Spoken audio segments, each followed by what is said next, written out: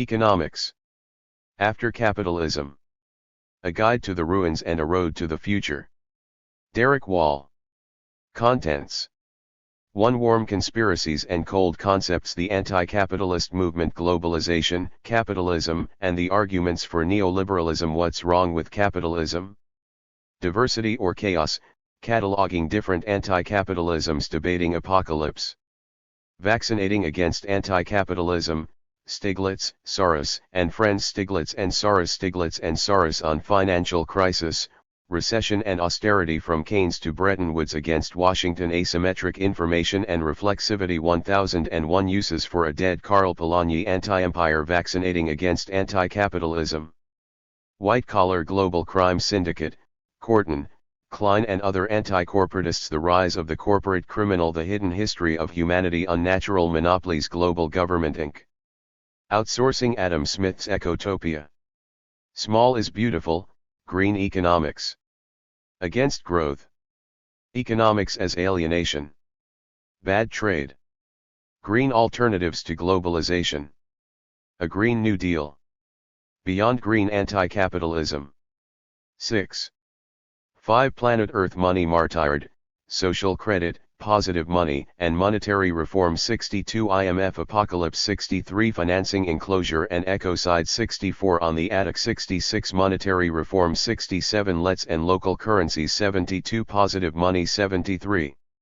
6. Imperialism unlimited, Marxism. 76. Marxist economics, the utter basics. 78. Marxist theories of imperialism. 83. Marxist approaches to globalization. 86. Castro on globalization. 87. David Harvey's 17 Contradictions of Capitalism. 89. Marx in Caracas. 90. Marx beyond Marx. 92. 7. The Tribe of Moles, Autonomism, Anarchism, and Empire. 93. Anarchist Marxism. 97. Marxist Anarchism. 102. Foucault on rioting. 108. Empire as a pure model of capital. 109. Strategy. 111. 8. Eco-socialist alternatives, Marx's ecology. 116. The anti-capitalism of the poorly, the end of the world. 118. Socialism and ecology. 122. Malthusianism as murder. 124. Ecotopia. 126. Eco-socialism in the 21st century. 27. 9. Women of the world unite, feminist economics. 1's feminist revolutions. 130. Deirdre McCloskey and the methodological challenge to economics. 130. Amartya Sen's reformist feminism. 152. The unhappy marriage of Frederick Engels and revolutionary feminism. 133. Ecofeminism. 134. Autonomist feminism and zero work. 137. The Ostrom alternative. 139. Contents. 10. Life after capitalism, alternatives, structures, strategies. Marx, Ostrom, and the Commons defend, extend and deepen the Commons alternatives. The mirror stage. Bibliography. Index. 7. Mr. Lebezayatnikov, who keeps up with modern ideas, explained the other day that compassion is forbidden nowadays by science itself, and that's what is done now in England, where there is political economy. Dostoevsky. 1993, 14. Forward to the new edition. David Bollier. As a cascading series of crises converge, economic, ecological, social, what better time to review the long history of anti-capitalist thinking? The past is rich with important lessons, ones that can help orient us to grapple with present-day challenges, refine our strategic judgment and develop practical alternatives. History can be instructive in a double sense. It can show us what worked and what didn't work, and so guide our own efforts, but it can also reveal that the past does not define the scope of realistic ambitions today. The future is not yet written. If economics after capitalism demonstrates anything, it is that we must step bravely into history with our own creative energies and seize the unique opportunities of our time.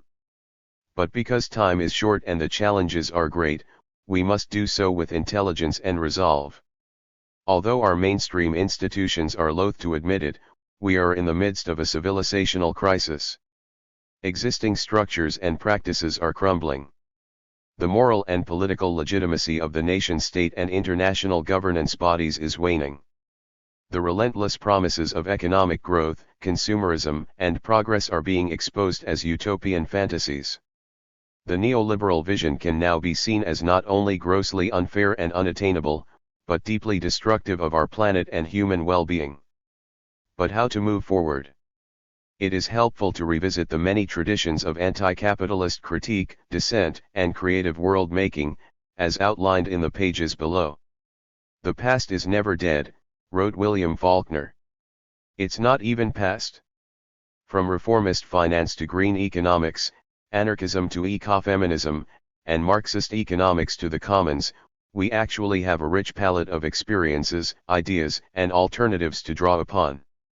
Some of these anti-capitalist traditions seem deeply rooted in their times and therefore feel remote, while others are perennial and timeless, ready to be thrust into action immediately. Some approaches feel highly prescriptive and run the risk of becoming totalizing, rigid ideologies, while other challenges to capitalism function more as open-ended templates that invite creative improvisation. I see great potential in the commons as an attractive framing paradigm and discourse because it is not just a critique of capitalism but a constellation of constructive, working alternatives. It consists of general design principles, ethical norms, and a diverse array of actual projects that resemble fractal variations on a theme. The commons is less of an ideology or critique than a meta-framework of principles and values that describes a wide variety of collective action projects, each with their own situational politics, cultural and geographic circumstances, and intellectual character. Indeed, the commons is already serving as a staging area in which numerous movements of self-identified commoners are working out the details of what the commons means to them in their particular local, political, economic and ecological circumstances. Despite a diverse range of on-the-ground realities for commoners, they adhere to a general principle of unity in diversity.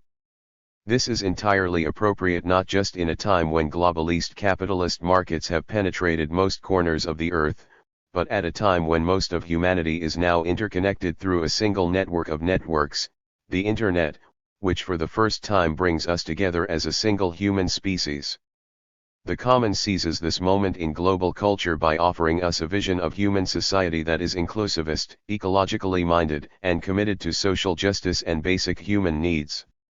It demonstrates that, pace the claims of economists that we are all homo economicus, selfish, utility-maximizing individuals, human beings can in fact self-organize themselves to create fair, sustainable systems of governance and management for their shared wealth.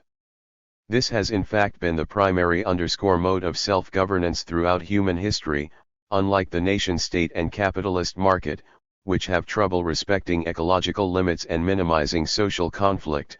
The commons is predisposed to internalize negative economic externalities, welcome participation by ordinary people and cultivate an ethic of sufficiency. No wonder it is seen as an attractive alternative to bureaucratic systems and predatory markets. Unfortunately, the commons has long been eclipsed by the destructive interventions of the market/state duopoly, otherwise known as enclosures. It has also been crippled by the smear that it is an inherently impractical, failed model for managing resources, a brilliant cover story to justify the private appropriation of the commonwealth. That tradition was given new life in 1968 when biologist Garrett Hardin published his famous essay, i.e. Tragedy of the Commons. Few people then or now have dared to consider that Hardin was not really describing a commons, he was describing an open access regime of free-for-all in which there is no community, no rules, no monitoring of the resource and no penalties for those who violate community rules. This, of course, is a scenario that more closely resembles the normal working of unfettered free markets than that of the commons, the tragedy of the market, one might say. The tragedy of the commons parable has nonetheless been embraced by conservative ideologues and property rights advocates for nearly 50 years, as a useful way to discredit collective action to protect shared wealth. As a result, exiled from the circle of respectable policy making and politics, the commons has remained largely invisible, and the state and the market are routinely portrayed as the only two serious systems of governance and production. Margaret Thatcher famously declared, "There is no alternative, a phrase memorialized in the acronym TINA. She was keen to forestall any challenges to her neoliberal agenda and to bully dissenters into submission. In truth, the more accurate acronym for our time is TAPAS. There are plenty of alternatives. In the years since the 2008 financial and economic crisis, there has been a stunning efflorescence of creative projects, intellectual critiques and political movements dedicated to forging a new path forward. These can be seen in the many citizen movements in New York City, Madrid, Athens, Istanbul, Cairo, and Rome, all of which were and are less intent with negotiating with mainstream political institutions than with changing corrupt, rigged systems of governance. The system itself is the problem, in other words. With similar intent, political parties such as Syriza in Greece, Podemos in Spain and the International Pirate Party are trying to achieve fundamental change through elections. Efforts in Ecuador and Bolivia are promoting Buen Vivir, the ethic of good living, as an alternative to neo-extractivist policies. Beyond these groundswells of political action, there are many serious economic and social movements gaining strength and focus.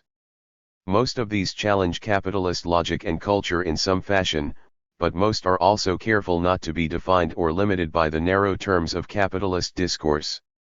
These creative, boundary-stretching movements include the social and solidarity economy, which is pioneering new models of social provisioning and mutualism, especially in Europe and Brazil. There is the degrowth movement, which is developing a new vocabulary of simplicity, autonomy, conviviality, and care as key elements of a new economy. There is the burgeoning transition towns movement, which is anticipating the impact of peak oil and climate change by reimagining and building more self-sufficient local economies. There is the sharing economy movement, which apart from its venture capital-driven sector, is dedicated to developing projects and policies that enable people, especially city dwellers, to cooperate and share their personal lives, neighborhood spaces, productive activities, and offices. Forward to the new edition SLIL. While some elements in the cooperative movement have lost track of its original vision, there are heartening signs of public-spirited innovation in this world, too, especially with multi-stakeholder cooperatives and new vehicles for community development and finance. The world of internet-based peer production is exploding, going well beyond familiar open-source software and social networking models to include developing open design and manufacturing of cars, furniture, and farm equipment, open data collectives, open-source computer boards and electronic equipment, and wiki-style humanitarian relief services. The global sharing of knowledge and design is being joined to local, modular, customizable production, pointing to new, more convivial modes of non-capitalist production. In Barcelona alone, for example, there are now more than a dozen Fab Labs, with special fields of expertise all linked to a global network of Fab Labs and the Maker movement.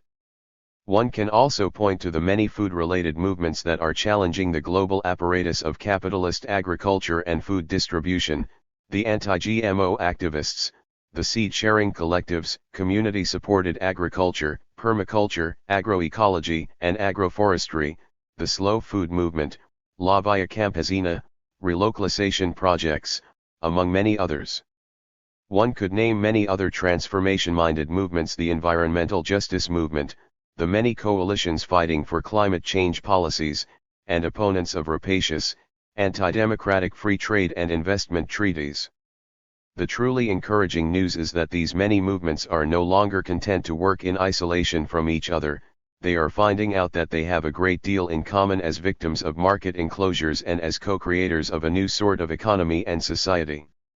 New federations of cooperation are arising, and new synergies are developing between digital commoners and natural resource commoners, between commoners of the industrialist North and citizen movements of the global South, and between indigenous peoples and activists. The relentless urgency of climate change is acting as an accelerant for many such collaborations, spurring new political action and convergence among movements. It is the burden of those who wish to displace capitalism to demonstrate that there are indeed humane, fair alternatives. It must be shown that a different logic and ethic will not only work, and work well, but that they can prevail in practical settings, in real-world politics and in formal law and policy making. This is precisely what it is happening now, but it is a ragged, provisional frontier, one that must be consolidated, defended, and pushed forward. Given the declining legitimacy and efficacy of the neoliberal capitalist agenda, its myths and logic no longer make sense, its ecological and social devastation can no longer be sustained. It is impossible to ignore the fresh, practical, sophisticated visions of these various movements. No one can tell precisely how the structural disabilities of a troubled, recalcitrant capitalist system will be addressed and replaced. It is not self-evident how a more humane, eco-sensitive set of institutions, legal principles, social practices, and cultural norms will take root, flourish, and rebuff the logic of capitalism. Surely much will depend on how each of us engages personally with the epic transition ahead, hopefully with a deep understanding of the movements that have preceded us. For that, please read on. David Bollier. Common Strategies Group. Amherst, Massachusetts. Forward to IMEES edition. Nander Tangchos. Human beings face the greatest challenge in the history of our species. We face the destruction of the life support systems on which our very existence depends, and we face it because of our own activity. There are some who deny or diminish that threat. They mostly either retreat into fairy tale thinking, that technology, or the free market, or UFOs will save us, or hope that by closing their eyes they can make it go away. Yet the evidence is mounting almost daily that the threats are very real and are gathering momentum. A new report from the UK is saying that if we don't turn carbon emissions around in the next decade, we will not be able to stop runaway climate change whatever we do. Authoritative voices are warning us that we are very close to the point where world demand for oil will outstrip the capacity of the oil fields to supply. Our total dependence on fossil fuels, the use of which has provided the energy for an enormous expansion of human activity and population, is like a chemical addiction. And as the US has recently confirmed in Iraq, strip a junkie of their supply and the temptation to turn to crime can be irresistible. The American way of life, said George Bush Sr., is not negotiable. A time of crisis, however, is also the time of greatest opportunity. More and more people are waking up to the need to change at a fundamental level, and to change right now. People are waking up to the fact that the institutions of society that so many have put their trust in are failing us. Government won't do it. Big business can't do it. Because the challenge we are facing is about more than changing a few policies or practices. It requires a fundamental rethink of what it means to be a human being. Government and business can become allies, but the power to make real change lies in the hearts and the lives of ordinary people. It is already happening. The International People's Movement against genetically engineered plants and animals has demonstrated how the reckless agenda of multinational corporations, aided and abetted by our own governments, can be stopped in its tracks and rolled back. One conglomerate has been outed bribing government regulatory officials in Indonesia. GE companies are pulling out of the EU and Australia, and GE agriculture firms are 16. Facing massive stock market losses. The promised gold rush is proving to be a fantasy, largely because of global consumer resistance. While the campaign has significant support in the scientific community, for many ordinary people it began as a sense that something just didn't feel right. That feeling is often quickly backed up by investigation, but the sense of something being fundamentally arrogant and wrong about GE is the key. It is our humanist talking to us. What is it to be human? Western society, at least, defines us as individuals whose value can be judged by what job we have, what color credit card we have, what kind of car we drive, and the label on our clothes. Yet beneath these displays of status, real people are emotional, social, and spiritual beings, intrinsic characteristics that cannot be considered in isolation from each other. We seem to have forgotten that our relationships with one another and all the other beings with whom we share this beautiful planet are fundamental to who we are. There is a passage in the Bible that says, where there is no vision, the people perish. The inability to step back and clearly see and understand the big picture is the central problem that we face in the world today. The main motivations for Western industrial society for the past few hundred years, belief in unlimited growth and technology as the solution to all problems, are the very things that are killing us. We cannot grow forever on a finite planet. If we continue to assume that endless growth and consumption is possible, and disregard the biosphere's capacity to meet our greed, and if we continue to neglect social justice and fair and sustainable wealth distribution, we will reap a bitter harvest. Neither will technology on its own fix the problem. Yes, we need better technology, more efficient technology that uses non-polluting cyclical processes and that does not depend on fossil fuels. But just more technology will not do, because the problem is in us and the way we see ourselves in the world. We humans think that we can own the planet, as if fleas could own a dog. Our concepts of property ownership are vastly different from traditional practices of recognizing use rights over various resources. A right to grow or gather food or other resources in a particular place is about meeting needs. Property ownership is about the ability to live on one side of the world and speculate on resources on the other, possibly without ever seeing it, without regard to need or consequence. The ability to own property is fundamental to capitalism. Since the first limited liability companies, the Dutch and British East India Companies, were formed, we have seen the kidnapping and enslavement of 20 to 60 million African people and the rape, murder, and exploitation of indigenous people around the world. Colonization was primarily about mercantile empires, not political ones. It was all about forcing indigenous, communitarian people to 17. Accept private individual ownership of resources, which could then be alienated, either by being bought or stolen. The subsequent political colonization was just about how to enforce that ownership. Today property rights are being extended through the General Agreement on Tariffs and trade-related aspects of intellectual prosperity rights agreements and through institutions such as the World Trade Organization and the World Bank. Private property rights are being imposed over public assets such as water, intellectual property and, through genetic engineering and biopiracy, on DNA sequences. Even traditional healing plants are under threat. In Aotearoa, New Zealand, we have had multinationals attempting to patent pakopako and other native plants. This is all part of the free trade corporate globalization agenda to create tradable rights over our common wealth, accumulate ownership, and then sell back to us what is already ours. This is only possible because we have lost our place in the scheme of things. We think of the environment as something over there, as something separate from human activity, something to either be exploited or protected. The reality is that we are as much part of the environment and the planet as the trees, insects, and birds. It is time to relearn what it means to be human. Nander Tangchos served as a Green Party MP in Aotearoa/New Zealand Green Party between 1999 and 2008, and wrote this foreword for the first edition of this book in 2005. Acknowledgements. My wife Emily Blythe has read drafts of this book, and been immensely supportive, while Nander Tangchos and David Bollier have been generous in providing introductory material.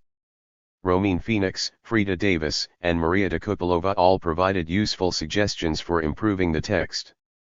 And a shout out to Chris Kraft. And to Alex for the Zazen. Warm conspiracies. And cold concepts. The capitalist epoch will come to be seen as one in which we relied on incredibly crude economic mechanisms called markets. Markets are like machines for coordinating and relaying information, but they are only effective in relaying limited kinds of information in very circuitous ways. Markets are often thought to be highly efficient, but in the future they will be seen as highly inefficient and costly. Markets not only fail to take account of social and environmental costs, but they also generate instability, insecurity, inequality, antisocial egotism, frenetic lifestyles, cultural impoverishment, beggar-the-neighbor greed, and oppression of difference. Frank Knight is often described as the founder of the Chicago School. The economics department at the University of Chicago, famous for Milton Friedman and other neoliberal economists, inspired Mrs. Thatcher, Ronald Reagan, and other right-wing politicians. It could be said that their neoliberalism, which promotes capitalism above all else, has transformed the world and now dominates our planet. Democrats from Obama to Clinton, and labor leaders from Bob Hawke to Tony Blair, accepted many of the Chicago School's key assumptions and the Washington consensus of deregulation, privatization, tax cuts, slashed welfare, and reduced trade union rights, based on Chicago School economic sentiments, remain almost universal today. However, in 1932, on the evening before the U.S. presidential election of that year, Frank Knight did something very odd indeed. He gave a lecture entitled "The Case for Communism," from the standpoint of an ex-liberal, and opened it by suggesting those who want a change and wish to vote intelligently should vote communist. For most of his career, Knight was a committed free marketer, who was known for converting socialists like James Buchanan into fervent advocates of capitalism. Milton Friedman referred to him as our great and revered teacher. Knight was a richly paradoxical character, no simple free marketeer. He believed in capitalism but was aware of its innate contradictions. He argued that luck and inheritance, as well as hard work, determine how well we do. He saw capitalism as leading to 2. Increasing inequality and tending towards crisis, and was also skeptical of ideas of economic rationality. In the 1930s, capitalism was in crisis, a severe economic depression occurred, and even the likes of Frank Knight, in his case both dramatically and briefly, were looking for alternatives. In 2015, the world economy is growing but capitalism has been tarnished. In 2008, a financial crisis, caused by deregulation of banking in line with neoliberal principles, led to a world recession. Neoliberalism has led to increased inequality in the US and UK. To keep us spending, despite slower wage growth, there was a massive expansion of personal credit. Capitalism, after all, has many contradictions, but one of the most significant is the wage relationship. If wages rise, firms face greater costs and less profit. Neoliberalism has made it easier for companies to reduce wages by cutting trade union power and relocating to low-wage economies. If wages fall, firms face more difficulty in finding consumers, and see profits decrease. There is, of course, no single unique contradiction. The geographer David Harvey has identified 17, and his list may not be exhaustive. The contradiction between wages, costs, and consumption means increased credit becomes vital as a way of allowing consumers to borrow to spend despite stagnant wages. Virtually fraudulent subprime mortgages were sold to poor householders, most notoriously in Florida. Subprime is jargon, meaning mortgages for people who can't afford them. The mortgages started with ultra-low teaser interest rates which then rapidly increased. You don't have to be a genius to see that this would end in tears. Mortgage debt, as Michael Lewis in his beautifully written book, The Big Short, was repackaged and sold on, so that banks in Britain, such as Northern Rock, ended up with toxic debt from the US. Banks and other financial institutions descended into crisis, governments stepped in to bail them out, markets took fright, economic growth became negative and millions of us lost homes, jobs, and incomes. The inequalities of capitalism contributed to the crisis. The mantra of deregulation meant that risks were allowed to build up and calls for an end to neoliberalism grew loud. This book is about alternatives to neoliberalism, and argues that capitalism is merely one way of running the economy, that capitalism doesn't work and that alternatives are possible. In writing this book I am, in a sense, taking the Frank Knight wager.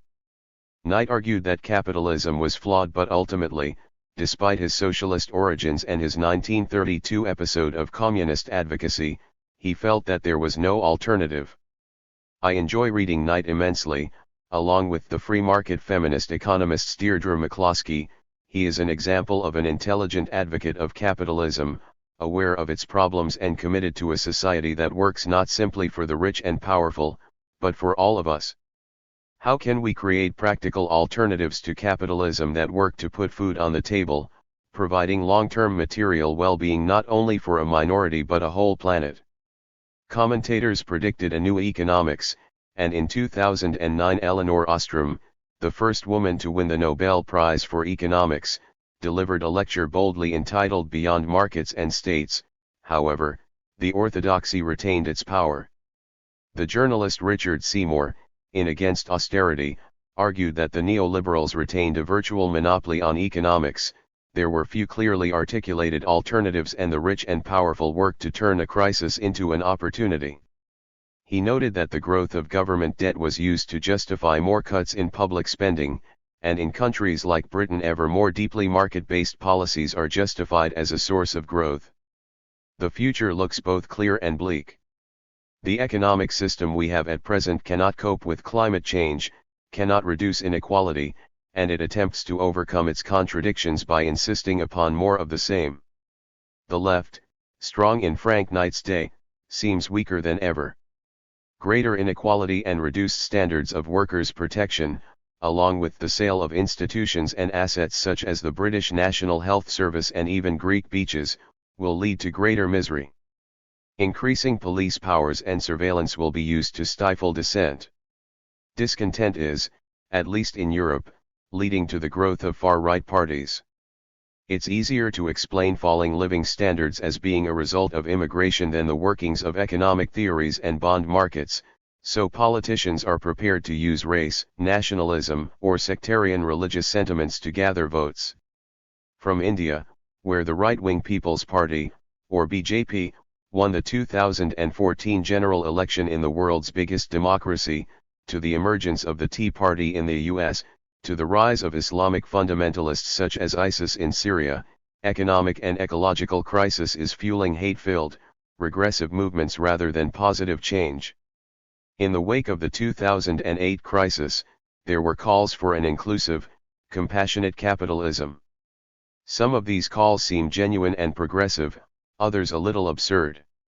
In July 2014, it was reported by the Evening Standard that a London summit on caring capitalism that attracted Prince Charles and Bill Clinton as speakers became embroiled in a bitter legal dispute. Philanthropist Lady Lynn Forrester de Rothschild, who says the one-day conference was her idea, has launched a £187,000 High Court claim against the think tank that helped stage the event. Lady de Rothschild claims HJS, a registered charity, and its executive director Alan Mendoza are holding £137,000 of surplus funds from the conference that should be returned to the couple's investment company L. Rothschild. It also says HJS must give her control of websites connected with the conference and other assets such as a contacts database which she says does not belong to HJS. Pleas for such inclusive capitalism have come from those who argue that rising inequality is impossible to sustain. U.S. billionaire Nick Hanauer dramatically warned fellow plutocrats in June 2014 that the pitchforks were coming. Some inequality is intrinsic to any high-functioning capitalist economy. The problem is that inequality is at historically high levels and getting worse every day. Our country is rapidly becoming less a capitalist society and more a feudal society. Unless our policies change dramatically, the middle class will disappear, and we will be back to late 18th century France. Before the revolution. And so I have a message for my fellow filthy rich, for all of us who live in our gated bubble worlds: wake up, people. It won't last. If we don't do something to fix the glaring inequities in this economy, the pitchforks are going to come for us. No society can sustain this kind of rising inequality. In fact, there is no example in human history where wealth accumulated like this and the pitchforks didn't eventually come out. You show me a highly unequal society, and I will show you a police state. Or an uprising. There are no counterexamples. None. It's not if, it's when. However, more intensive rather than more inclusive capitalism is apparently on its way. What seems now to be taking hold, at least on the part of right-wing governments, such as the Conservatives in Canada, UK, and Australia, is a kind of catastrophe capitalism.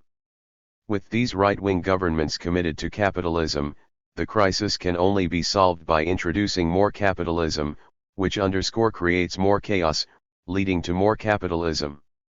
As I write, the UK government is busily privatising the state-owned National Health Service, an icon of socialism in Britain. Workers can no longer gain funds for unfair dismissal cases, so firms can, if they wish, increasingly bully employees with impunity if they so desire. A deregulation bill, passed with the support of the opposition Labour Party, allows public green space to be sold off to private companies. Increasingly, profit is the goal of life in Britain, a sacred principle for politicians of most parties. Fracking, which poisons water and accelerates climate change by releasing methane gas, is being heavily supported with tax cuts, subsidies, and planning changes that allow fracking companies to operate below people's homes and land. In Australia, while forest fires have been linked to climate change, the carbon tax has been abolished by a prime minister in denial. In Canada, the highly polluting tar sands sites are being expanded. Workers' rights are being weakened all over the world. Meanwhile, bankers' bonuses are defended to the death in another element of the system which appears almost designed to fail. 5. C. The creation of crises, as various writers on the left have pointed out, leads to new opportunities for corporations. The future unfolding is likely to be characterized by more conflict, but also more contracts for capitalists. Providing an alternative based on the common good, rather than the needs of the one equals %, is challenging. However, anti-capitalism has deep roots, has never been removed and has the potential to flower. Phi. The anti-capitalist movement. Anti-capitalist sentiments predate capitalism as it is understood as an advanced industrial or post-industrial system based on profit and investment. Given that centuries before capitalism existed, Jesus threw the money lenders out of the temple, one wonders how he would have reacted to contemporary church towers being used as mobile phone masts or the corporate enthusiasms of some American Protestants. 5 centuries before Christ entered the temple, the Buddha, Gautama Siddhartha, set up a philosophical system in opposition to the notion of economic man and the desire for ever more consumer goods. The fact that the Buddha's holiness was indicated, amongst other signs, by his long earlobes, a symbol of nobility enjoyed by the then Nepalese ruling class whose lavish jewelry distended their ears, suggests that Zen is only half of the process. Challenging organized religion, the philosopher Spinoza argued that, shorn of superstition, the true faith advocated obedience to the principle of mutual love or the common good. Rebellion against empire has a long history too. The Spartacus uprising, where the slaves attempted to overthrow Roman power, deserves a mention, immortalized as it was by Rosa Luxemburg's brave but failed Spartacist revolution of 1919 and put into celluloid by the Marxist scriptwriter Howard Fast. From the peasant revolutionaries such as John Ball to the Anabaptists who took on and nearly defeated the Saxon Lutheran princes, there is a tradition of struggle against established economic and political power that stretches back centuries. In Britain during the 18th century, small producers, farmers, and workers who insisted instead on the maintenance of a moral economy that placed need before greed used direct action to oppose the power of the rich and powerful. Land enclosure was fought with a series of peasant revolts and oppressive landlords were shamed in the 17th century by ritual processions known as chivalry or skimmingtons. In Ireland, oppressive landowners were humiliated by hunger strikers who starved themselves to death at their gates in the 19th century. The so-called utopian socialists continued the habit of resistance to the market, particularly in Britain and France. It is worth mentioning Robert Owen, the factory-owning radical, who attempted to build a socialist commonwealth in the early 19th century. Karl Marx, who spent his entire adult life attempting to understand capitalism at the very time it was maturing, sought to create a system to help fight it. Marx's attitude to capitalism was complex. While he attacked it as exploitative, he also saw it as a progressive force, which by developing the means of production would pave the way to a new society. For good and sometimes for ill, the 20th century saw Marxist-inspired revolutions over much of the globe. In turn, Marx's anarchist detractors created militant movements opposed to capitalism during the 19th and 20th centuries. The Frankfurt School of Western Marxists, based around figures such as Adorno, Horkheimer, and Marcuse, saw capitalism as a totalitarian system that controlled the working class via parliamentary democracy and consumerism. According to Marcuse, representative democracy seduces the public into thinking that they can participate politically, when in fact they are being manipulated by a capitalist elite who choose the real rulers of society. Marcuse partly helped inspire the student uprisings of the late 1960s and early 1970s, particularly in Paris in 1968. Drawing upon both the Frankfurt School and feminism, green movements have crystallized during the last quarter of the 20th century to argue that a society focused on market economics diminishes human beings and manipulates spiritual and social needs into forms of consumerism. Greens have attacked capitalism, above all, because of its emphasis on economic growth, which they have seen as ecologically unsustainable. Activists have increasingly targeted corporations as a source of ecological and human injustice. From the boycott of Nestle over its high-pressure selling of powdered milk to mothers whose lack of access to clean water resulted in raised infant mortality, to animal rights campaigns against vivisecting companies, anti-corporate protest has grown more diverse. The Zapatista uprising of January 1994 is pivotal to the revival of anti-capitalism in recent decades. This previously obscure guerrilla army occupied 5 southern Mexican provinces to protest at the introduction of the North American Free Trade Agreement, which they believed would lead to the loss of their land to multinationals. Their spokesperson Marcos argued, NAFTA is a death sentence because it leads to competition based on your level of skill, and what skill level can illiterate people have? And look at this land. How can we compete with farms in California and Canada? The Zapatistas were reported as stating, there are those with white skins and a dark sorrow. Our struggle walks with these skins. There are those who have dark skins and a white arrogance, against them is our fire. Our armed path is not against skin color but against the color of money. 7. The Zapatistas fought to prevent these ejidos, or communal land holdings, from being sold to private landowners. The Zapatista Army of National Liberation began as a local militia to defend the poorest people of Mexico's poorest provinces, but mutated into a wider campaign against capitalism, motivated by fear that free trade would create even greater suffering in the Chiapas.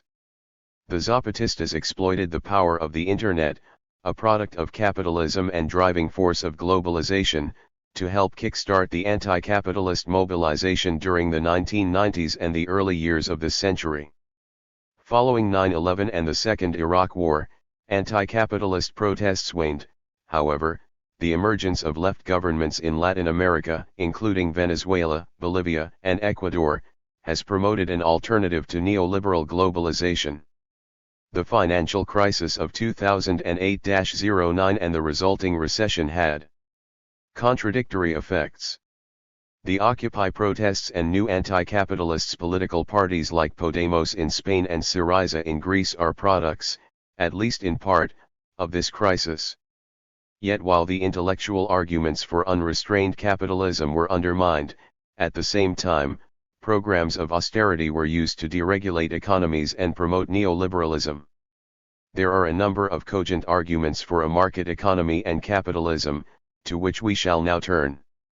Globalization, capitalism, and the arguments for neoliberalism. It is important to define the key terms and to explore, albeit briefly, the arguments used to defend economic orthodoxy. Globalization is a much debated term but can be defined straightforwardly as the decline in the power of nation-states and the growing flow of resources on a planetary scale. While technology, culture, and other factors come into play, globalization is first and foremost an economic process driven by market forces. The market is a system in which we buy and sell items. In theory, the market is made up of thousands of competing firms, whose desire for profit means they provide goods and services.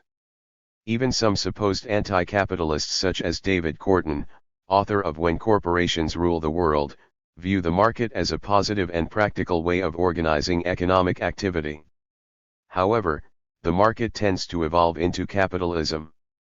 Capitalism is, essentially, a system where profits are made within a market-based context and reinvested in new capital equipment, that is, machines and information technology used to produce even more goods and services.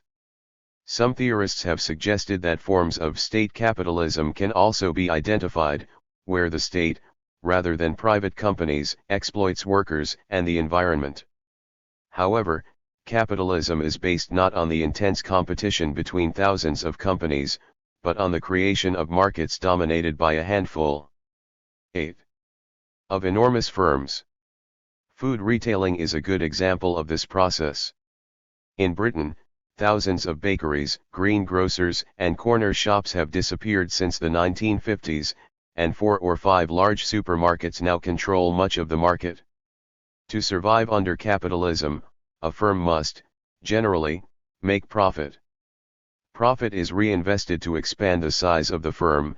If profit were frittered away rather than reinvested, the firm would risk being put out of business by more efficient rivals. Investment allows a firm to expand its market share, and as it sells more items it can exploit economies of scale. This concept is based on the idea that as a firm grows larger, production costs fall per item produced. Such economies occur because larger firms can bulk buy raw materials more cheaply than smaller firms. Larger firms can make more efficient use of machinery, employ specialist staff and more easily gain funds for expansion in the form of bank loans. Smaller firms generally have higher costs and tend to be pushed out of business. There are numerous linked processes that help explain the evolution of markets into capitalist systems. The creation of public limited companies allows firms to borrow money in return for giving others a share. Such share ownership allows swift expansion but aids the process of replacing small businesses owned by individual entrepreneurs with faceless corporations. Public companies gain an institutional existence, have the legal status of individuals and, like all good bureaucracies, tend to be self-perpetuating. The capitalist system, as we shall see in subsequent chapters, is complex. Workers must be made to work and consumers must be persuaded to consume to sustain growth. Ever more complex financial instruments are used to allow capitalism to grow and change in order to survive. Banks, to cut a long story short, lend money from depositors to borrowers and create more money in the process.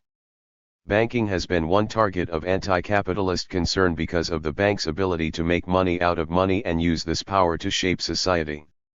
Share ownership and the basic banking functions are the first steps on a ladder of increasing financial abstraction, with ever more esoteric devices being used to make money out of money and, at the same time, to support capitalist growth. The drive for profit fuels globalization as firms seek new markets to sell their products and new sources of cheap raw materials and labor. The creation of global markets is also strongly conditioned by the financial side of capitalist growth. Hot money, so called because it moves from one country to another and is transformed from one currency to another and then back again, erodes the barrier between nations. If a country introduces policies hostile to capitalism, currency tends to flow out, creating an economic crisis. To maintain a strong exchange rate, pro-capitalist policies are often a necessity. Hedge funds are an increasingly important financial institution. Hedging started by meeting a practical need but soon changed into something much more complex. Hedging is a way of providing security, as in the phrase hedging a bet. For example, an investor concerned that the exchange rate for the pound 9 sterling will fall, can buy the right to sell pounds in 3 months' time at the present value, so if the currency crashes, losses will be prevented. For a fee, risk is removed. Various forms of right to buy, such as a right to hedge, are bought and sold, including varied financial options and derivatives. Essentially, mathematically complex forms of betting have become an increasingly important global economic activity. Supporters of capitalist globalization are often termed neoliberals supposedly because of their renewed faith in the liberal unconstrained free market. Yet neoliberalism is associated increasingly with the celebration of powerful corporations rather than competitive markets with many relatively small firms.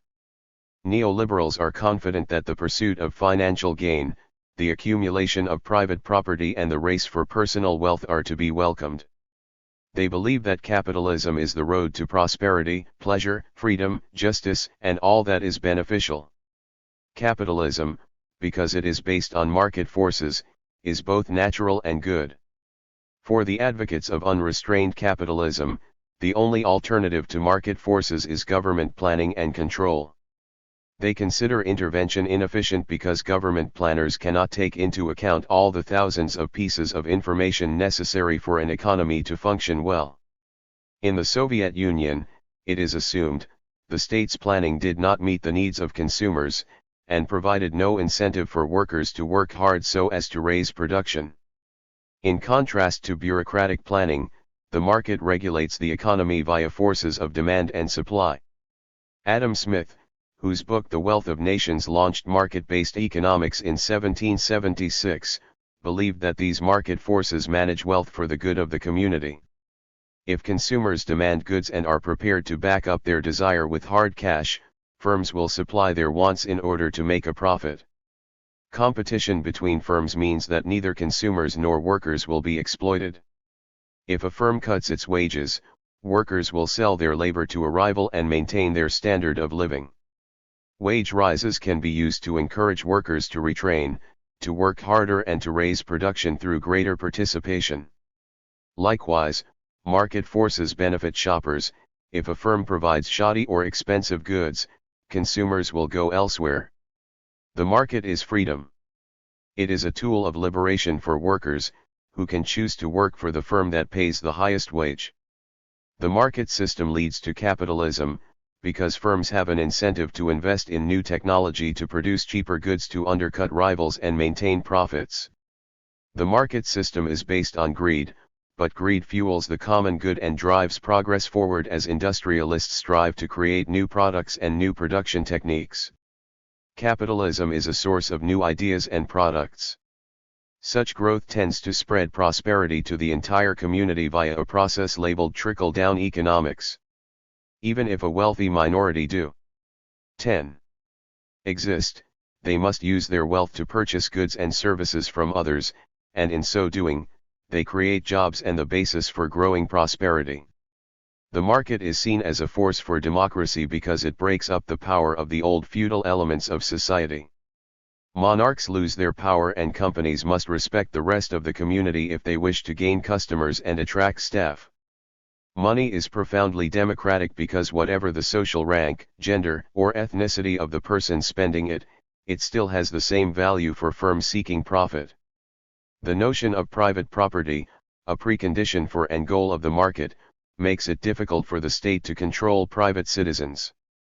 The pro-capitalist messengers believe that the system brings ever greater benefits. The classic free market is decentralist, with economic decisions being taken at a grassroots level. The market, according to advocates, also provides a cleaner environment because consumers can purchase greener goods, and, as levels of prosperity rise, societies generally become more environmentally aware. Bjørn Lomborg, the Danish statistician, has argued that resources such as oil and fish are increasing in quantity while pollution is being defeated by prosperity. Responding to critics of capitalism, Graham Leach in City AM argues that capitalism rests on culture and institutions. Blaming the economic system for problems is like blaming one's car for a crash. Drive it properly and it will speed you to your destination without danger. Capitalism is the greatest system in history for wealth creation. Nothing comes close to it. The freedom and human flourishing it has provided is mesmerizing. Just look at the progress of humanity over the past 2 centuries. But capitalism is built on institutions, and those institutions are largely built on values such as honesty, freedom, responsibility, and vitality. The attack on capitalism at present is both at the level of values and institutions. The pillars are crumbling. Further, it's not at all clear what else is on offer other than more status solutions to state-created problems. There may be utopian dreams, but they're a nonsense. As Martin Wolf has written, those who condemn the immorality of liberal capitalism do so in comparison to a society of saints that has never existed and never will. Our consumerist, materialist society does appear excessive, but remember that it emerges from the free expression of tastes and preferences you and I have chosen. If we don't like it, we're free to choose something else. That's the whole point. LL.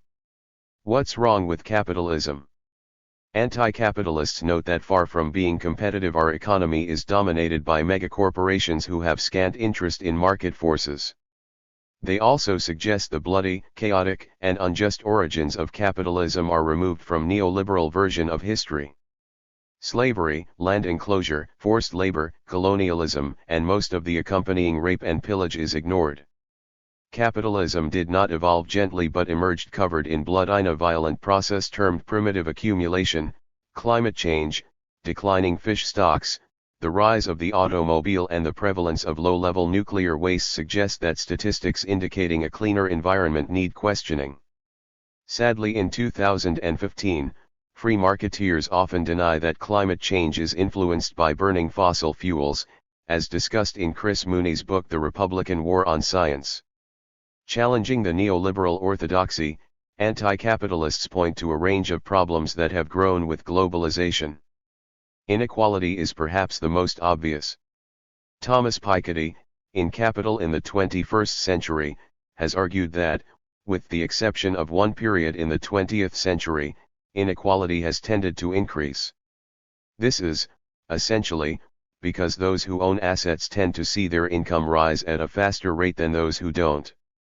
Piketty feels that this has negative consequences, and that policymakers should find ways of reversing or at least blunting this trend.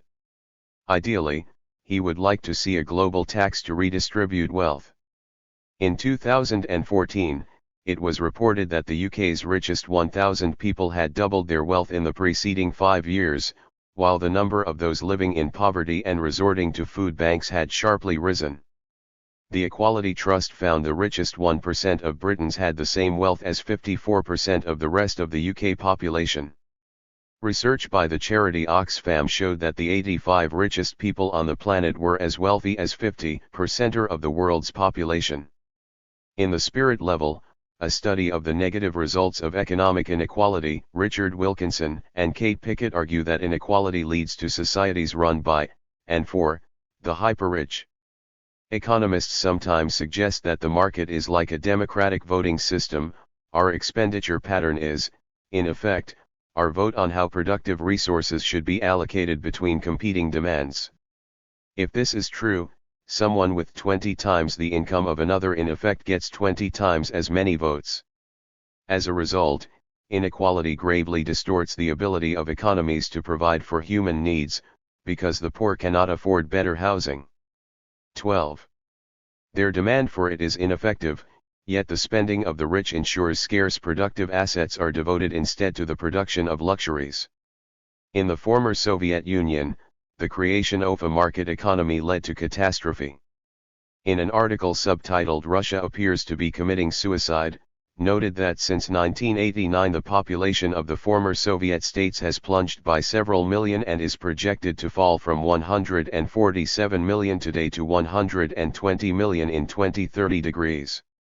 Declining fertility, violence, sexually transmitted diseases, tuberculosis, and alcoholism were symptoms of the long, dark night of the Russian soul ushered in by the disorienting collapse of communism.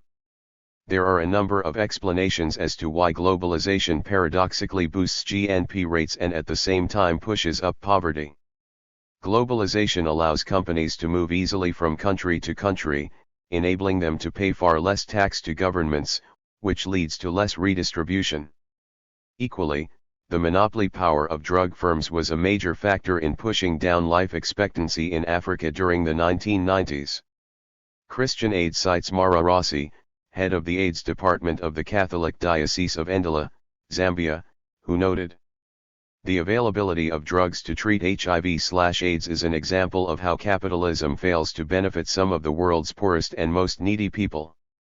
Because of the monopoly of multinational pharmaceutical companies, drugs are not available to the majority of HIV-infected people in Asia and Africa. These drugs must be made accessible in countries such as Zambia. It's no good promising loans to buy antiretroviral drugs that in the end will increase foreign debt. The majority of AIDS patients in Africa need clean water and food as well as drugs to treat their illness. Neoliberalism encourages governments to cut welfare programs globally, in both the South and the North. Subsidies for cheap food have largely vanished. Privatization has made it more expensive for the poorest to afford basic utility services such as clean water. Welfare benefits have been reduced or abolished in parts of the globe including the US. Capitalist globalization makes it difficult for trade unions to protect workers' pay and conditions. Multinationals can keep moving to countries with ever lower wages, making it difficult for workers in developed countries to maintain employment and for those in poor countries to improve conditions. Democracy is another area of concern for the anti-capitalists. While the number of states with nominally democratic systems has increased, globalization has robbed voters of much of their influence over governments. The World Trade Organization's rules tend to reduce the sovereignty of local and national government by ruling that much of the legislation produced by states is protectionist and therefore illegitimate. Multinationals, which often are wealthier than nations, can effectively force countries to reject legislation that may damage corporate interests. Even supporters of capitalism sometimes admit the essentially undemocratic nature of the market. For example, Thomas Friedman, author of The Lexus and the Olive Tree, a lengthy hymn to market-based globalization, has argued, for globalism to work, America can't be afraid to act like the almighty superpower that it is. The hidden hand of the market will never work without a hidden fist. McDonald's cannot flourish without McDonnell Douglas, the designer of the F-15. And the hidden fist that keeps the world safe for Silicon Valley's technologies is called the United States Army, Air Force, Navy, and Marine Corps. Poverty is increased and democracy eroded by a process of social dumping or leveling down, driven by both the WTO and the multinationals. Countries that reduce governmental controls, taxes, and public expenditure attract more investment by international corporations. In the desperate race to attract foreign investment, countries have a huge incentive to sweep away forms of social protection such as trade union rights, maximum working hours and an adequate minimum wage. Despite an aging population, fewer and fewer workers can gain access to adequate pensions from their employers. Countries such as China and the Philippines have created blandly named export processing zones, where manufacturers can ignore legislation protecting workers, so as to drive pay and conditions down, lowering average total costs. Such a capitalist culture breeds alienation, a feeling of homelessness in a world dominated by accountancy, which degrades even those who benefit in material terms from the rule of capital. Ever-increasing capitalist accumulation damages the environment by lowering standards of protection and by locking us into an escalating system of waste. The world circles to destruction around a mountain of decaying trainers and trashed soft drink cans. The drive for endlessly growing international trade means that goods are transported ever-increasing distances, driving up fuel consumption and, consequently, the CO2 emissions which contribute to climate change. Higher agricultural exports encourage farmers to exploit ecologically sensitive and essential areas, such as the mangrove swamps and rainforests in Asia and Latin America. Capitalist growth for the whole planet would demand, according to some critics, the resources of 4 planet Earths, if everyone attained the average American standard of living, and such resources would have to grow to maintain the capitalist system into the future. Products could be made to last longer, shared or made easier to repair. A central argument of this book is that we could have more access to the things we need, more real prosperity, without wasting resources. Yet sustainable prosperity challenges capitalism. The term planned obsolescence is instructive. If goods are designed to fall apart so new products can be sold, profits can grow. It's argued that Apple make it difficult for customers to replace batteries on Macs, encouraging customers to buy new machines rather than replace them. Bad for customers, bad for the environment, good for profit, it's a form of planned obsolescence, says Wines. General Motors invented planned obsolescence in the 1920s. Apple is doing the same thing. Neoliberals argue that the world is getting cleaner, resources are growing rather than shrinking, poverty is disappearing and democracy is on the rise. The evidence is against them on all these counts. Diversity or chaos, cataloging different anti-capitalisms. It is possible to disentangle a series of different, although to some extent overlapping, anti-capitalisms. One group whose work underpins the protest can be termed anti-capitalist capitalists. As establishment figures who have participated in global economic institutions, they cannot easily be dismissed by advocates of neoliberal globalization. George Soros and Joseph Stiglitz are excellent examples. Soros, an international financier who has made millions of dollars from playing the money markets, has come to argue that unrestrained free market forces erode democracy and create social chaos. 15. Stiglitz, who won the Nobel Prize for Economics for his development of microeconomic theory, echoes many of Soros' concerns, and is a prominent economist who headed the World Bank. Others focus on the role of multinational corporations, arguing that footloose international companies drive down wages, hypnotize us into destructive consumerism and lower environmental standards. Naomi Klein, in No Logo, sees globalization as leading to a race to the bottom, where countries struggle to lower standards so as to attract inward investment. Multinationals selling brands outsource production to companies that use the cheapest labor.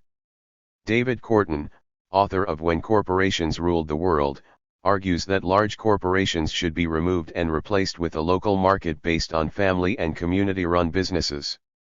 Green parties and movements have argued that free trade lowers protection for workers and the environment and that unrestrained economic growth is unsustainable. While green economics overlaps with other schools of thought, the emphasis on ecological problems and the green critique of economic growth are especially significant. Chapter 4 deals with green critics of our current economic system. Other anti-capitalists focus on money, banking, and debt. The 2008 financial crisis made such critiques more cogent and accepted. Those who see finance as an evil and advocate the creation of debt-free money, along with less radical opponents of finance capital, are discussed in Chapter 5. Marxists, other socialists, and trade unionists have long challenged the market. Chapter 6 introduces Marxist accounts of modern capitalism and neoliberal globalization. Chapter 7 deals with anarchism and autonomist Marxism, focusing on the work of Michael Hart and Tony Negri. In Empire, Hart and Negri argue that a militant movement, the multitude, can overthrow capitalism and create a new kind of society. Autonomism is placed in a historical tradition of anarchist economic thought, ranging from Kropotkin to the workers' communes of the Spanish Civil War.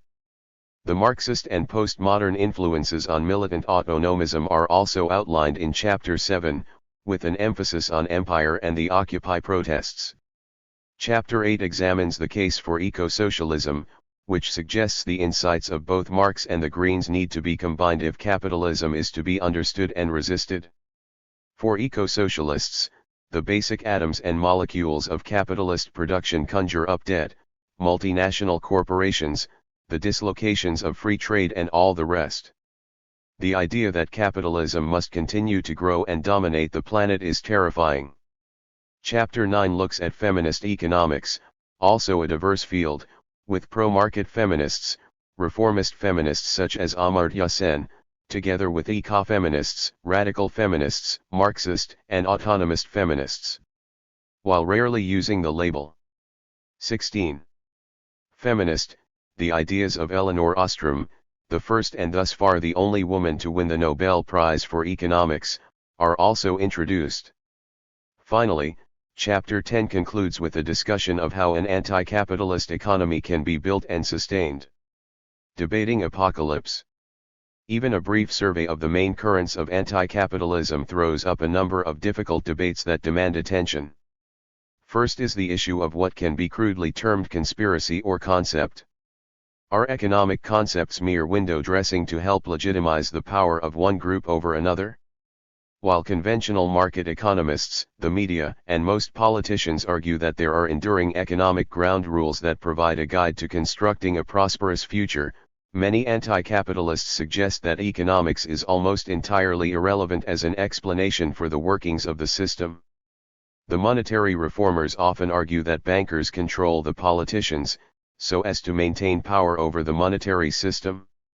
Many of those concerned with trade, whether localists who want more protection or fair traders who want less, believe that bodies like the WTO are motivated not by a concern with comparative advantage and other economic principles, but simply by a wish to benefit the rich and powerful.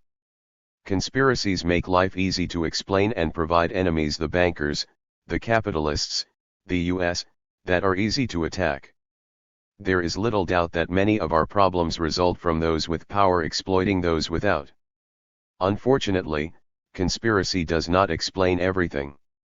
While conspiracies exist, activists should also be critical of concepts and should beware of stereotyping that delivers an enemy who is satisfyingly easy to label, condemn, and attack. The blame game can also shade into a form of pseudo or not-so-pseudo racism, where entire groups are scapegoated for economic ills. In the United States, politician Pat Buchanan has campaigned against the WTO, arguing along with other far-right nationalists that a one-world conspiracy exists to limit local diversity.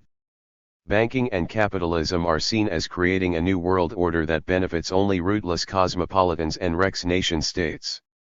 The far-right unites with the far-left in its choice of conspiracy enemies. Martin Walker, in his study of the far-right British political party, the National Front, described a racist anti-globalism. Chesterton combined his anti-Semitism, his anti-communism, his anti-Americanism and his fervent patriotism and concluded that Jewish Wall Street capitalism was the same thing as Russian communism. Jewish capital had funded the Bolshevik Revolution of 1917, he believed, and Jewish capital had funded the development and technological 7. Base of Soviet Russia. The Moscow Wall Street axis had as its major objective the ruin of the British Empire, the mongrelization of the British race, and eventual world government. The United Nations, NATO, and Jewish people were all to be regarded with the deepest suspicion as agents of the money power. A second key issue is ecological sustainability. Many anti-capitalists would like to see the economy grow, essentially, forever. Yet for other anti-capitalists inspired by the green critique, such as eco-socialists, economic growth, however measured in a capitalist society, will destroy scarce resources, devastate global ecology and impoverish us in a whole range of ways, subtle and not so subtle. The debate about growth throws up profound difficulties. It seems wrong to say that developing countries should not grow, yet capitalist growth for a minority already looks unsustainable given problems such as the greenhouse effect. What would the planet look like if car ownership was as high in Morocco or Mongolia as it is today in New Jersey? Perhaps ways can be found of enjoying life and meeting needs without producing more and more forever and ever. A third area concerns strategy. Can the global economic system be changed by gentle reform plans, or are the problems identified so profound as to demand sudden and even violent change? Is it possible or desirable to describe a utopia, to paint a picture of a world without capitalism? How can a new kind of society be built that delivers prosperity without creating unsustainable environmental damage or crippling injustice? Changing apparently fixed tracks to the future is not going to be easy. Should anti-capitalists build alternatives or focus on blocking what exists and is cancerous? These issues run through the entirety of this book and must run beyond it. Suffice to say, we need to take history by the scruff of the neck and debate alternatives that genuinely benefit humanity and other species. The literary theorist Terry Eagleton has argued cogently that the most bizarre utopians are those who predict that capitalism can feed the world and continue into the distant future. The soothsayer with his head buried most obdurately in the sand, is the hard-nosed pragmatist who imagines the future will be pretty much like the present, only more so. Our children are likely to live in interesting times. While Marx famously taught us to doubt everything, we can be certain that another world is both possible and necessary. Getting there remains the question. 2. Vaccinating against anti-capitalism, Stiglitz, Soros and friends. Interestingly, the state's share of GNP has not declined perceptibly. What has happened instead is that the taxes on capital and employment have come down while other forms of taxation, particularly on consumption, have kept increasing. In other words, the burden of taxation has shifted from capital to citizens. That is not exactly what had been promised, but one cannot even speak of unintended consequences because the outcome was exactly as the free marketers intended. Some surprisingly sober and suited figures have been prepared to criticize neoliberalism and the unfettered free market. Joseph Stiglitz, former chief economist of the World Bank, and George Soros, perhaps the world's best-known financier, are the most important. Other establishment figures have echoed their assumptions that the capitalist market needs careful national and international regulation to function sustainably. During the 1990s, the late Sir James Goldsmith, the corporate asset stripper once condemned as personifying capitalism at its worst, attacked free trade and took on GATT, before it was fashionable to do so.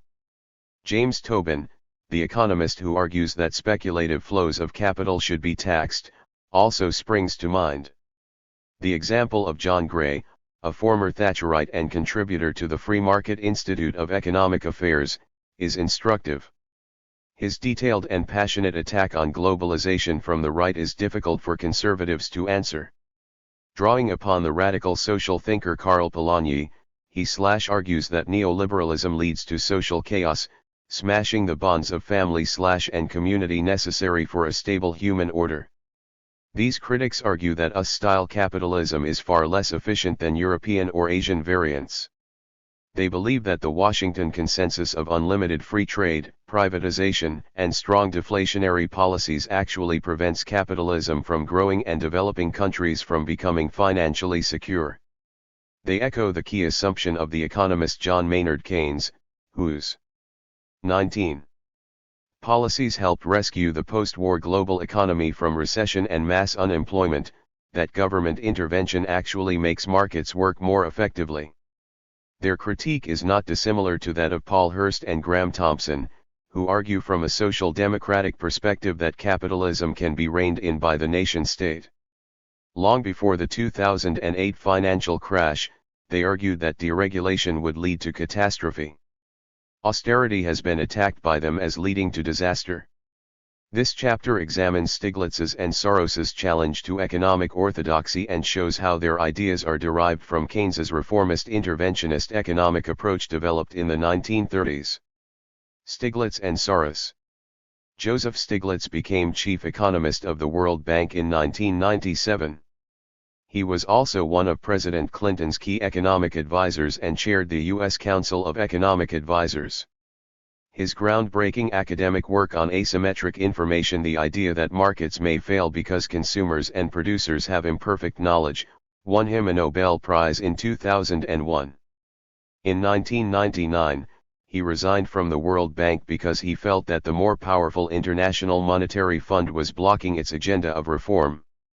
In 2001, he published Globalization and Its Discontents, arguing that neoliberal globalization had led to poverty for millions of people and would fail unless thoughtfully reformed. The title echoes Freud's Civilization and Its Discontents, an explosive tome that shows how apparent rationality is based upon repression. Stiglitz observed, for decades, people in the developing world have rioted when the austerity programs imposed on their countries proved to be too harsh. What is new is the wave of protest in developed countries. While the prophets of capitalism ignore or ridicule most of their opponents, they hate Stiglitz with a corrosive passion. Mr. Stiglitz's prose reads like a draft dictated to a secretary whose mind was apt to wander. Readers too will be drifting off a lot. Also, the narrative conveys a whining self-righteousness that is always tiresome and sometimes downright repellent. George Soros was raised in poverty, made a fortune and is now best known for using his wealth for ambitious political and social projects. Born in Hungary, his family hid their Jewish origins to avoid extermination by the Nazis and their anti-Semitic puppets. In the post-war years, Soros found his way to Switzerland, then moved to the UK to study at the London School of Economics. In 1956, he left for the United States where he managed to make a massive investment. 20. Fortune. He specialized in arbitrage, the art of skimming off the differential change in value from dealing, especially dealing in currency. He was an early practitioner in the high-risk hedge fund market. An investment of $100,000 in Soros Quantum Fund in 1969 was worth $300 million by 1996. In 1992, he bought billions of dollars worth of foreign currency being sold by the British government to prop up demand for sterling. As the pound slid in value, his currency worth accelerated upwards. Britain was forced out of the European exchange rate mechanism and Soros as a result became even wealthier. Fiercely hostile to the totalitarianism of both Hitler and Stalin, he embraced the free market philosophy of the Austrian philosopher Karl Popper. Soros established the Open Society Institute, his philanthropic foundation, in 1979, to help open up closed societies, help make open societies more viable, and foster a critical mode of thinking. Popper argued that socialism led to a closed totalitarian society ruled by experts. Marx, for Popper, is prefigured by Plato, who believed in a utopia governed by an elite of philosopher kings. Yet by 1995, Soros had come to believe that unfettered capitalism rather than socialist totalitarianism had become the main threat to freedom. Such sentiments are summed up in the title of his 1998 book, The Crisis of Global Capitalism, Open Society Endangered, which sees globalization as a force that must be tamed if a market-based society is to be sustained. Soros has advanced his ideas practically by funding a range of charitable projects and political campaigns. He allegedly helped to topple the president of Georgia in 2004 and poured dollars into anti-Bush campaigning. Gives away $400 million a year through his foundation and thus subsidizes many of the activist groups, luminaries, and publications of the American left, probably dwarfing the sums that once trickled out of Langley or Moscow. His monetary influence is one of those hushed secrets inside the left usually dismissed as conspiracy thinking. That a self-made capitalist, who has clawed his way to unimaginable wealth using the most abstract and advanced tools of unproductive finance such as derivatives and currency deals, is an opponent of the IMF and undiluted capitalism, should give apologists for business as usual pause for critical thought. Stiglitz and Soros on financial crisis, recession, and austerity. Stiglitz and Soros were in a position to say "I told you so" when it came to the 2008-09 financial crisis and resulting global recession. They have been strong critics of the austerity response of politicians like George Osborne, arguing that austerity was bound to make matter worse. The financial sector, by indulging 21. in risky behavior, had triggered the crisis, and demands to cut government spending made it difficult to come out of recession. Stiglitz has argued that the power of financial institutions needs to be reduced and bankers should go to jail if they act in manipulative and disruptive ways. Banks and others have engaged in rent-seeking, creating inequality, ripping off other people, and none of them have gone to jail. Stiglitz addressed the Occupy camp in New York City and supported many of their demands. He has argued that the wealthy increasingly engineer the economic and social system to retain and enhance their power.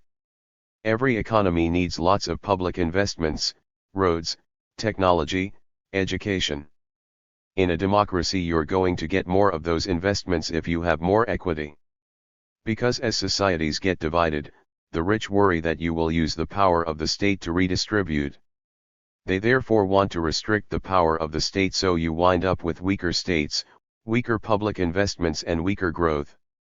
Soros has ridiculed attempts to reboot the global economy by cutting government spending during the recession, focusing on the British Conservative government of 2010-15. He noted that austerity has resulted in a decline is not surprising. What is surprising is that anyone would be surprised by it. Soros and Stiglitz have criticized free market economics for several decades, arguing that the attempt to solve financial chaos and recession with more deregulation is dangerous. They have been consistent critics of the Washington Consensus and neoliberalism. From Keynes to Bretton Woods.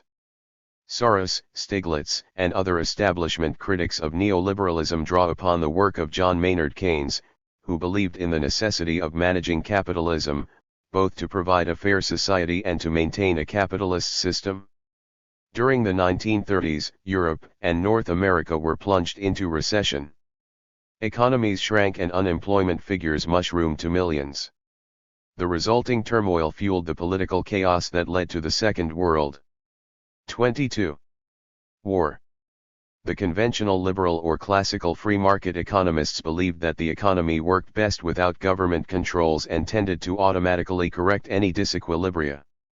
If demand for goods fell, prices would fall too, and eventually shoppers would increase demand as they snapped up bargains.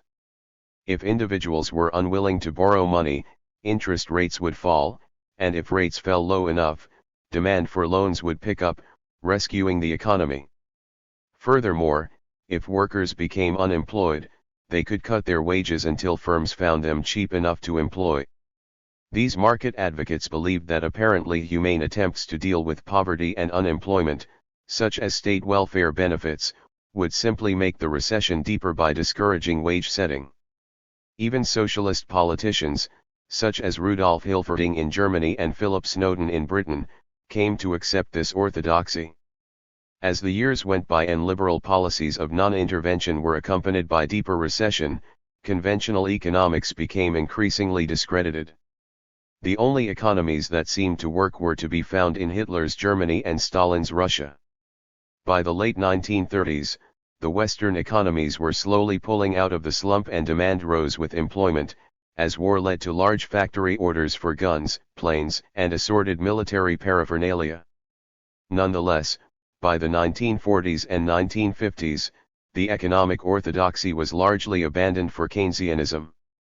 Keynes suggested that economics has a psychological element, that if confidence is low, so too is consumption and growth. Prices, wages, and interest rates may be sticky, by which Keynes meant they would not fall easily, because firms, banks and workers may be reluctant to lower them if they feel that they will still suffer when demand is low. Keynes argued that if people think bad economic news is on the horizon, they spend less and the bad economic news becomes a recessionary reality. Business people are edgy and suffer from a herd mentality, cutting investment when they fear bad economic news. Like deranged beasts, they stampede towards slump. The answer is for governments to inject spending into the economy when recession looks likely. In turn, if excessive spending threatens the economy, governments can control it by raising taxes and cutting expenditure. In July 1944, Keynes acted as the British government's representative to the Bretton Woods Conference in New Hampshire, in the U.S. Bretton Woods aimed to create a new financial architecture and new global institutions to restore economic stability and remove the threat of world recession, after the war had been ended. The conference called for the creation of three key institutions.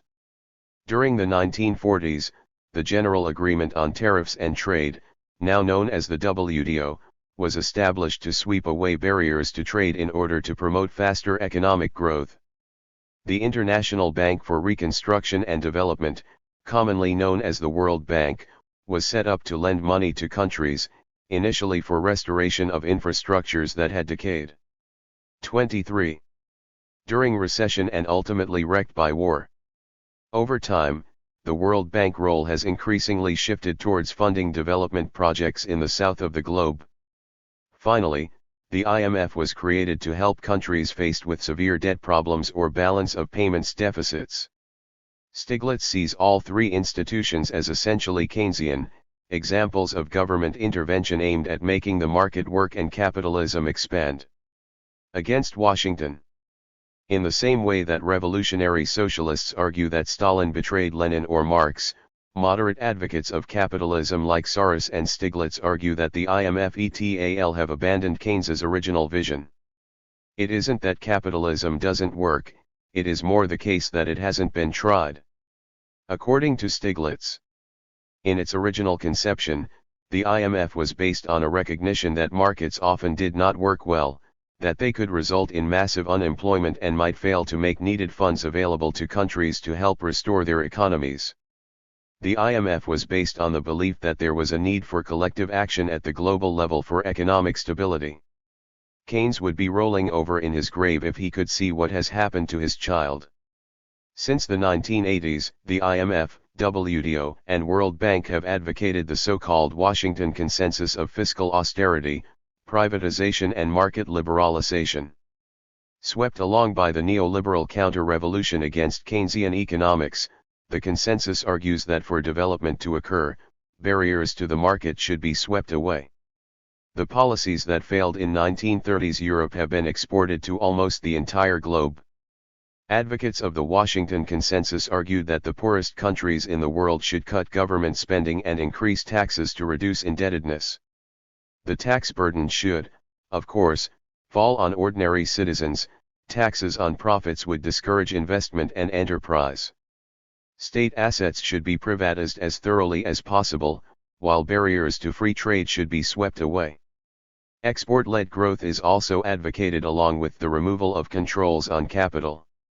Multinational corporations are to be welcomed and government regulation slashed to the minimum. While Soros and Stiglitz are by no means naturally hostile to the U.S., given their close links with previous American governments, they believe that the Washington Consensus, rather than being based purely on market ideology, is also inspired by the interests of an essentially U.S. corporate elite. The Bretton 24. Woods institutions have massive power to impose their free market medicine. If they refuse to give a country a clean bill of health, foreign capital exits, leading to economic chaos. If a country rejects free market approaches, cash floods out of that country, forcing a rethink. By insisting that barriers to the movement of financial capital are removed, the Bretton Woods institutions make it difficult for countries to act independently and they become more closely tied to the whims of global financial markets. Indebted countries that reject the consensus are refused financial stabilization deals by the IMF and aid from the World Bank. Even countries that are independent of IMF financial aid are influenced by the institution's prescriptions. Typically, British chancellors of the Exchequer and Japanese finance ministers take close interest in the IMF's annual report of their country's financial health. Stiglitz believes that the emphasis on fighting inflation and reducing debt advocated by the IMF can be appropriate in some circumstances. He suggests that some Latin American countries during the 1980s attempted to print money to spend their way out of crisis, with predictable results in terms of high inflation. Countries cannot persistently run large deficits, and sustained growth is not possible with hyperinflation. Some level of fiscal discipline is required. Neither does he reject all privatization. Most countries would be better off with governments focusing on providing essential public services rather than running enterprises that would arguably perform better in the private sector, and so privatization often makes sense equally, when trade liberalization, the lowering of tariffs and elimination of other protectionist measures is done in the right way, so that inefficient sectors of the economy are removed and replaced with more competitive ones. There can be significant efficiency gains. Soros argues that in an ideal world the complete removal of capital controls would be beneficial, noting that restrictions to prevent money moving across national borders create evasion, corruption, and the abuse of power. Suggesting that the collapse of the Soviet economy demanded significant change, including major privatization, Soros notes, the fact that radical reforms are often radically misconceived does not obviate the need for radical reforms. However, both he and Stiglitz claim that these radical market-based policies have been applied in an inflexible and inappropriate way. Stiglitz argues that the Washington Consensus obsession with reducing inflation is particularly damaging because it means that some of the poorest countries in the world must cut spending to prevent prices rising, when problems of joblessness and low growth are likely to be far more damaging. In Indonesia, to pick one example, Stiglitz notes how IME-inspired cuts to food and fuel subsidies for the poor led to rioting. 25. Privatization breeds corruption when assets are sold off. Even when clean, privatization often enriches an elite of corporate fat cats. Privatization during a debt crisis when an economy is in chaos can mean that assets are sold at knockdown prices, which may simply mean that they can be bought up by U.S. corporations which become stronger at the expense of developing countries. In Russia, according to Stiglitz, the swift privatization of state assets led to their purchase by a criminal class who thereby gained massive political power. Capital liberalization has reinforced the tendency for democratic decision-making to become subordinated to the demands of financial markets. Soros notes that tax burdens have been shifted from firms and financial operators to citizens, increasing inequality. A country implementing policies that the financial markets find distasteful may find that the markets take their hot money and emerging share market portfolio funds elsewhere, causing slump and currency collapse. As well as tying developing countries to the free market agenda of the Washington Consensus, capital liberalization means that such states are more susceptible to movements in global currency markets, which can cause sudden shocks to fragile economies. It has become an article of faith that capital controls should be abolished and the financial markets of individual countries, including banking, opened up to international competition. The IMF has even proposed amending its charter to make these goals more explicit. Yet the experience of the Asian crisis ought to make us pause. The countries that kept their financial markets closed weathered the storm better than those that were open. India was less affected than the Southeast Asian countries, China was better insulated than Korea.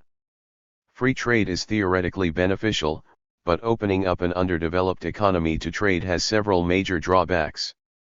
It may force down the price of commodities such as sugar or coffee, wrecking the livelihoods of peasant farmers who have little possibility of alternative employment. It can also destroy infant industries, that is, new industries that have yet to mature and become efficient, and will be killed by unprotected exposure to foreign competition. Stiglitz notes that to achieve growth, the successful Asian economies such as Hong Kong, Japan, and South Korea initially used selective protectionism to allow their industries to take off. Soros and Stiglitz feel that the advocates of the Washington Consensus are remote from the problems of the developing world, act arrogantly and are consistently biased to the needs of the rich. 26. Modern high-tech warfare is designed to remove physical contact. Dropping bombs from 50,000 feet ensures that one does not feel what one does. Modern economic management is similar. From one's luxury hotel, one can callously impose policies about which one would think twice if one knew the people whose lives one was destroying. The institutions promoting the Washington Consensus act as if they continue to bear the hype man's burden, persisting, according to Stiglitz, with the notion that they always know what is best. Stiglitz and Soros argue that the arrogance of the Washington institutions means that developing countries have little say in their own economic development and policies are imposed from above. Such arrogance inevitably breeds discontent, and even where globalization has the potential to bring benefits, the Washington Consensus has fueled a hostile counter-movement. Discontent is met by repression, rubber bullets against starving rioters. As Stiglitz observes, a common characteristic is, we know best, and the developing countries should do what we tell them to. They really see themselves as a harsh doctor, giving them the cod liver oil they need, even if they don't want it. The problem, of course, is that quite often the medicine kills the patient. It is difficult to think of a single example of a country that has gained from the IMF model of structural adjustment. Botswana is often mentioned, but despite enjoying one of the globe's fastest economic growth rates, the Washington Consensus has not delivered sustainable prosperity. The richest 20% of the population earned more than 25 times as much as the poorest 20%. Botswana, at 22%, has the world's sixth highest unemployment rate. One of the few products of Botswana's increased economic activity which has been widely shared by its poorer inhabitants is AIDS. Women driven into prostitution by poverty are purchased by the truck drivers delivering goods to the elite. In 2012, Former World Bank Vice President Obiageli Katrin Ezekwesili noted that Botswana's income inequalities are amongst the worst in the world. Argentina, the Washington Consensus exemplar from South America, plunged into severe recession after following the model rigorously, with 27 resulting mass unemployment, poverty, and chaos, between 1998 and 2000. In recent years, Soros and Stiglitz have also, as noted, bitterly attacked austerity policies in developed countries, policies that have heaped tax increases on the poorest and cut services for those in most need. Asymmetric information and reflexivity. While a number of critics wish to maintain a reformed capitalism, Soros and Stiglitz are particularly interesting because they challenge not only the excesses of global neoliberalism, but also some of the foundations of economics. Economists, even many Keynesians, assume that markets generally work, with the actions of consumers and producers leading to efficient outcomes at a micro level. Stiglitz and Soros accept the principle of a market-based society but doubt that the market automatically delivers efficiency. Their critique, based on notions of reflexivity and asymmetric information, is similar to that of Keynes. Economists since Alfred Marshall in the 19th century have argued that human beings are rational in that they seek to maximize their personal benefits and minimize the costs of any transaction.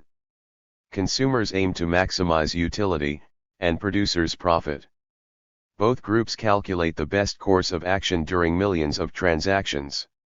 The actions of millions of producers and consumers functions as an invisible hand creating choice, prosperity, and even justice.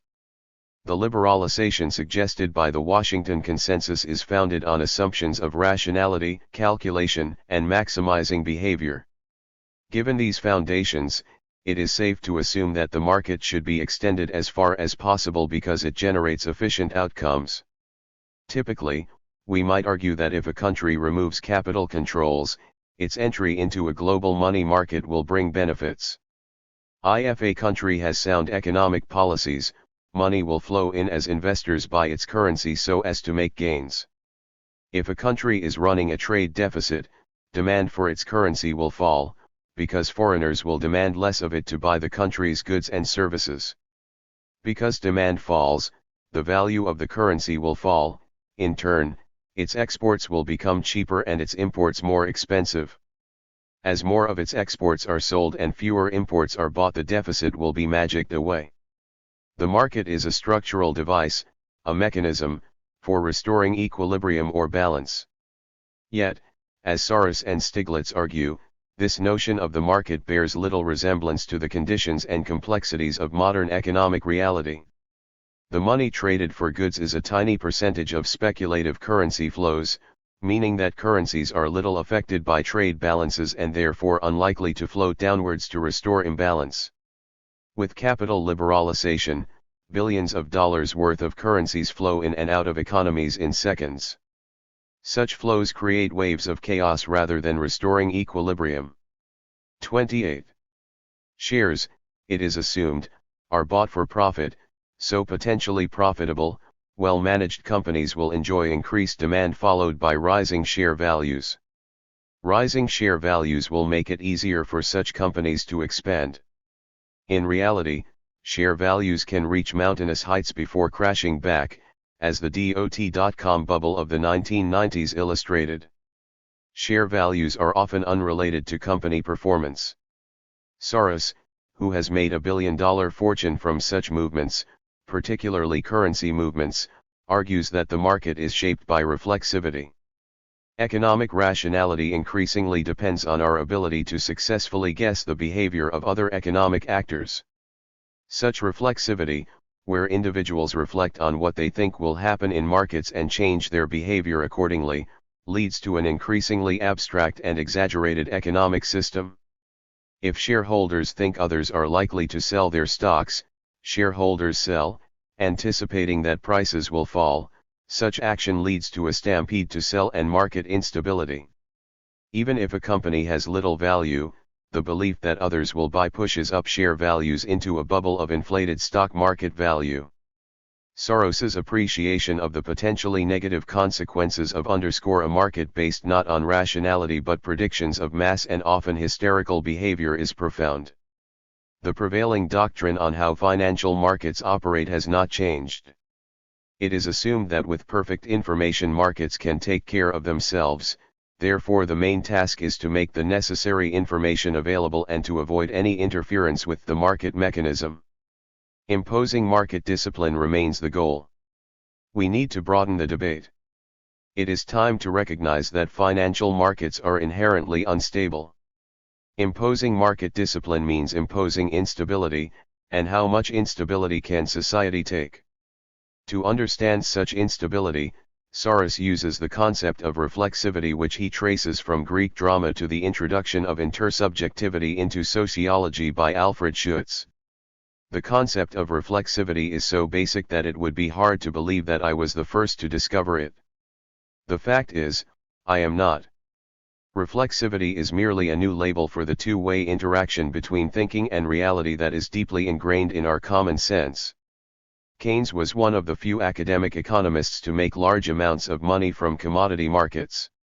The fact that he, like Soros, had a sharp understanding of reflexivity should be instructive to those who seek to play the markets. Keynes put the concept at the center of his theoretical system. 29. Deals with motives, expectations, psychological uncertainties. One has to be constantly on one's guard against treating the material as constant and homogeneous. It is as though the fall of the apple to the ground depended on the apple's motives, on whether it is worthwhile falling to the ground, and whether the ground wants the apple to fall, and on mistaken calculations on the part of the apple as to how far it was from the center of the earth. Keynes feared the effect of capital liberalization as a means of shifting investment from productive activity to a form of gambling. The social object of skilled investment should be to defeat the dark forces of time and ignorance which envelop our future. The actual, private object of the most skilled investment today is to beat the gun, as the Americans so well express it, to outwit the crowd, and to pass the bad, or depreciating, half-crown to the other fellow. Keynes, while no anti-capitalist, believed that extending the market meant extending uncertainties to new areas of human existence with destabilizing and potentially damaging consequences. In the third millennium, seesawing currency and share values mean that jobs may be swept away with one spin of the economic roulette wheel. Stiglitz specifically examines asymmetric information as a form of market failure. He suggests that in the real world information is always imperfect to a lesser or greater extent. Such asymmetry means that markets may not work efficiently, and if some actors have access to greater information than others, there is the potential for injustice. Assumptions of reflexivity and asymmetric information, ignored by the Washington Consensus, powerfully shape the operation of real markets and have important consequences. The financial crisis of 2008 shows the power of Soros's account. 1001 Uses for a Dead Karl Polanyi. Many of the critics of neoliberalism examined in this text make some use of the ideas of Karl Polanyi outlined in his book The Great Transformation, first published in 1944. Typically Soros observes in his acknowledgments his thanks to John Gray made me reread Karl Polanyi's Great Transformation. Stiglitz provided the foreword for a new edition of The Great Transformation. An exiled Hungarian, writing in the 1940s and 1950s, Polanyi argues that far from being natural, markets are of secondary importance in explaining how goods and services are produced and distributed. 30. He suggests that the role played by markets was insignificant up to recent times. Much more important is a notion of human society within which the economy is embedded. Social factors that glue communities together make the market and other forms of economic activity possible. Without an array of social, rather than state or market institutions, neither the state nor the market could function. We don't generally dump our grandmothers on the streets. Parents feed their children but rarely ask for payment, and examples can be multiplied. For Polanyi, the market is based on an ahistorical myth. It is portrayed as universal and inevitable either for ideological reasons or from a failure of imagination. The market is embedded within a host of complex social institutions and practices. Indeed, the move towards a society where the market is dominant, the great transformation of Polanyi's title, tends to erode the social institutions that the market depends upon. The ultimate extension of the market threatens the market, destroying the conditions upon which it depends. Childcare and socialization, household maintenance including cooking and cleaning, and a host of other domestic tasks traditionally undertaken by women help to maintain economic activity, as do a range of social obligations such as the activities of postal workers or milkmen/women who look in on the elderly. Soros, utilizing Polanyi, argues, "It seems clear that morality is based on a sense of belonging to a community, be it family, friends, tribe, nation, or humanity. But a market economy does not constitute a community, especially when it operates on a global scale. Being employed by a corporation is not the same as belonging to a community." Polanyi's insights suggest that unlimited marketization is unsustainable.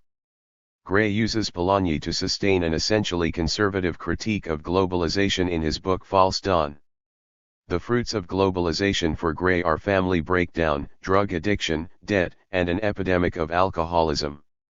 The utopia of the global free market has not incurred a human cost in the way that communism did. Yet over time it may come to rival it in the suffering that it inflicts. Already it has resulted in over 100 million peasants becoming migrant laborers in China, the exclusion from work and participation in society of tens of millions in the advanced societies, a condition of near anarchy and rule by organized crime in parts of the post-communist world, and further devastation of the environment. Radical use of Polanyi is made by autonomist and eco-socialist critics of globalization, such as Hart and Negri and Kaval, examined in later chapters. Polanyi's approach suggests that the market is merely one way of dealing with the economic problem, and in historical terms a minor one, an insight that, if true, scuppers the ideological pretensions of those who advocate extending the market to virtually every area of human society.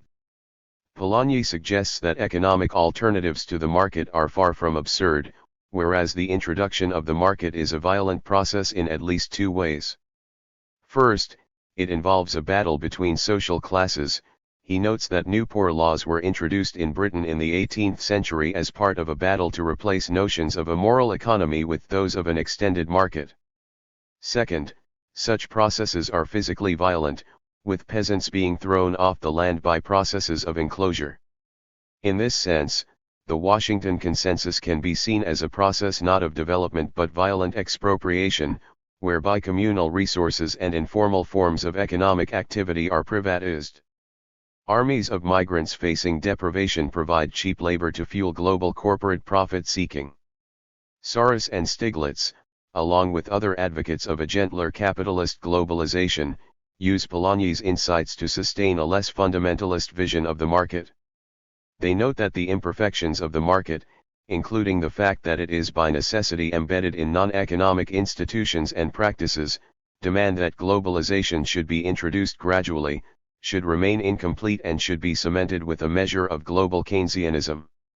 Soros and Stiglitz both suggest that a swift march from state planning to a full market economy is likely to be costly because it wrecks social institutions without providing enough time for alternatives to mature.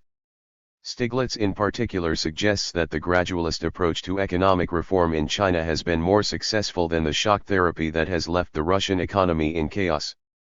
He argues that the IMF tried to create a shortcut to capitalism. Without creating the underlying institutions, the Russian middle class has been devastated, a system of crony and mafia capitalism has been created, and the one achievement, the creation of democracy and a free press, seem very fragile. Anti-empire. Given the insights of market imperfection outlined above, Stiglitz has suggested that politicians need to behave more like scholars, but observes that the opposite happens too often. Stiglitz and Soros since 2003 increasingly focused on the fact that economics has either been used to legitimate American interests or simply junked when it gets in the way of self-interested politicians. They talk a free market ideology, but, if you look at their politics in terms of bailouts and protectionism, it is not a free market policy, If you look at 32. Their procurement agenda and what they did with Bechtel in Iraq, it doesn't even look like a fair competition agenda. So you have to sort of suspect an element of ideology but more an element of particular groups seizing control. Soros and Stiglitz increasingly came to see neoliberalism, especially under Republican presidents, as an ideological force driven not by market economics but by U.S. demands for hegemony, with the economics of the market providing a gloss of legitimacy to the pursuit of naked power. Typically, Stiglitz notes that for many, globalization appears to be triumphant capitalism, American style. This said, Soros notes that European countries are far from immune when it comes to economic imperialism. The French government, for instance, has an even stronger tradition of pushing business interests through political means. The president of an Eastern European country I know was shocked when in a meeting with President Jacques Chirac the French president spent most of their time together pushing him to favor a French buyer in a privatization sale. I shall not even mention arms sales. Soros and Stiglitz believe that the Bretton Woods institutions must be reformed and also support the introduction of the Tobin tax, named after the economist James Tobin, on capital flows. A percentage tax on capital transactions could raise billions of dollars for development projects and reduce the instability of markets.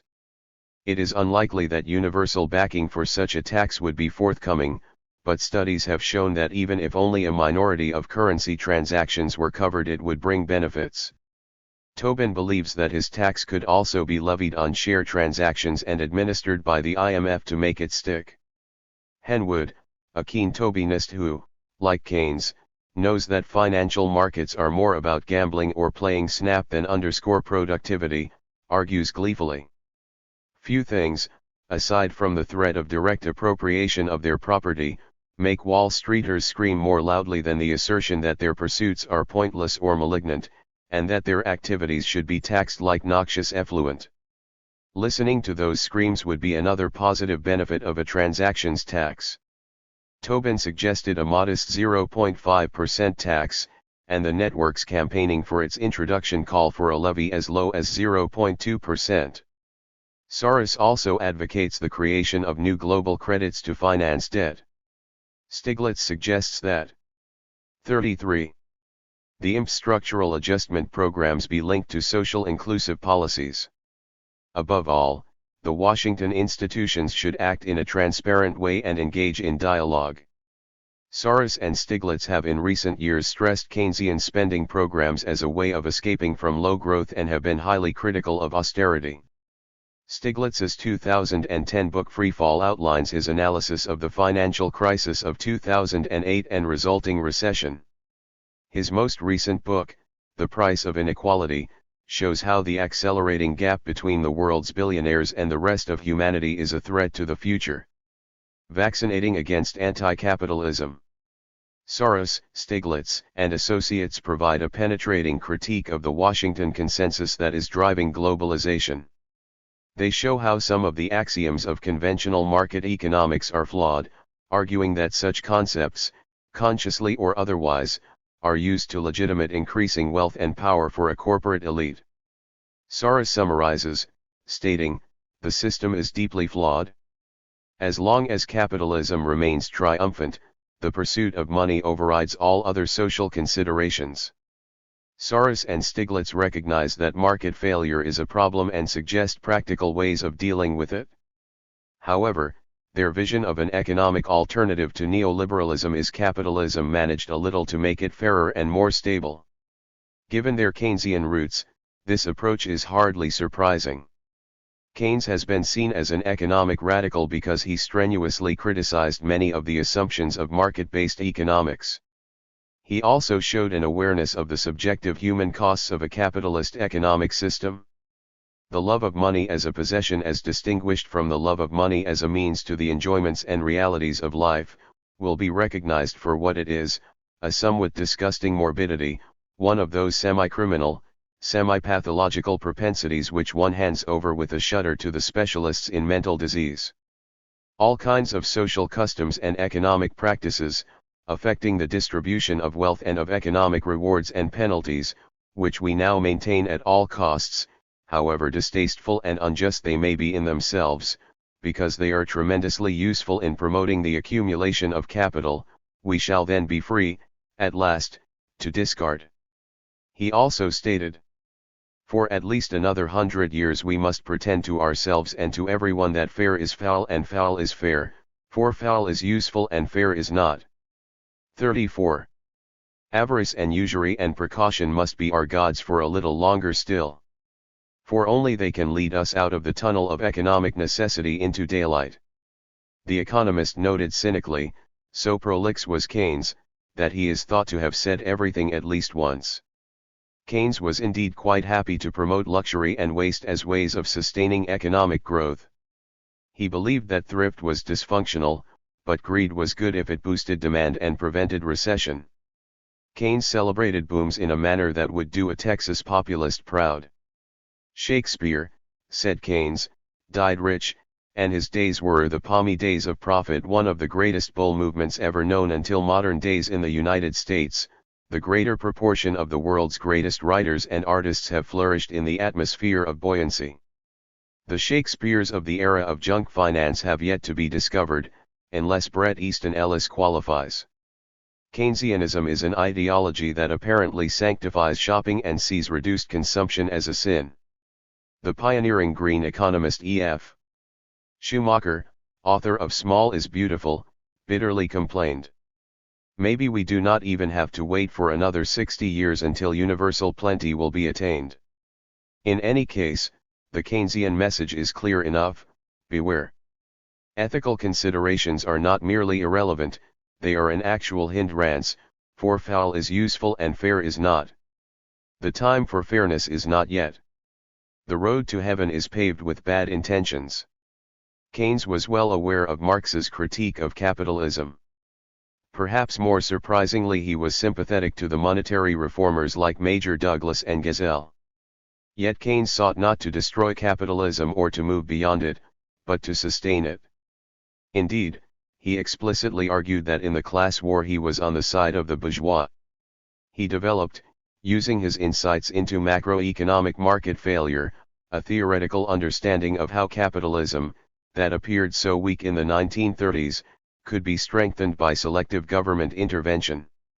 Stiglitz and Soros are in this sense neo-Keynesians, while their criticisms of neoliberal globalization are telling. Like Keynes, it is inaccurate to describe them as anti-capitalists. Stiglitz is a neo-Keynesian, trying in his academic work to shore up Keynesian macroeconomic analysis, which looks at national economies, with firm microeconomic principles that deal with the basic building blocks of an economy such as the behavior of firms and consumers. Stiglitz is equally 35. Keynesian in his project to create a more stable and faster growing capitalism. Like many other center ground critics, the point is not to halt globalization but to heal it, so it can be sustained and grow. In recent years, he has commented in some detail on the challenge of climate change, but in doing so, places it very much in a Keynesian growth-based perspective. In 2013, listing a number of challenges, Stiglitz argued, the most serious is global warming. While the global economy's weak performance has led to a corresponding slowdown in the increase in carbon emissions, it amounts to only a short respite. And we are far behind the curve, because we have been so slow to respond to climate change. Achieving the targeted limit of a 2°C rise in global temperature will require sharp reductions in emissions in the future. Some suggest that, given the economic slowdown, we should put global warming on the back burner. On the contrary, retrofitting the global economy for climate change would help to restore aggregate demand and growth. The solutions of such mainstream critics of globalization such as transparency and the Tobin tax appear to be modest, realistic, and just. These capitalist critics of globalization fear that if the market is extended too quickly or too completely it will collapse. They do not, despite their lip service to Polanyi and talk of asymmetry and reflexivity, follow their doubts and challenge the market in essence. More radical opponents of neoliberalism, by contrast, suggest that markets are innately undemocratic, that indefinite economic growth is ecologically unsustainable and that the market-based system is tyrannical because it reduces human life to a narrow pursuit of quantitative advantage. As Bob Dylan observed, money doesn't talk, it swears. By attacking the most obviously repellent features of neoliberal globalization, Soros, Stiglitz, and friends seek to show how capitalism can be maintained and to channel more radical sentiments into support for a supposedly nicer form of globalization. They act as a vaccine against the virus of anti-capitalist protest. 5. White-collar global crime. Syndicate, Korten, Klein and other anti-corporatists. To the anti-globalizers, the corporation is a devilish instrument of environmental destruction, class oppression, and imperial conquest. But is it also pathologically insane? That is the provocative conclusion of an award-winning documentary, called The Corporation, coming soon to a cinema near you. People on both sides of the globalization debate should pay attention. Unlike much of the soggy thinking peddled by many anti-globalizers, The Corporation is a surprisingly rational and coherent attack on capitalism's most important institution. Like all psychopaths, the firm is singularly self-interested, its purpose is to create wealth for its shareholders. And, like all psychopaths, the firm is irresponsible, because it puts others at risk to satisfy its profit-maximizing goal, harming employees and customers, and damaging the environment. The corporation manipulates everything. It is grandiose, always insisting that it is the best, or number one. It has no empathy, refuses to accept responsibility for its actions and feels no remorse. It relates to others only superficially, via make-believe versions of itself manufactured by public relations consultants and marketing men. In short, if the metaphor of the firm is a valid one, then the corporation is clinically insane. Corporations have been described as the number one force driving globalization by a number of authors and many activists. David Korten and Naomi Klein have sold hundreds of thousands of copies of their anti-corporate manifestos When Corporations Rule the World and No Logo. Korten came from the right.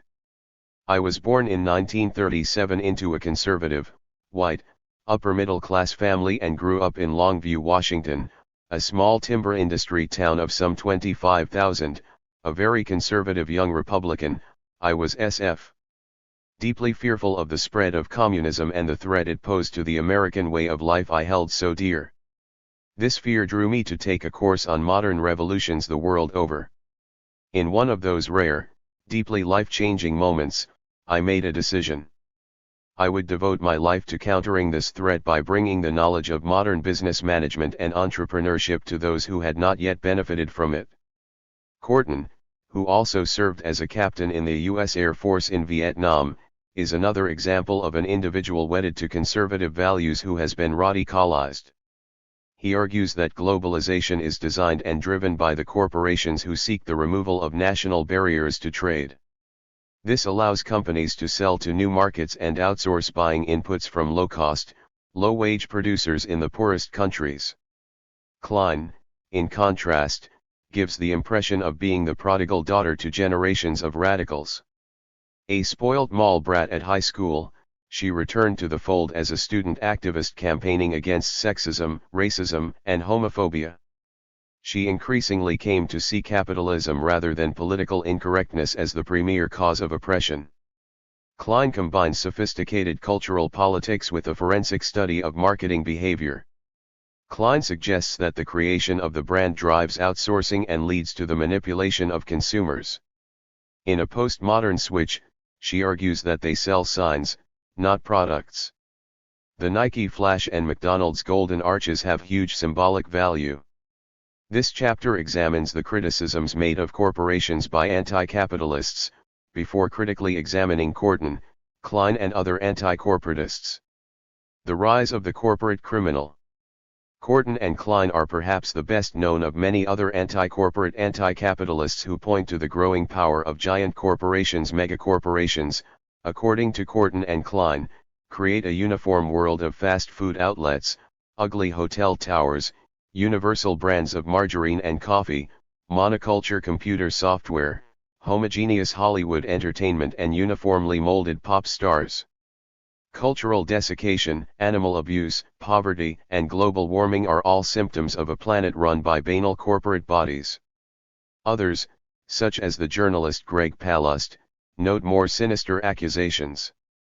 Pharmaceutical corporations have, on occasions, been happy to kill a few of their customers if the cost-benefit calculations warrant such action. Pfizer, a New York-based multinational, manufactured the Burke-Shilley heart valve. At Pfizer's factory in the Caribbean, company inspectors found inferior equipment, which made poor welds. Rather than toss out the bad valves. 38. Pfizer management ordered the defects ground down, weakening the valves further but making them look smooth and perfect. When the valve struts break and the heart contracts, it explodes. 2/3 of the victims die, usually in minutes. It is estimated that 500 individuals died as a result before the U.S. Justice Department took action against the company in 1994. Cigarette firms have long known that they sell a product that kills. False accountancy and stock market manipulation have been also widely practiced by transnationals. The collapse of the Enron Corporation is instructive. Enron, an energy corporation with reported revenues of $101 million made from selling privatized electricity, used opaque accountancy tricks to make its finances appear stronger than they really were, by rewriting its balances so they looked robust. For example, more funds could be generated from selling new equities to gullible shareholders to maintain expansion. Arthur Andersen, the auditors who checked their fraudulent accounts and passed them despite Enron's numerous instances of financial cheating, collapsed with Enron. Enron's accounting trick was to record the value of the sale today of, say, gas, for delivery next year as revenue today, but not what it would have to spend to buy the gas. Revenues without costs generate huge profits. Of course, eventually Enron would have to record a cost for the purchase of the electricity. One can in fact continually blow up one's income this way, so long as one is growing. For each year, sales exceed purchase. It is a classic Ponzi scheme, like the chain letter of the past. Such schemes still occasionally occur, people who make money by selling franchises to others, who sell it on to others and on and on. But all such Ponzi schemes eventually come to an end. Enron also created fictitious companies that it sold make-believe gas to. These non-existent sales were recorded as additions to its assets without any balancing liability. False accounting, the use of complex financial instruments, political manipulation and smart legal footwork are all instruments used to sustain profit.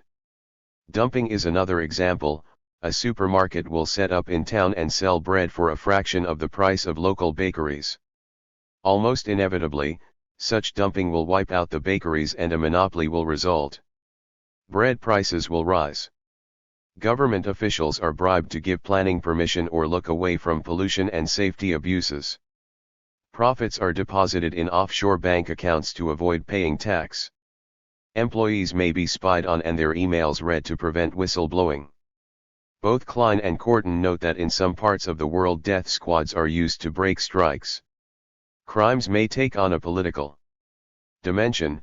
German corporations and even some North American players bankrolled Hitler, while IBM is one of many corporations that made money out of the Holocaust. While crime is the everyday informal practice of the corporation, the relationship cuts both ways.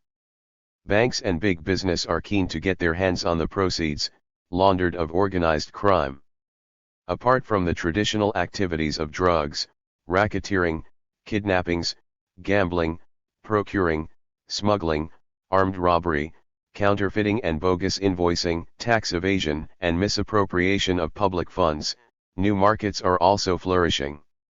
These include smuggling illegal labor and refugees, computer piracy, trafficking in works of art and antiquities, in stolen cars and parts, in protected species and human organs, forgery, trafficking in arms, toxic waste and nuclear products, etc.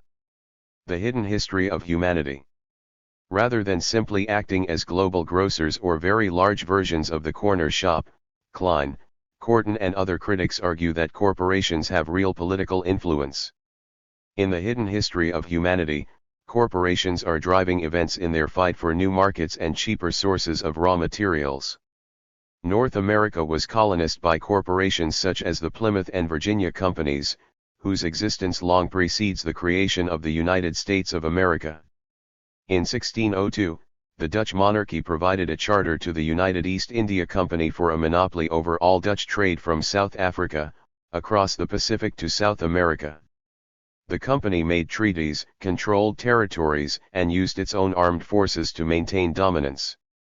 Korten notes that the company used economic and legal manipulation to enslave producers, for example, banning non-Dutch producers in Indonesia for growing cloves, forcing peasants into poverty and dependence on overproduced rice sold by the company. The British East India Company colonized India and administered the country until 1858. An entire subcontinent became an instrument for producing profit for one corporation. In the early 19th century, the company bought tea from China using opium for exchange. The Chinese, resisting the chaos created by hard drug use, confiscated opium from company warehouses in Canton, leading to the Opium Wars of 1839–42. The British won. The price of victory allowed them to establish the right to free trade, compensatory payments from the Chinese government, and the entitlement of British citizens accused of crimes in China to be tried by British courts. 40. Countries become the instruments of corporations. There are numerous examples of national governments intervening, often outright invading, other states at the bidding of transnationals. In 1954, for instance, US-backed rebels invaded the Central American Republic of Guatemala, on behalf of United Fruit Co. The Guatemalan President Guzman, elected in 1950, had started to redistribute land to impoverished peasants. United Fruit were asked to surrender some of their estates and were offered compensation based on the value set on the property in 1952 for tax purposes by the owner himself. Colonel Carlos Castillo Armas, leader of the Guatemalan exiles who undertook the subsequent coup, was trained at the U.S. Command and General Staff School at Fort Leavenworth, Texas. The whole operation was financed, armed, and organized by the CIA. The then U.S. Secretary of State John Foster Dulles was a major stockholder in United Fruit. Some have quipped that Iraq would not have been invaded if it had grown carrots, but Guatemala was assaulted for oranges rather than oil. Salvador Allende's Chilean government was destroyed in a 1973 coup, after it had come into conflict with the ITT Communications Corporation. The coup was again organized by the CIA, who initiated a truck drivers' strike to destabilize the country. Suspected leftists were massacred in football stadiums, torture was rife, and the Chicago Boys, a group of free market economists loyal to the monetarist Professor Milton Friedman, re-engineered the economy. Foreign policy remains driven by corporate needs into the third millennium. Events since the publication of Klein's and Korten's key texts have strengthened their analysis. The Second Gulf War was influenced by corporations such as Halliburton and oil giant Exxon, which had strong links with the U.S. administration of President George W. Bush. Corporations like Exxon have a strong interest in breaking the power of the Organization of Petroleum Exporting Countries, which controls the supply of oil and keeps the price that corporations like Exxon pay relatively high. A non-OPEC Iraq selling cheap oil would help the oil corporations to buy cheaper supplies and push up their profits. Examples of foreign policy as a corporate instrument, from the US, UK and Holland, or even from Spain, Japan, or Australia, could be multiplied. Unnatural monopolies.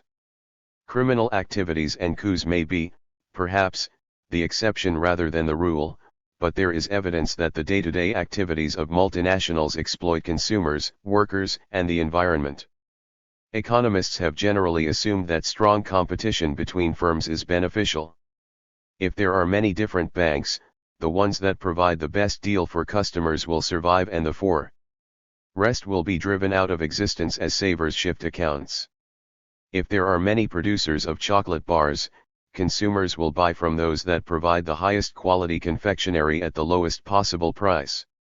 Workers can choose the best company with the highest wage, nicest boss, and longest tea breaks.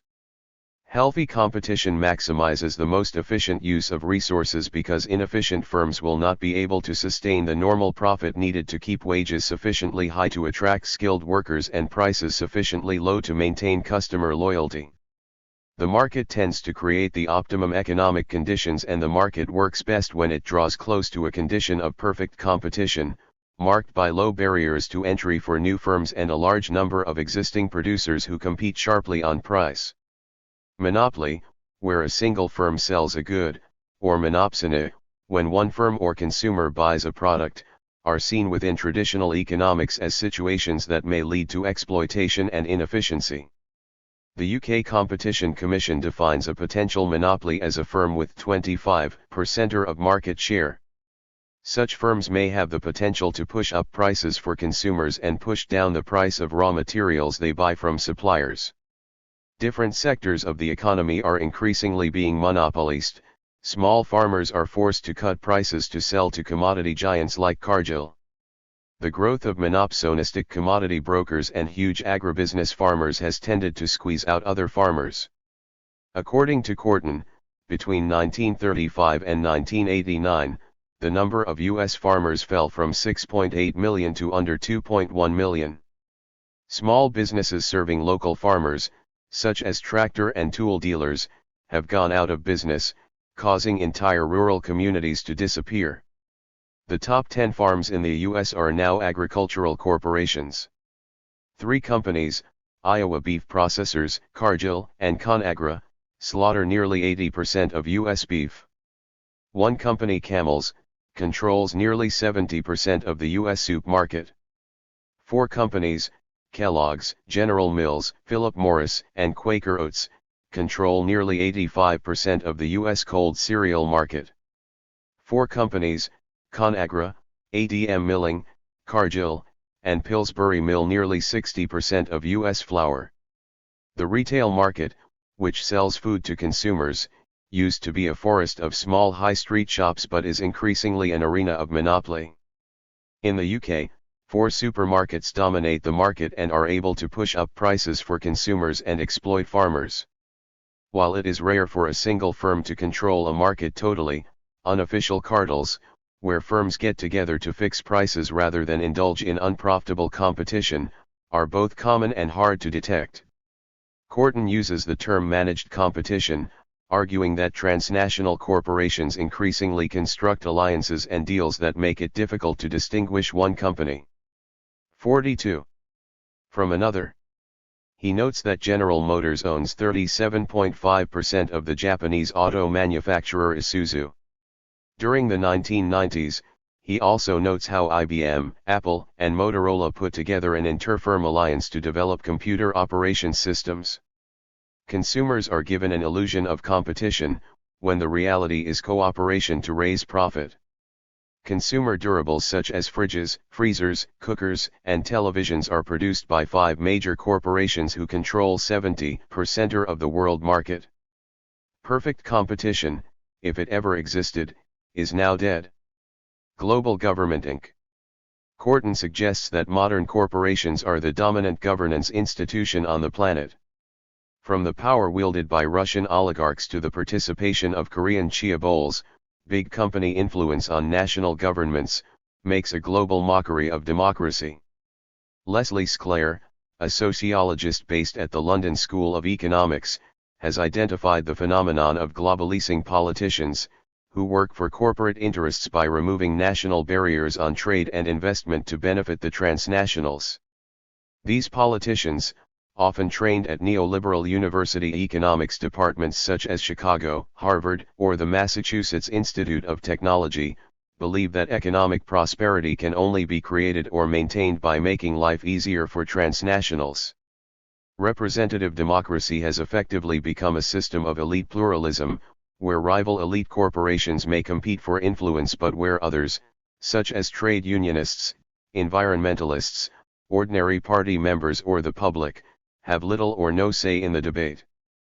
Politics becomes more like business, and opposition to capitalism or even the worst excesses of corporate greed becomes impossible to voice. Corton argues that corporations govern the globe and have created institutions such as the WTO to secure their power. Essentially, there is a shadow global government based upon hidden groups such as the Trilateral Commission and the Bilderberg Group, who bring politicians, corporate heads, influential academics, and journalists together. Free trade is also, according to Sclair and Corton, driven by corporations. The WTO and trading blocs such as NAFTA give large corporations access to new markets where they can sell goods to new sets of consumers. In turn, they can relocate production to countries where wages are low, and they export without facing barriers such as import taxes. It might be thought that nationally based firms would be resistant to allowing access to foreign competitors. Indeed, one potential weakness of anti-corporate accounts of globalization is the fact that different businesses may have opposing economic/political objectives. Thus in the US, law firms might benefit from 43. Stronger rules on corporate behavior, and have therefore been more likely to support the mildly reformist Democrats, who could be prepared to clamp down on the worst excesses of destructive corporations. Chemical and oil corporations have tended to favor the Republicans, who are more likely to reduce regulation. However, while disputes may exist, causing the state to act as a committee for corporations or an umpire between corporate interests, Sclair has found that corporations have an almost universal interest in free trade. He notes how the pro-NAFTA lobby included the U.S. Chamber of Commerce, the National Association of Manufacturers, the National Foreign Trade Council, the U.S. Council for International Business, the National Retail Federation, the Business Roundtable, and the American Farm Bureau Federation. In 1993, in the run-up to a congressional vote on NAFTA, the U.S. Chamber of Commerce phoned every congressional representative daily. No stone was left unturned. Even Miss Mexico spoke out for NAFTA as she was being crowned Miss Universe. The General Agreement on Trade in Services extends free trade to 160 areas in the service sector and means that in principle WTO members must allow foreign companies to compete in the provision of postal services, telecommunications, and health care. In preparation for competitive postal services, European Union postal services are being forced to cut costs and raise charges to bring in profit. In the UK, postal deliveries were cut to once a day, and in 2013, the Royal Mail was privatised. In the rush to privatize, the shares were woefully underpriced. 6 months after the sell-off, share price had risen by nearly 60%, with most of the profit going to pension and hedge funds. Privatization leads to insourcing, where cheap, often illegal, migrant labor is used to cut costs even further. The market is aided by the fact that workers are illegalized when they migrate, so their fear of discovery by the authorities means that they are unlikely to join unions or complain about poor pay. Right-wing media sources, in turn, demonize refugees rather than identify corporations as a source of low pay and social instability. Global-leasing politicians have been keen to bring in private finance initiatives. PAYs involve private companies both providing and paying for infrastructure projects such as new hospitals, schools, and roads. PFIs were essentially an accountancy trick deployed by the UK government to make government debt appear to be lower than it really is. Private companies build the projects and then rent them to the governments at vastly inflated rates. PFIs have turned out to be far more expensive than state provision and have become mired in scandal. In her book No Logo, Naomi Klein writes about how firms have been keen to move into new areas of public life to strengthen their brands and exploit new markets. She notes, for example, how education has become corporate. +4. Dominated. Schools may be sponsored by transnationals, textbooks may contain adverts, and university research is ever more dependent on corporate grants. Corporate control of areas of life that were provided by the state or local community has reached absurd lengths. When, in 1998, Coca-Cola ran a competition for schools to design a marketing plan for their product, Greenbrier High School, in Evans, Georgia, suspended a 19-year-old student for wearing a Pepsi t-shirt to the official Coke Day celebrations. Corporations are territorially expansive, globally seeking control over more and more local markets. Their ambitions are also intensive, even totalitarian, as they seek to dominate almost every area of social life. Bus shelters and road signs are branded.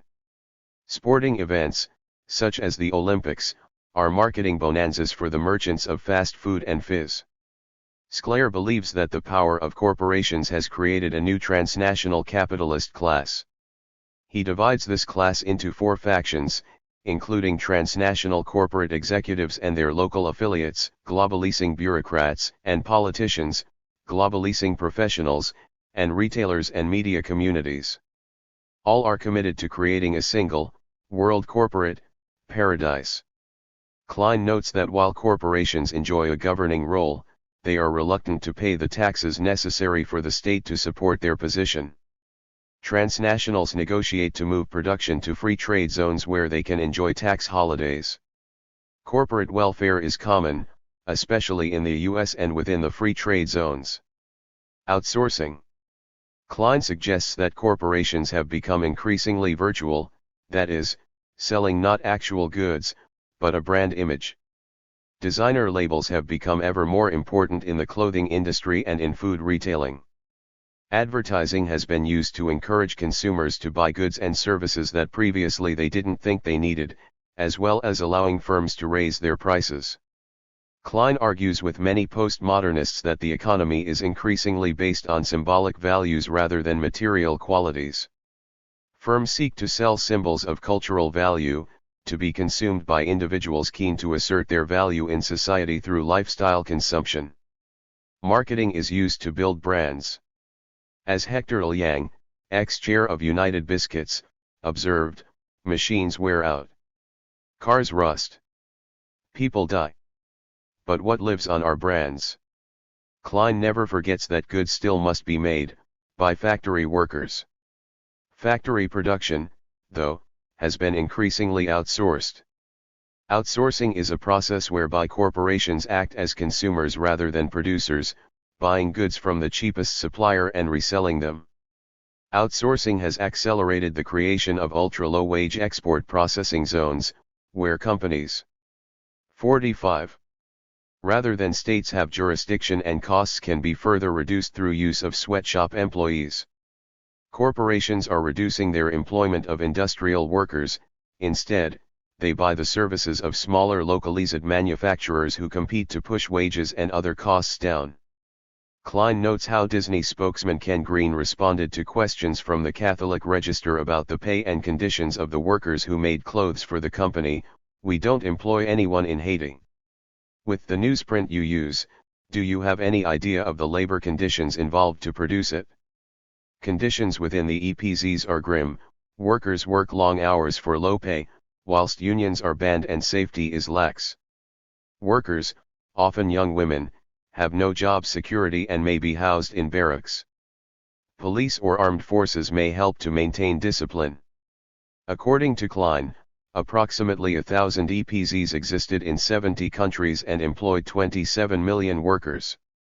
The Philippines, Sri Lanka, and Mexico are major centers of EPZs, but all are outstripped by China, where some of the worst abuses are apparent.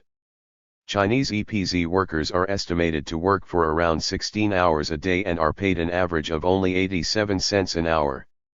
A 1998 study of brand name manufacturing in the Chinese Special Economic Zones found that Walmart, Ralph Lauren, Ann Taylor, Esprit, Liz Claiborne, Kmart, Nike, Adidas, J.C. Penney and the Limited were only paying a fraction of that miserable 87 cents. Some were paying as little as 13 cents an hour. Countries that attempt to raise standards may lose business. Economic forces let loose by corporate globalization maintain poverty. WTO rules make it illegal for states to refuse goods that have been produced by what is virtually slave labor.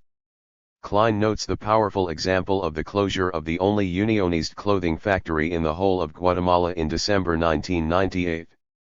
The factory had been unionized after a long and bitter dispute, with wages rising from $56 a week to $71.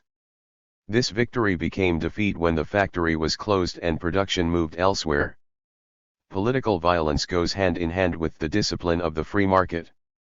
States that resist the corporate agenda face invasion and sanctions, from Chinese opposition to free trade in the 19th century, or reforming governments in Central or South America more recently.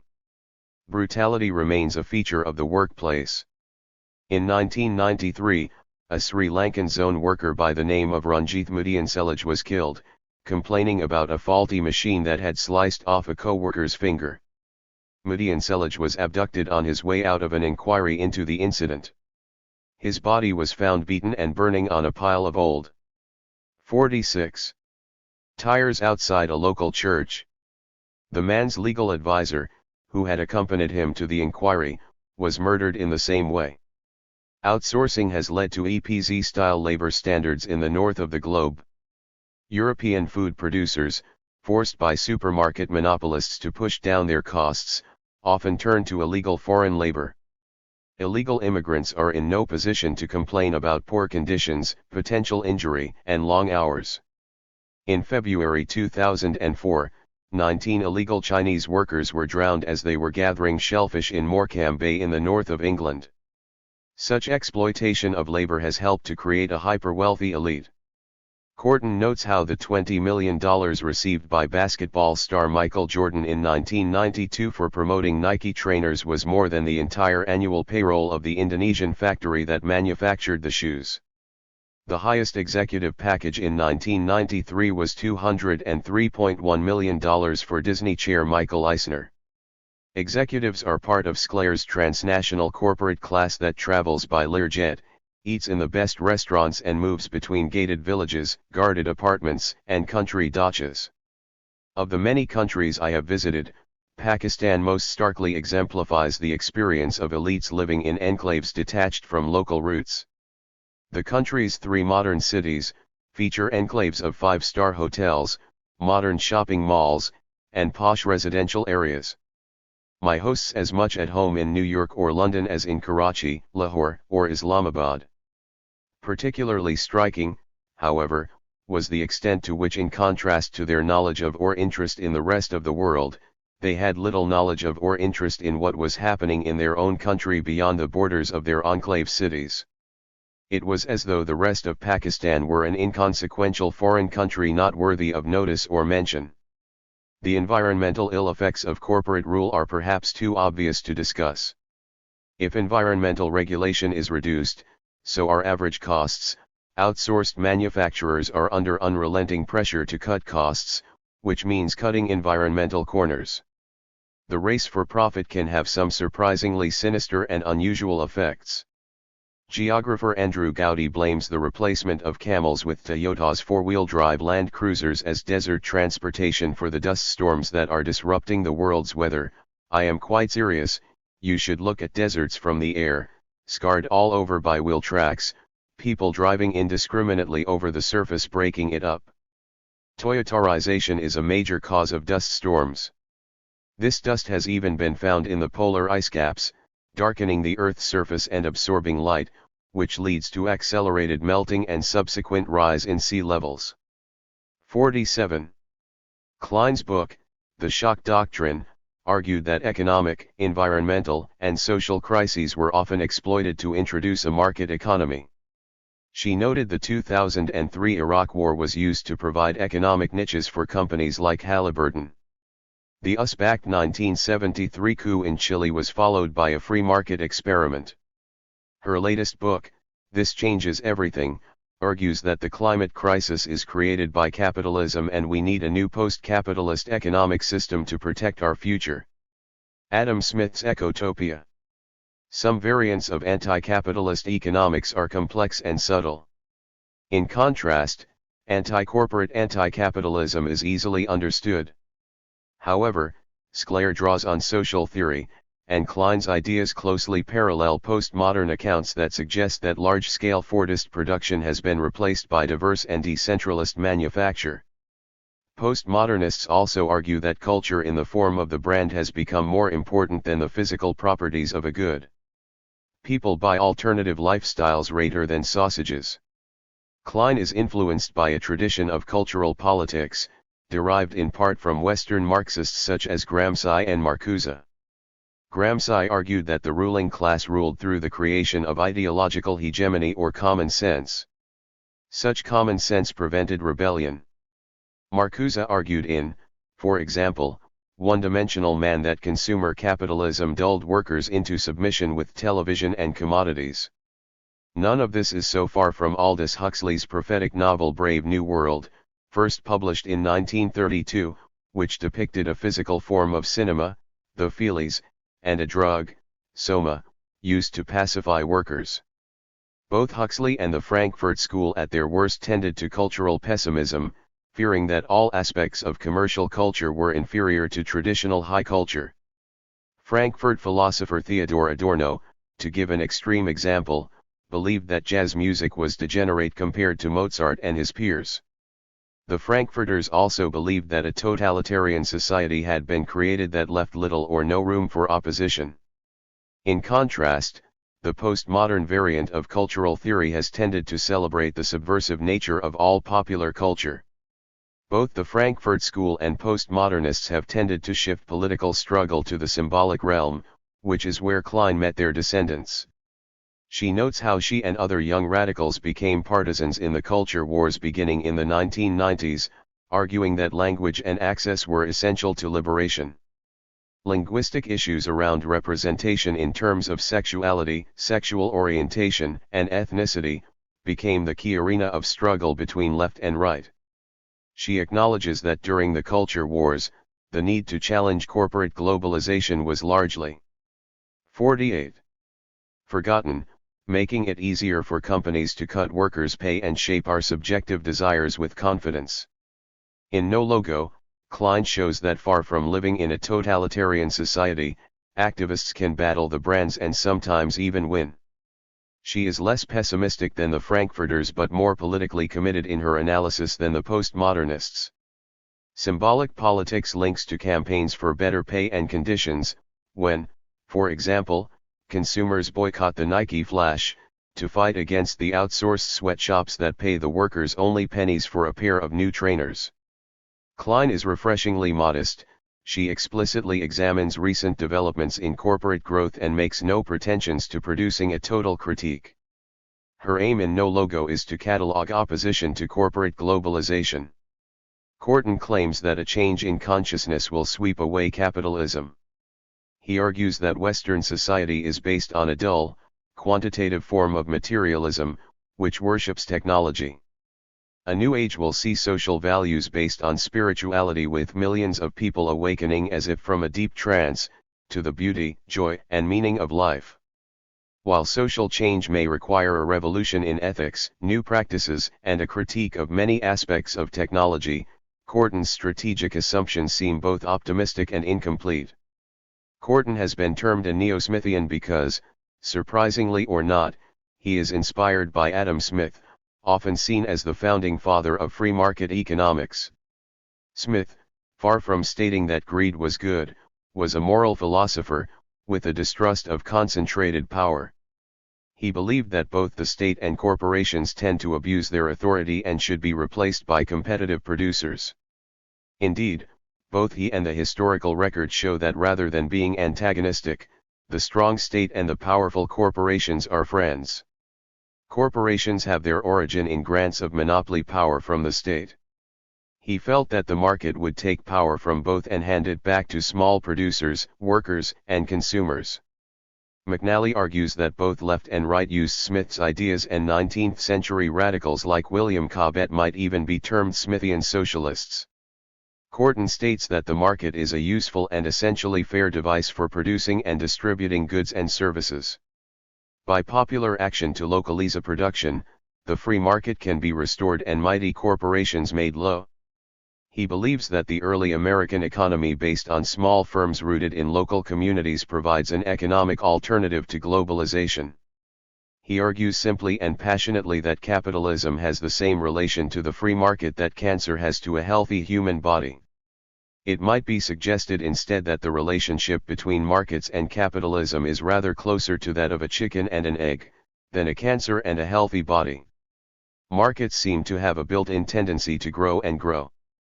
This tendency leads to the invasion of buying and selling into ever more areas of life, to concentrations of power and wealth, to injustice and ecological destruction. Markets tend to be the little acorns of great corporate oaks. They 49. Are the fiscal equivalent of plutonium, best avoided or at least contained, if life is to be preserved. There is evidence that market economies are never fair. Property, as Proudhon famously argued, is theft, and private property is necessary to the market. Usually the act of enclosure that created the property is so distant in history as to be forgotten. This is not the case in North America. In the U.S., communal land was simply stolen from Native Americans. There was never a utopia in New England. Corton is also a populist. Populists in general, whether of the right or left, claim to represent the people against the dominant elite who exploit them. Populism is often linked to producerism, which stresses the rights of those who produce goods such as workers, farmers, and small business people over the unproductive sections of society who consume their goods. Big business and the banks are favorite targets. Right-wing populists often link in an elite conspiracy to the creation of a communist totalitarian state.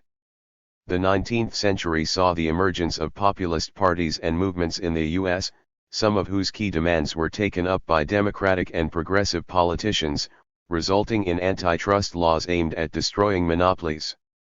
Individuals such as Ralph Nader and the filmmaker Michael Moore have continued the populist anti-corporate tradition into the 21st century. Populism can, in the hands of Nader and Moore, be a relatively radical force. In any form, though, it tends to replace economic analysis with a focus on the misdeeds of an elite in a world of good guys and bad guys. Corton's approach, like most populism, is both attractive and a little undernourishing, a kind of fast food alternative economics. Other anti-corporatists such as Klein and Sclair do a more convincing job, with perspectives based on stronger evidence and detailed consideration of cultural and sociological factors. However, there is more to anti-capitalism than hatred of corporations.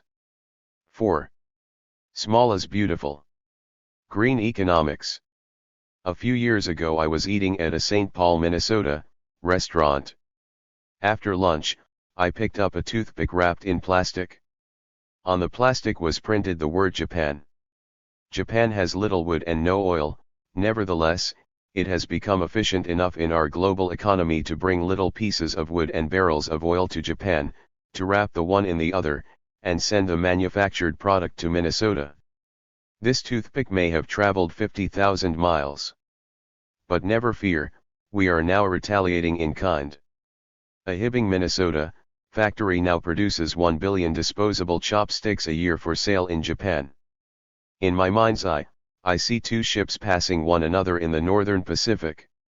One carries little pieces of Minnesota wood bound for Japan, the other carries little pieces of Japanese wood bound for Minnesota.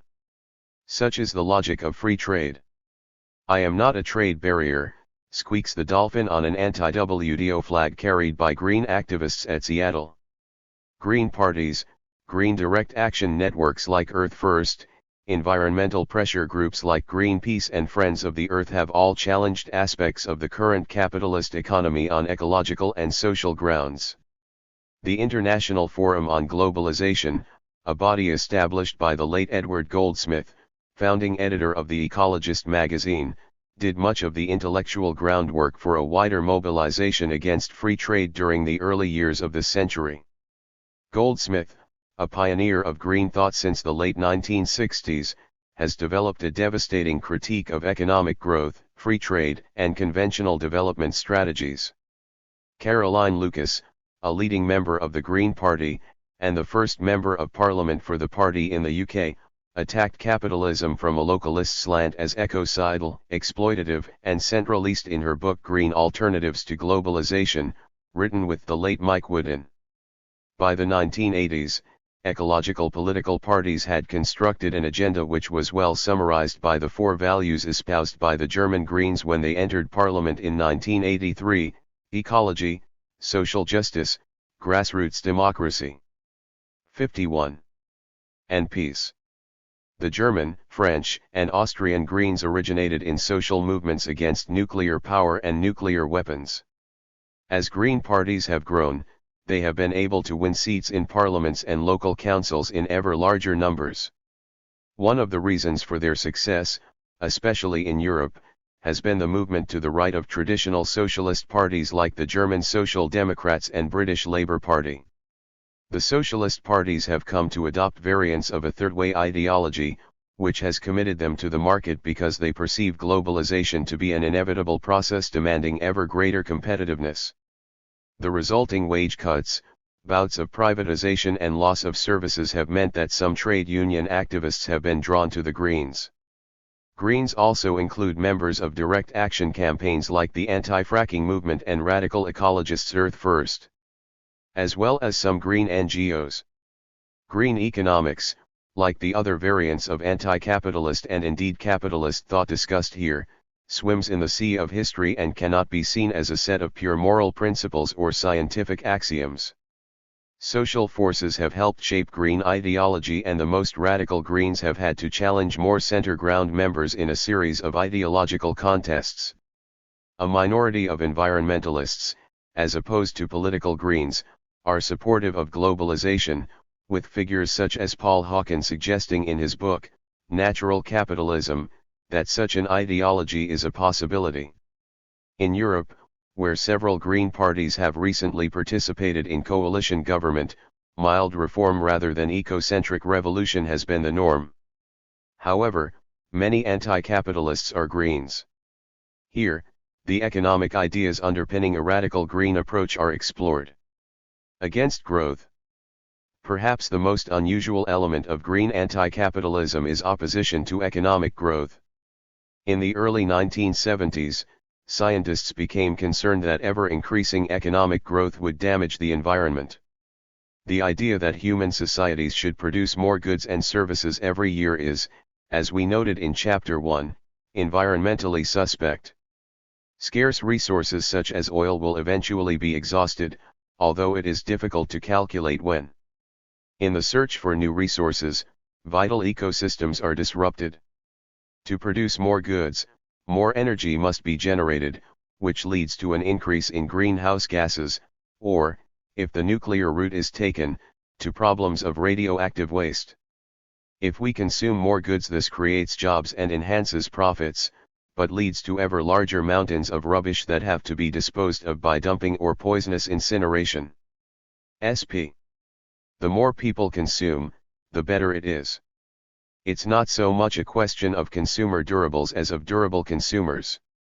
And in order to achieve this, consumers must be manipulated into the smoothest possible cycle of acquisition and disposal, into a uniform, superficial understanding of personal and social requirements. Consumption becomes an end in itself. Even when the market reaches saturation, the process doesn't stop, for the only way to beat a glut is to turn everybody into gluttons. There are many arguments that can be marshaled to suggest that economic expansion can be ecologically sustainable. Growth can be decoupled from energy use and waste. Conservation measures and the application of new technology mean that more goods can be produced per kilowatt. Indeed, in recent years GDP, the most common measure of economic output, has been growing faster than energy use. As societies become wealthier, more services rather than physical goods are consumed, a tendency which also has the potential to reduce pollution. Because of green and environmental movement pressure, more ecologically sustainable practices are being used to maintain growth.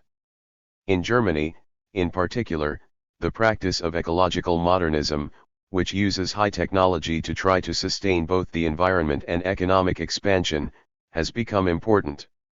Solar, wind and other low-pollution, low-impact renewable energy sources have been advancing. Recycling has become a necessity, and there is now a strong zero-waste movement. More people in Western societies eat organic food or are vegetarian, practices that reduce waste because they need less energy input without artificial fertilizers and pesticides. Many of the fears that Greens link to economic growth seem to have been either exaggerated or are non-existent. Oil did not, as some commentators suggest, run out in 1979. The move to a high-tech information economy has also been seen as a way of increasing economic value without increasing the output of pollution. Yet, as we have noted, environmental problems are severe and remain linked to growth. The burning of fossil fuels is exacerbating climate change, which may already be causing problems in terms of species loss, the migration of diseases and pests to new areas of the world, desertification, and extreme weather patterns. The sun may be shining outside my home as I write, with temperatures above those of my childhood in the 1970s. I may be happy to contemplate buying an olive tree, yet I fear damage from the ever stronger storms that hit my home with increasing frequency year on year. The information-based economy may seem virtual, but, as Naomi Klein exhaustively demonstrates, branded goods and computers still must be produced, made by exploited workers. Computer manufacture and disposal are sources of pollution and resource use. Some services may have 53. Little physical impact, but the huge global growth in tourism is accelerating air travel, which has become the fastest growing source of greenhouse gases. Cars are far cleaner than their counterparts in the 1970s, but pollution from cars is rising because the number of miles they are driven is increasing sharply in many parts of the world. From a green point of view, the fundamental problem with globalization is that it leads to ever greater economic activity. Such activity demands more production, more consumption, and increasing waste. Edward Goldsmith provides an instructive apocryphal story of two friends who each inherit a 10,000-acre tract of forest. Friend 1 leaves his 10,000 acres in its pristine state. Friend 2 sells the trees to Macmillan Bloedel Corporation, who cuts them all down, sells the mineral rights and the topsoil, fills the resulting dank hole with toxic waste, and constructs a shopping mall and theme park. Friend 1 is labeled as a waster, Friend 2 boosts GNP by millions of dollars, runs for office and becomes a senator. Wooden and Lucas pointed out that globalization by accelerating growth is strengthening the greenhouse effect. Greenhouse gases have continued to increase and new dangers from CO2 emissions, such as ocean acidification, have been identified. Economics as alienation. Greens also argue that economic growth cheapens human existence. Areas of life that are not directly productive in an economic sense come to be valued less and less. Indeed, it is only what can be calculated, bought, and sold that truly has worth. Economics, suddenly becomes the most important subject of all. Economic policies absorb almost the entire attention of government, and at the same time become ever more impotent.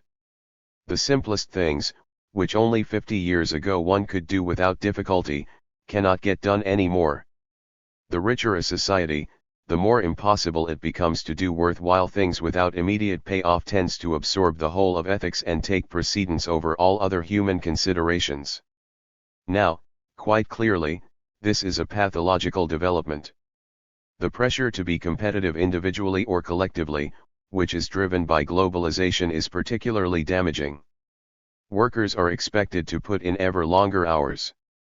Universities must concentrate on promoting skills that lead to further economic growth.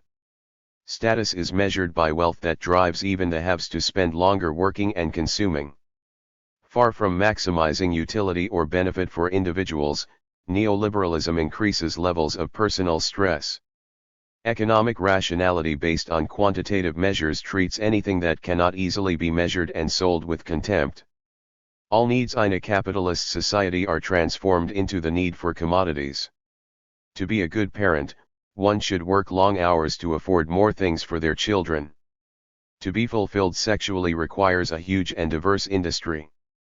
The body, created by unhealthy food and a sedentary car-based lifestyle, has become a new focus of capitalist growth, with billions spent on new diets. As Ted Trainer notes in Abandon Affluence, acquiring things is important to many of us today because there is not much else that yields interest and a sense of progress and satisfaction in life. Economic growth does not even remove poverty, the richest generally see the greatest gains, and the poorest are usually separated from resources to which they previously had access. In the 19th century, surveying the chaos created by the Industrial Revolution, Sismondi echoed the Green critique of growth and wider economics. In 1819, he identified England as the home of economics, a nation obsessed with global competition where wealth paradoxically breeds poverty, dissatisfaction, and crisis. England has given birth to the most celebrated political economists. The science is cultivated even at this time with increased ardor. Universal competition, or the effort always to produce more and always cheaper, has long been the system in England, a system which I have attacked as dangerous. This system has used production by manufacture to advance with gigantic steps, but it has from time to time precipitated the manufacturers into frightful distress. In this astonishing country, which seems to be subject to a great experiment for the instruction of the rest of the world, I have seen production increasing, whilst enjoyments were diminishing. The mass of the nation here, no less than philosophers, seems to forget that the increase of wealth is not the end in political economy, but its instrument in procuring the happiness of all. I sought for this happiness in every class and I could nowhere find it. Has not England, by forgetting men for things, sacrificed the end to the means? Economists would argue that England after the disruption of industrialization benefited from prosperity, yet they seem to suggest that disruption should constantly occur so as to fuel ever more prosperity. Such a system, as Sismondi observed, turns humanity which are ends merely into means for an alien economic system. GNP, competitiveness, and production are in the saddle and ride humanity. The Victorian social critic John Ruskin, in a statement that rings true a century after he penned it, noted 55. The real science of political economy, which has yet to be distinguished from the bastard science, as medicine from witchcraft, and astronomy from astrology, is that which teaches nations to desire and labor for the things that lead to life, and which teaches them to scorn and destroy the things that lead to destruction. Like Sismondi and Ruskin, Schumacher, in his Green Economics Primer Small is Beautiful, stressed that economics should be a means of making human beings happier and serving ethical needs. This is standing the truth on its head by considering goods as more important than people and consumption as more important than creative activity. It means shifting the emphasis from the worker to the product of work, that is, from the human to the subhuman, a surrender to the forces of evil. Bad trade. Green campaigners have increasingly turned their attention to trade. Economists have argued that trade is beneficial because of gains from comparative advantage, competitive pressure, economics of scale and technology transfer. Competitive pressure means that by opening a country up to trade, domestic producers lose any monopoly status they may have had and are forced to become more cost efficient. Comparative advantage, a notion developed by Adam Smith and refined by Ricardo, occurs when countries specialize in the goods or services they are best at producing and exchange them for others. Economies of scale occur when increased production by a firm leads to lower average costs. A firm with a national market typically might sell to 30 million consumers, while with a continental market the firm gains access to 300 million, and with a global market perhaps more than a billion. Increased production allows expensive machinery to be used more efficiently, bulk buying of parts and raw materials can be enhanced and specialized staff recruited. These and a host of other savings lower costs. Trade should also create development via technology transfer from richer, more skilled nations to the rest of the planet.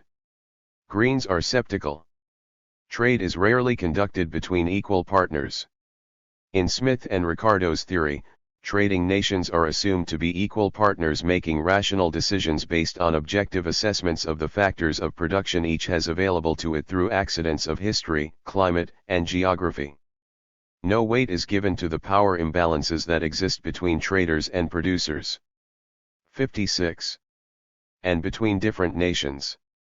Throughout the history of international trade, comparative advantages have been created artificially and protected fiercely. Whether through gunboat diplomacy, colonization, slavery, land enclosures, or protective subsidies, dominant trading nations have for centuries expropriated and jealously guarded the factors of production and market access they need to establish comparative advantages over would-be competitors.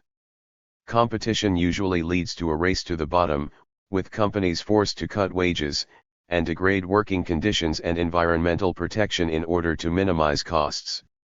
Corton has noted how competition may ultimately lead to a contradictory state of monopoly, as global corporations emerge and domestic firms are eliminated.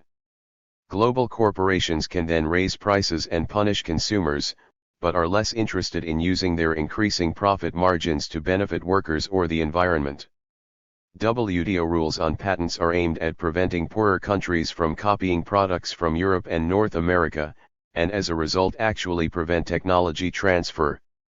Most notoriously, patent controls, relaxed only after huge international protest, were used to prevent South Africa developing cheap versions of the anti-AIDS/HIV drugs it needed. Technological transfers can, on the other hand, spread toxic or socially disabling practices from one part of the globe to another. Economies of scale may be significant, but diseconomies can also occur. As Schumacher noted, I was brought up on the theory of economies of scale, that with industries and firms, just as with nations, there is an irresistible trend, dictated by modern technology, for units to become ever bigger. Small-scale organization allows for greater flexibility and human communication. In short, decentralized economic activity allows for the convenience, humanity, and manageability of smallness. Trade, when successful in conventional terms, accelerates economic activity, which damages the environment. By now, it should be clear that our environment is becoming ever less capable of sustaining the growing impact of our economic activities.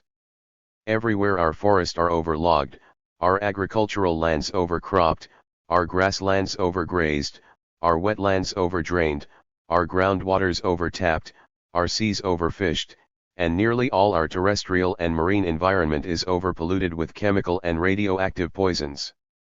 In such conditions, there can only be one way of maintaining the habitability of our planet, and that is to set out to reduce the impact.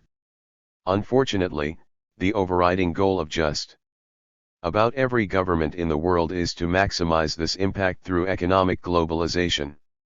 Green alternatives to globalization. Mike Wooden and Caroline Lucas argue that opposition to neoliberal globalization is not enough. Coherent economic alternatives must be outlined, together with a series of measures to move from our present society to an alternative future. They build on the approach of Colin Hines, author of Localization, a Global Manifesto. Globalization for all three authors is largely politically driven. Drawing on the analysis presented by anti-corporate anti-capitalists, they suggest that globalization has been advanced to meet the needs of an elite, that globalization is not an irreversible or automatic process, it is politically driven and can be rolled back or radically transformed. Globalization is ecologically damaging, and therefore the ecological crisis that centrally motivates Greens can only be solved by reversing it. Wooden and Lucas also note the links between globalization, privatization, and poverty. They note how the IMF's structural adjustment programs insist that in order to be given financial aid, countries must sell off publicly owned resources, including power and water supplies, telecommunications, and even transport infrastructure. The European Union's Stability Pact insists that countries in the euro currency area limit government spending. Even without these institutional pressures, the need for foreign direct investment from multinationals encourages states to cut spending on public spending and the environment, so as to reduce corporation tax and attract firms. Senegal, seen as an IMF success, slashed government spending and increased growth rates, but saw unemployment rise from 25% to 44% between 1991 and 1996. Transnational corporations may dominate the globe, but they produce relatively few jobs given their desire to downsize and outsource. The 200 largest global corporations employ just 0.75% of the world's workforce. The ecological ill effects of globalization are emphasized with reference to food production. Peasants are being squeezed out by free trade, local diversity in diet is eroded, and in the Great Food Swap, identical commodities move thousands of miles across the globe, wasting energy and pushing up the production of greenhouse gases. Supermarkets are damaging to farmers, consumers, workers, and the environment. European, North American, and Japanese agricultural production is protected, while southern countries are forced by global institutions to open up their markets, often with disastrous results. 58. The IMF bulldozed Haiti into liberalizing its rice markets. It was flooded with cheap U.S. imports and local production collapsed, destroying tens of thousands of rural livelihoods. A decade ago Haiti was self-sufficient in rice, today it spends half of its export earnings importing rice from the U.S. Wooden and Lucas outline the absurdity of trading like for like, which seems to make a nonsense of comparative advantage and specialization. In 1998, Britain imported 61,400 tons of poultry meat from the Netherlands and exported 33,100 tons of poultry meat to the Netherlands. It imported 240,000 tons of pork and 125,000 tons of lamb, while it exported 195,000 tons of pork and 102,000 tons of lamb. In 1997, the UK imported 126 liters of milk and exported 270 liters of milk. In 1999, the EU imported 44,000 tons of meat from Argentina, 11,000 tons from Botswana, 40,000 tons from Poland, and over 70,000 tons from Brazil. Meat exports from the EU to the rest of the world totaled 874,211. The food industry promotes obesity and is often hugely abusive to animals, which are transported ever-increasing distances and factory-farmed under appalling conditions to push unit costs down. Wooden and Lucas stress that change must occur, arguing that the present trajectory of the global economy damages its citizens, other species, and the natural environment that sustains life. The solution is to introduce local currencies and to rewrite the multilateral rule-book of institutions such as the WTO, the IMF, the World Bank, and the EU to promote local economic development. Localization does not mean complete self-sufficiency, or the outright rejection of trade if it brings real gains. However, social and environmental concerns mean that it is often better to produce goods locally rather than exporting them from many thousands of miles away. Hines concisely defines localization. The alternative is that everything that could be produced within a nation or region should be. Long-distance trade is then reduced to supplying what could not come from within one country or geographical groupings of countries. This would allow an increase in local control of the economy and the potential for it being shared out more fairly, locally. Technology and information would be encouraged to flow, when and where they could strengthen local economies. Under these circumstances, beggar your neighbor globalization gives way to the potentially more cooperative better your neighbor localization. 9. The localists have been challenged by a number of writers, including the journalist and Green supporter George Monbiot, who argues that localization would prevent development and would put countries in the South at some disadvantage.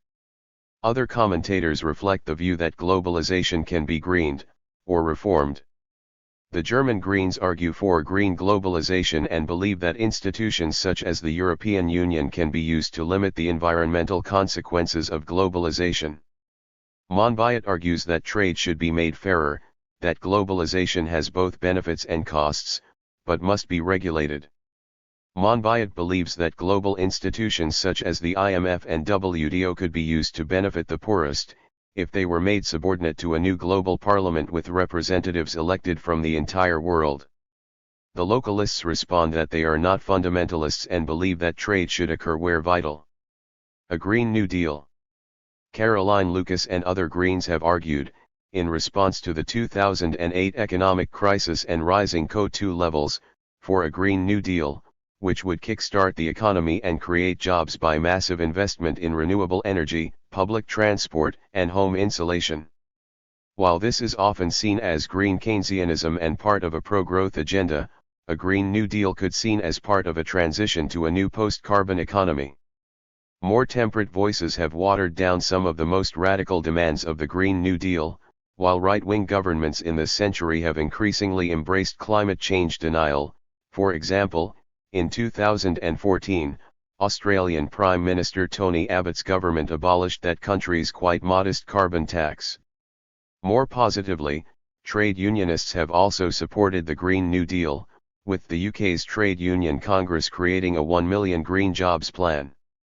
This century has also seen the renewal of critiques of economic growth with the creation of the degrowth movement. The British government's Sustainable Development Commission developed a radical prosperity without growth project, only to see their work terminated by the 2010 Conservative Liberal Democrat coalition government. In turn, Latin American governments have stressed the notion of buen vivir or good living economics, based partly on indigenous practices that reject extractivism. In 2010, the International Degrowth Conference in Barcelona came up with a number of proposals to promote a post-growth, post-capitalist economy that meets human needs ecologically. 60. Including, facilitation of local currencies, gradual elimination of fiat money and reforms of interest, promotion of small-scale, self-managed not-for-profit companies, defense and expansion of local commons and establishment of new jurisdictions for global commons, establishment of integrated policies of reduced working hours and introduction of a basic income, institutionalization of an income ceiling based on maximum-minimum ratios, discouragement of overconsumption of non-durable goods and underuse of durables by regulation, taxation, or bottom-up approaches, abandonment of large-scale infrastructure such as nuclear plants, dams, incinerators, high-speed transportation, conversion of car-based infrastructure to walking, biking and open common spaces.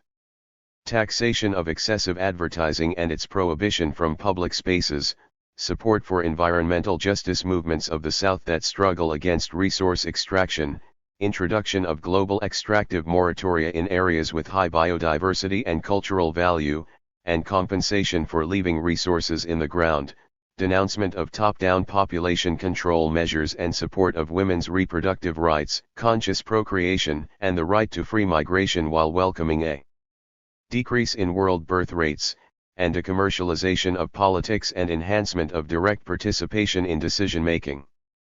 Beyond green anti-capitalism. The green critique at its most radical goes further than anti-corporate anti-capitalism by stating that economics is a system that tends to dominate and distort human values. The Greens, especially at their most radical, unpick economics bit by bit. The basic definition of economics found in any textbook is that it is a study of how scarce resources are used to meet unlimited human wants, and is a definition that Greens find alarming. While resources may be limited and demand careful nurturing, the notion that human wants are infinite is seen as both unproven and a source of danger. Economists' concern with unlimited wants suggests that economic growth must continue. Greens would argue that instead, the economic system in its reliance on economic growth, makes us want more and more. A modern capitalist economy is based on the systematic construction of dissatisfaction through branding, advertising and a range of ever more imaginative marketing techniques. One thinks of the Tibetan Buddhist realm of the hungry ghosts, where dissatisfied boys wander, trying unsuccessfully to satisfy their infinite appetites. 61. The green critique has been combined, by some, with socialist theory to create an eco-socialist alternative to neoliberalism. Other Greens have turned to various forms of monetary reform, seeking to understand how money and especially the creation of debt fuels capitalism, economic growth, and globalization. Such money-centered anti-capitalism is the subject of our next chapter. 5. Planet Earth money. Martyred, social credit. Positive money and monetary reform. Anti-globalists see the Washington Consensus as a conspiracy to enrich bankers. They are not entirely wrong. Many activists agree that the finance industry lies at the heart of neoliberal globalization. The Washington Consensus examined in Chapter 2 is a banker's consensus, driven by the need to pay back debt at all costs. Free trade allows payments to bankers to be generated, government spending must be cut to reduce debt, while privatization allows global financiers to pick up bargains. Capital liberalization, which removes all barriers to currency circulation between countries, means that money can be sucked out of a country if it pursues radical policies or otherwise displeases the markets. Over 95% of capital movements between countries are speculative. A mere 5% or less of the dollars, yen, euros, and other national currencies that cross borders do so to pay for trade or to fund physical investment in factories. The rest is exchanged at ever faster rates to make money out of money, selling, for example, yen to buy dollars in the hope of generating a profit. The rather abstract nature of finance has led to calls for reform. Debt drives environmental damage. Peasants may be forced to cut down forests, to displace rare mountain gorillas and drain fish-filled lakes, so they can sell commodities to pay off interest. Monetary reformer Francis Hutchinson observes that the anti-globalization and environmental movement did not start with Rachel Carson, still less with Seattle, and goes on to describe a pedigree flowing back to the 18th century Scottish banker John Law, biblical notions of Jubilee, U.S. populism and Douglas social credit. Monetary reformers argue that elite bankers who lend money and collect the interest essentially create money out of thin air. Debt is often described as the primary source of social injustice. The solution involves debt forgiveness and the creation of debt-free money by 63 states or local communities. The financial crisis of 2008, which was the result of the manipulation and mismanagement of increasingly complex and dangerous financial instruments, has seemingly made radical critiques of banking more respectable. This chapter outlines the case against the World Bank and the IMF, outlines the nature of ATTIC and finally examines the radical message of monetary reform. IMF apocalypse. The IMF, which lends money to nations with severe debt problems, was created to maintain the stability of the global financial architecture as part of the Bretton Woods process in the 1940s. In return for economic assistance, as we noted in Chapter 2, it has insisted on controversial structural adjustment programs that lead to increasing poverty. The Canadian economist Michel Chossudovsky has argued that both the IMF and the World Bank helped to create chaos in the former Yugoslavia, reduced Russia to third world status and contributed to devastating poverty in many nations, including Rwanda and Somalia.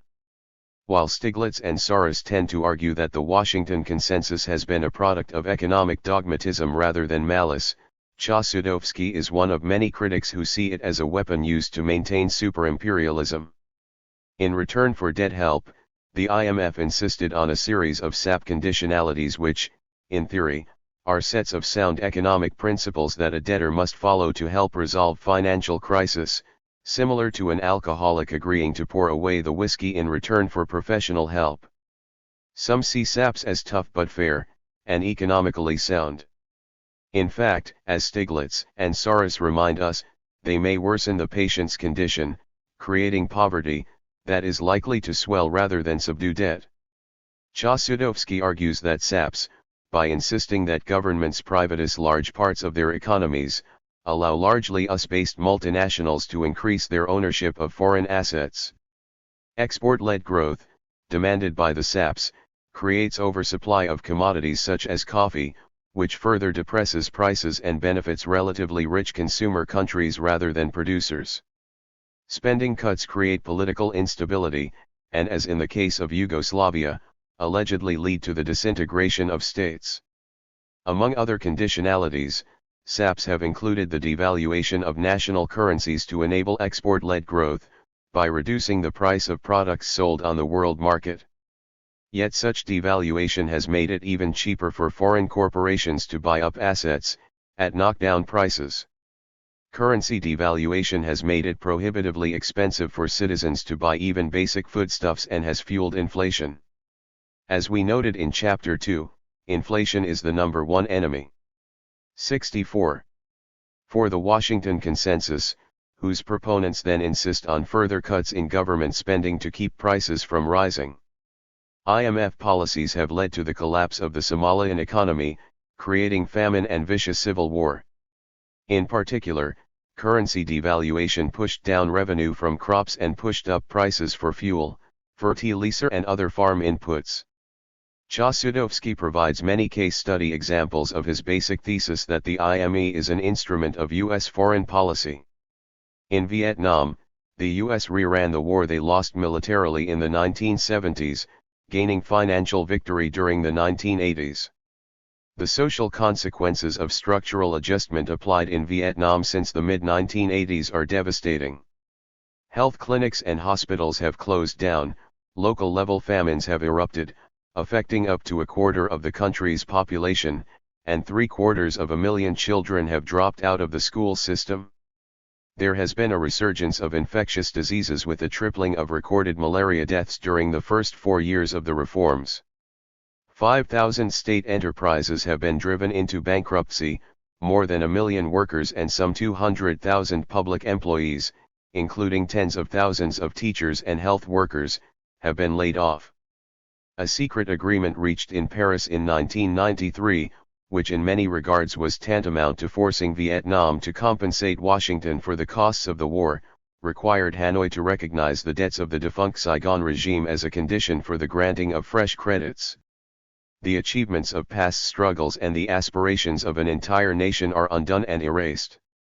A free market discourse is used to legitimate the policy goals of an elite.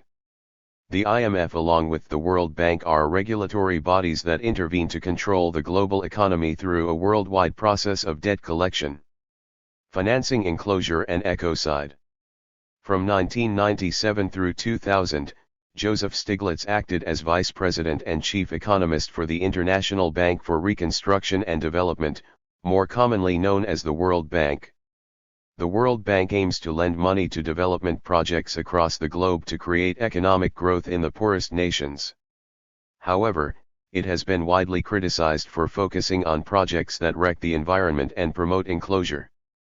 The bank has been targeted by environmentalists and social justice campaigners for funding huge dams and other projects that have dispossessed millions of people and devastated local ecosystems. Active in 65. Over 100 countries, the bank is an enormous force. It is the #1 financier of the big dams that Roy and Shiva attack so vehemently. In its 60-year history, the bank has funded at least 552 dams, at a cost in 2004 currency of $86 billion and at least 10 million people evicted from their homes. It has also spent over $26.5 billion on fossil fuel projects such as coal and oil-fired power stations since 1992. In 1992, World Bank chief economist Larry Summers scandalized the world when he wrote that the developing world was underpolluted and it would make economic sense for African countries to receive more toxic waste, in a memo that was leaked by The Economist. His economic logic, in orthodox neoliberal terms, was clear. Individuals in African states had a far lower income than those in wealthier parts of the world, so death or injury would be less costly in terms of lost income. In response, the Financial Times, a newspaper not known for its radical credentials, ran a piece under the title "Save Planet Earth from Economists." Summers later became director of the White House's United States National Economic Council, shaping President Obama's economic policy. The World Bank has also been criticized for supporting dictatorships and colonial powers. One of its earliest loans in 1947 allowed the Dutch government to launch a war against Indonesian nationalists who were attempting to gain independence. Between 1976 and 1986, the bank lent Indonesia $630 million to resettle millions of their poor to Borneo, Irian Jaya, and Sumatra. 6 million people were moved into areas that were often pristine rainforest. Deforestation proceeded at a rate of 10,000 square miles a year. Environmental problems ranged from acidification of soils to plagues of insects. The Indonesian military dictatorship massacred several million socialists in the 1970s and were keen to use resettlement as a means of reducing discontent by funneling the poor into wild areas occupied by the state. Protests have forced some change in the bank's policies. For example, in 2003 it cut funding to the Cambodian forestry program after it was found that the government had inflated the amount of rainforest left in the country, and allowed companies illegal logging access and barred conservationists. However, 2004 also saw the bank return to funding big dam projects and deciding to restart funding for Cambodia, despite a lack of progress over the country's forestry policy. An endorsement from the World Bank encourages other lenders and donors to provide support. Credit rating agencies such as Moody's or Standard & Poor's assess the financial worth of entire countries, mainly based on IMF and World Bank data. Those states that break neoliberalism's rules see their ratings plummet and cash flowing out. Development is based on enclosing the commons, enclosure that demands military force and repression. The World 66. Bank continues to finance globalization in the third millennium, a process that seeks to integrate the poor violently into a market economy. On the attic. Without the Bretton Woods institutions, global financial forces would still, according to many commentators, threaten justice, ecology, and democracy. Trillions of dollars of currency, as we have noted, at several points in this text flow at ever faster rates across the globe on a daily basis. While such cash is largely speculative rather than invested physically, outflows of hot money can lead to falling exchange rates and potential economic collapse. Currency speculation provides an example of the basic economic law that there is an inverse relationship between one's contribution to society and monetary reward. In The Bonfire of the Vanities, Tom Wolfe's central character, a bond trader, is at a loss to explain his job to his daughter. For bonds we may read currency or shares or hedge funds or any other way of making money from buying and selling financial instruments to scrape off tiny, but incremental, margins of gain. Daddy, what is it that you do? And the master of the universe is lost for words. How indeed would you describe bond dealing to a 7-year-old? And his wife jumps in and says, well, darling, just imagine that a bond is a slice of cake, and you didn't bake the cake, but every time you hand somebody a slice of cake a tiny little bit comes off, like a little crumb, and you can keep that. The growth of unproductive speculative cash flows increasingly distorts the normal workings of capitalism. Speculative flows have tended to intensify economic crises, for example, leading to the near collapse of the Asian tiger economies in 1997.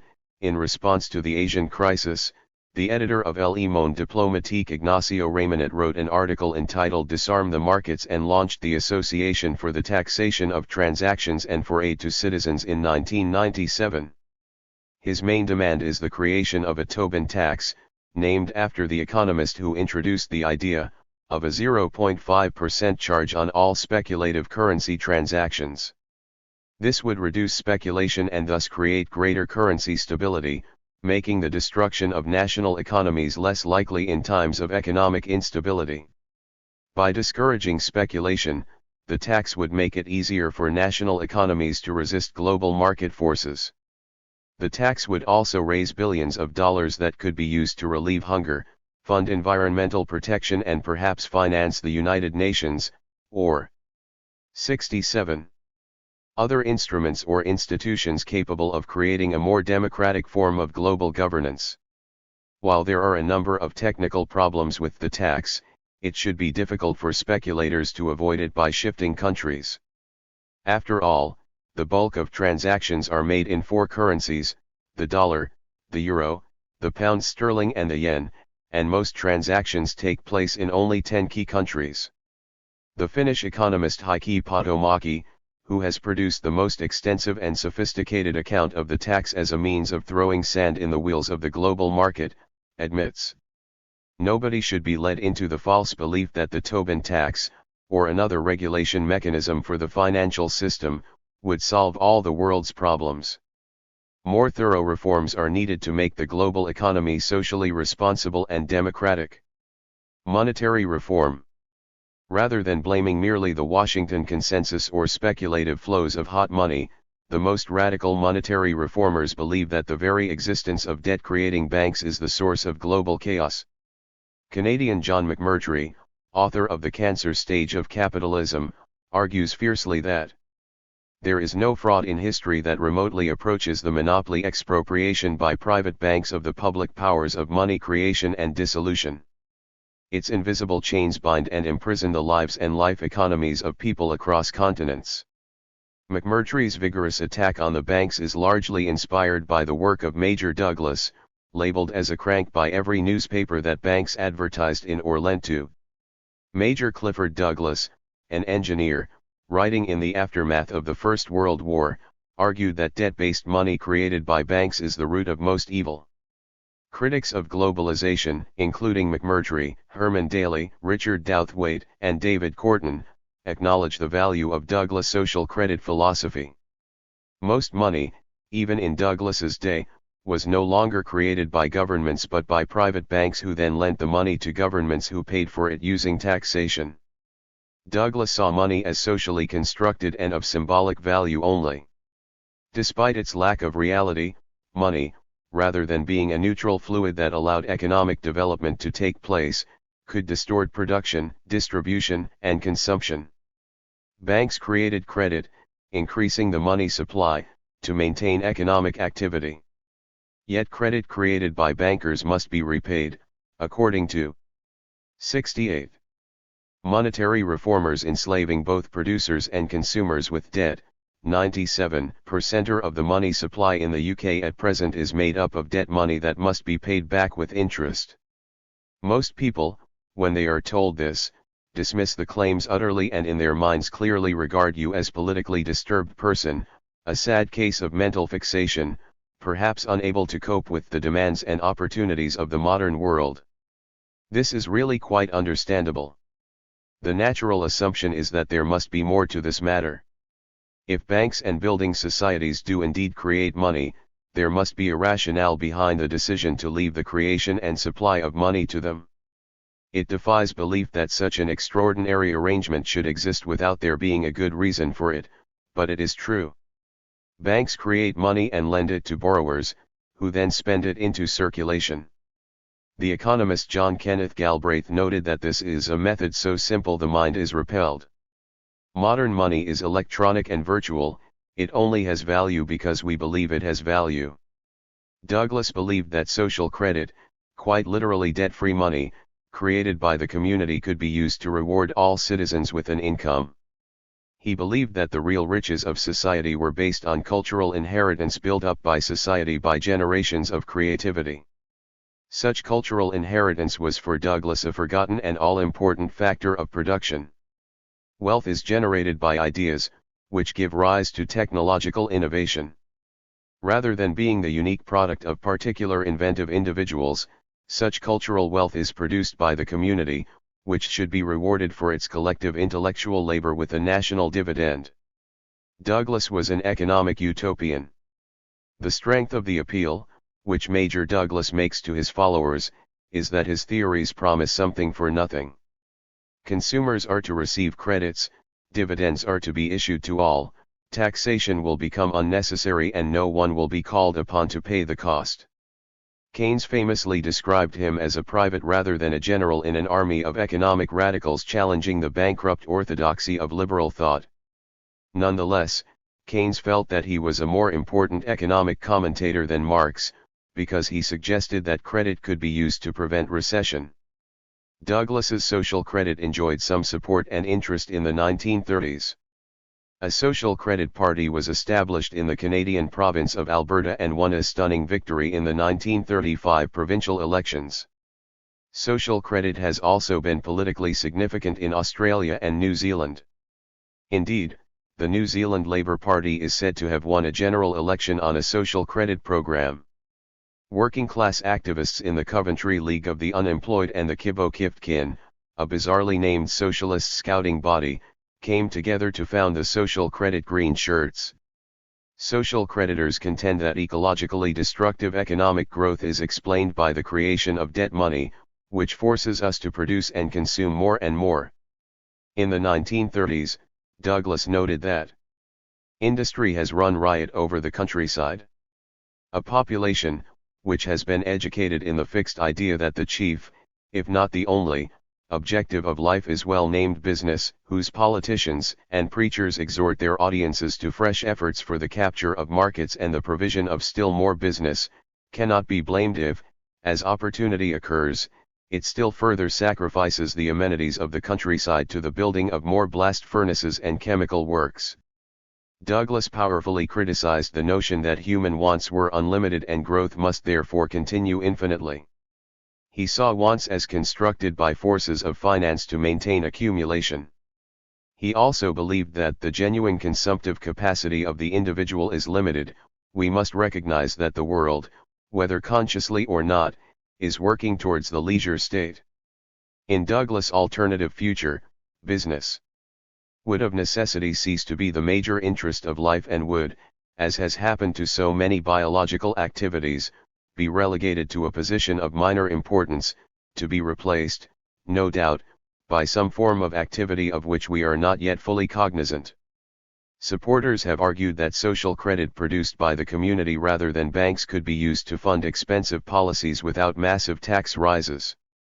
Alternative energy systems, home insulation, recycling schemes, land reclamation and measures to end poverty could be funded by debt-free money produced by the community. Douglas and modern social creditors, such as Hutchinson, believe that a national dividend, a form of guaranteed income, could be introduced.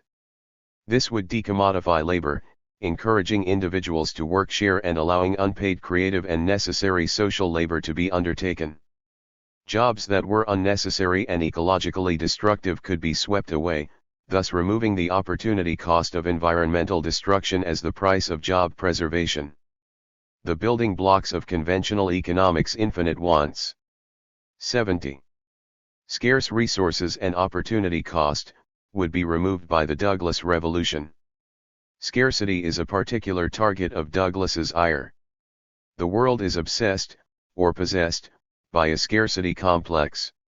While at the date of writing Great Britain is preparing for another war, she still has 1 million unemployed, farms going out of cultivation and agricultural products being destroyed because they cannot be sold. Publicists still inform us on the one hand that the situation is due to overproduction, and on the other hand that sacrifices must be made by everyone, that we must all work harder, consume less, and produce more. Social credit, for advocates, seems an obvious solution to the global debt crisis and provides a way of tempering globalization, which is seen as a product of demands for increased free trade as nations struggle to export surplus goods that are unsold because of the chronic loss of purchasing power. Douglas, never an easy man, according to his biographers, seems to have become increasingly ill and embittered after the 1930s. His ideas became marginal even amongst those who challenged the economic orthodoxy. Depressingly, Douglas was, even for a rather intolerant age, astonishingly anti-Semitic. Prone to conspiracy thinking, he celebrated the 1940s by becoming an early advocate of Holocaust revisionism, suggesting that Jewish financial forces were behind the Second World War. The social credit movement shrank and split into various warring factions, and it was not until the 1990s that his ideas re-emerged. Sadly, Douglas support groups have often functioned as a rather bizarre dating club where Greens and leftists have been able to partner neo-Nazis and anti-Semites. Of course, opposition to finance capitalism goes far wider than Douglas. Indeed, critics of usury look to Aristotle, the Bible and the Talmud. Francis Hutchinson, Mary Mellor, and Wendy Olson flag up the importance of John Law, an 18th-century Scottish banker who fled to France after a legal scandal. He invented a form of paper money for the French government to help them overcome financial crisis. Regrettably, investors lost faith in paper and bankruptcy resulted. A very great range of monetary experiments accompanied the American Revolution. Way back in 1731, Benjamin Franklin, amongst his other hobbies, used to print money. In the 1780s, Franklin and other American revolutionaries advocated not only taxation with representation, but believed that national sovereignty was based on the ability for states to create their own credit. There is a long pedigree of opposition to the banks by small farmers and workers in the U.S. populist movement. 71. President Abraham Lincoln, finding that the banks would only lend his government funds to fight the Civil War at high interest rates, issued his own currency, the greenback. This was spent into existence, much to the annoyance of the bankers. Some argue that his assassination was part of a banker's plot to preserve their power. Lincoln was, in the words of one populist pamphlet, money martyred. Monetary reform was significant at the birth of socialism. The utopian socialist Robert Owen, for example, advocated the creation of labor notes to replace bank money. The anarchist Proudhon in the 1840s saw banks as a source of injustice and backed the creation of labor credits to make way for a socialist system. Arthur Kitson, an inventor and industrialist active in the early 20th century, also campaigned on the injustice of debt money, which he claimed was produced by self-enriching bankers. Frederick Soddy, a Nobel Prize-winning chemist who wrote on ecological issues and feared the effects of economic growth, saw bankers as a force for evil because they, rather than productive groups, governed the economy. Silvio Gesell, a Swiss-Austrian, called for the principle of demurrage, essentially a negative interest scheme, where money would progressively lose its value if not spent, and thus a principle designed to promote economic activity. Like Douglas, Keynes lavishly praised him. There are perhaps hundreds of monetary reform theorists who agree that it is wrong for banks to hold a monopoly of credit. In 2014, the Green Party of England and Wales adopted the policy of positive money, a pressure group who wished to place money creation in public hands. Quantitative easing, where money was created and used to buy back government debt, put nearly £4 billion into the UK economy to prevent negative economic growth and deflation, during the recession from 2009 onwards. Inflationary in ordinary circumstances, in a state of austerity, this policy was used to keep the economy afloat. Tragically, rather than being used to fund renewable energy schemes, build schools, or even end poverty through a basic income scheme, the money was simply pumped into the banking system in the form of cheap credit. Monetary reformers argue that such money creation could be used to banish poverty and finance a sustainable future, rather than helping bankers. Modern monetary theory argues that the obsession with government debt used to promote austerity is misleading. Currency can be created by the state and should not be used as an excuse to destroy services. MMT seems to provide a good basis for a more social justice approach to monetary economics. While it doesn't argue that all credit should be created by the state, it does suggest that states have alternatives to austerity. A good introduction to MMT is provided by the U.S. economist Warren Mosler in works such as 7 Deadly Innocent Frauds of Economic Policy. Let's and local currencies.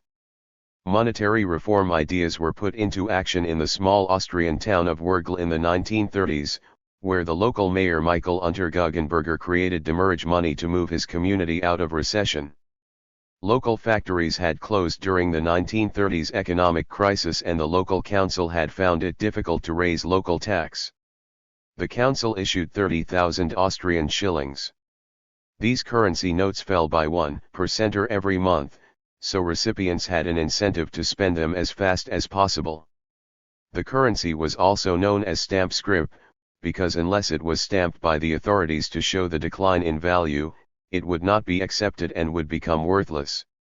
The currency circulated quickly, taxes were raised, unemployment fell, and Wurgl prospered until the Austrian National Bank stepped in to close the system down in 1933. Inspired in part by such ideas, thousands of local monetary experiments have been launched around the globe. Microcredit, where development networks allow local community enterprises to borrow on favorable terms, is another. Time dollars from Ithaca, New York allow citizens to swap labor and have been recognized by government agencies. The fastest growing have been local exchange and trading systems, invented by the Canadian activist Michael Linton. Since the 1980s, they have become increasingly common, using computer software to construct local barter schemes where individuals trade services such as plumbing and babysitting. The New Economics Foundation has argued with some technical flourish that rather than being dependent on bankers and global finance, Governments could create their own money and control their own economic destiny. The former banker Bernard Lietaer has drawn attention to a variety of new locally created currencies, which he sees as the basis for a future of sustainable abundance. He is particularly enthusiastic about the example of municipal rubbish-based currency in the Brazilian city of Curitiba. When a new mayor, Jamie Lerner, was elected in 1971, he found that the town was out of cash and the rubbish was piling up in the streets, so anyone who brought their glass, paper, plastics, or vegetable waste for recycling was rewarded with a bus token. The tokens evolved into an alternative local currency and the town took off. The average citizen earns 3 times the Brazilian minimum wage, and according to Lietaer, Curitiba has been able to join first world living standards within 1 generation. Local currencies are seen as a way of encouraging local economic activity so as to act as a barrier to globalization. HS. Positive money. The ideas of monetary reformers with their schemes to print money and create a new economic order cannot be dismissed entirely. Money, far from being real, is clearly socially created. Making this point in an otherwise strongly critical account of Douglas' social credit, Hiskett and Franklin note that the attempt, which is sometimes made, by orthodox defenders of the banking system, to show that banks do no more than lend the money, which is deposited with them, is based on a specious argument, which tries to prove too much. The indisputable fact is that, by action of the banks, £1,000 of new cash, deposited with the banking system, is built up into a total of £10,000 deposits by the addition of £9,000 of credit money. Their account is slightly out of date. Today, banks feel little need to maintain reserves of currency and continue to build up mountains of debt-based cash. Yet although money is virtual, the message of the monetary reformers may not quite provide a panacea. Conventional critics of monetary reform argue that money creation can be ineffective or inflationary. More radical voices suggest that the development of debt-free money may not be as crucial to creating an ecologically sound and social justice economy as the reformers suggest. One issue is neutrality. Most conventional economists argue that money is neutral, which means that money should not be confused with real wealth. By producing more money, we cannot really make people richer. For example, if the Australian government doubled the amount of money in the economy, this would not automatically double the quantity of goods and services in the Australian economy. Instead, the price of goods and services would tend to increase. Keynes argued that money was not entirely neutral. If there were unemployed resources in an economy, for example, if workers were unemployed and land idle, an increase in the money supply might be accompanied by growth. However, he believed that consumer and especially business confidence were far greater influences on real economic activity. Simply printing money does not create wealth, as some monetary reformers seem to suggest. Money, even if it is made in a debt-free form, will fuel either growth or inflation. If the community prints more money and spare productive capacity is present, more goods will be produced, creating more economic growth, which is potentially destructive from a green perspective. Money is socially constructed and has no objective source of value other than collective sentiment. If banks simply produced unlimited amounts of money at the stroke of a pen, their legitimacy would fall and their deposits would cease. 74. To be seen as good. If governments or the community were simply to supply more money, public confidence in the currency might fall. If confidence in a currency is low, it falls in value and may be unacceptable. This explains the value of the dollar. The political and military power of the US creates confidence in the dollar, which is seen as a hard currency, so that in many parts of the world US currency rather than the local currency is used. Military and political stagnation with rising debt pushes the dollar down. Thus, socially constructed money is still likely to follow Gresham's law, that accepted credit will be pushed out by that with less perceived legitimacy, that is, good money is driven out by bad. To make money work, appropriate rituals must be performed. Equally, bankers cannot be seen as the source of all evils, as wicked magicians who commit the evil of usury to gain dominance over creation. If people believe that money has value, then it has value. If authorities have power, money works perhaps to give them more power, but merely to construct money is not enough. Currently, only a minority use local currency and let schemes, and they are very much at the fringes of society. Bitcoins have had, however, a larger impact, and it might be argued that all the anti-capitalist alternatives discussed in this volume are marginal, and a hard struggle will be needed to take them center stage. Radicals, as well as defenders of the economic orthodoxy, also criticize the monetary approach. Monetary reformers argue that debt money is the root of all evil. Yet all forms of money have ill effects on society. Money has long been a source of destruction, and it's largely pointless to distinguish between good and bad cash. In a money-based economy, an individual must have money to exchange for goods and services to survive. This means that one must constantly find new ways of acquiring money, leading to waste and dissatisfaction. To survive, I need to sell more books. Therefore, if more people borrow my books from friends or libraries, I find it more difficult to profit from writing. Money discourages us from creating an economy based on what is useful and instead creates new needs.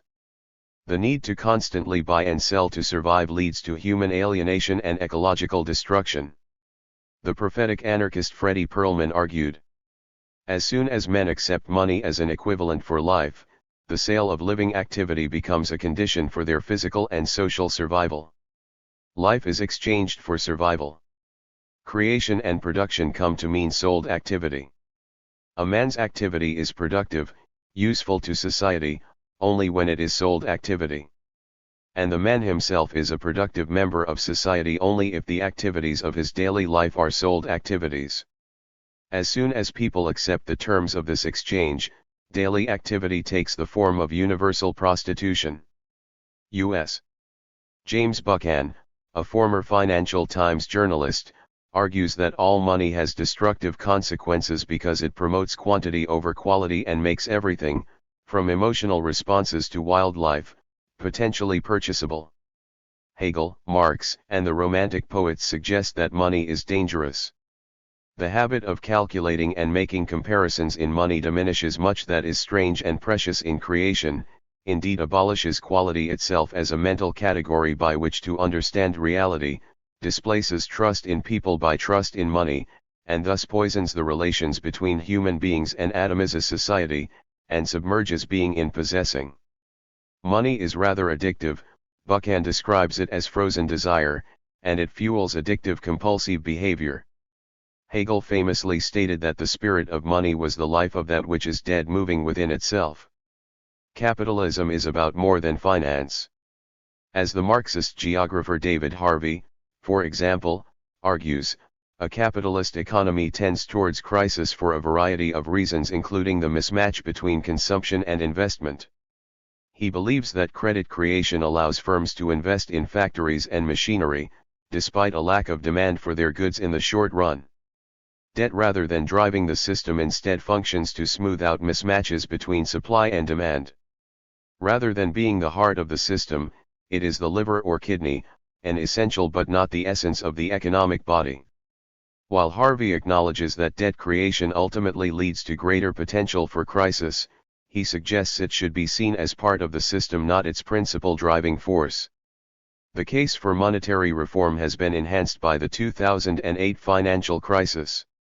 Ever more complex financial instruments, together with subprime mortgages, provided at high interest to poor householders in Florida, led to chaos.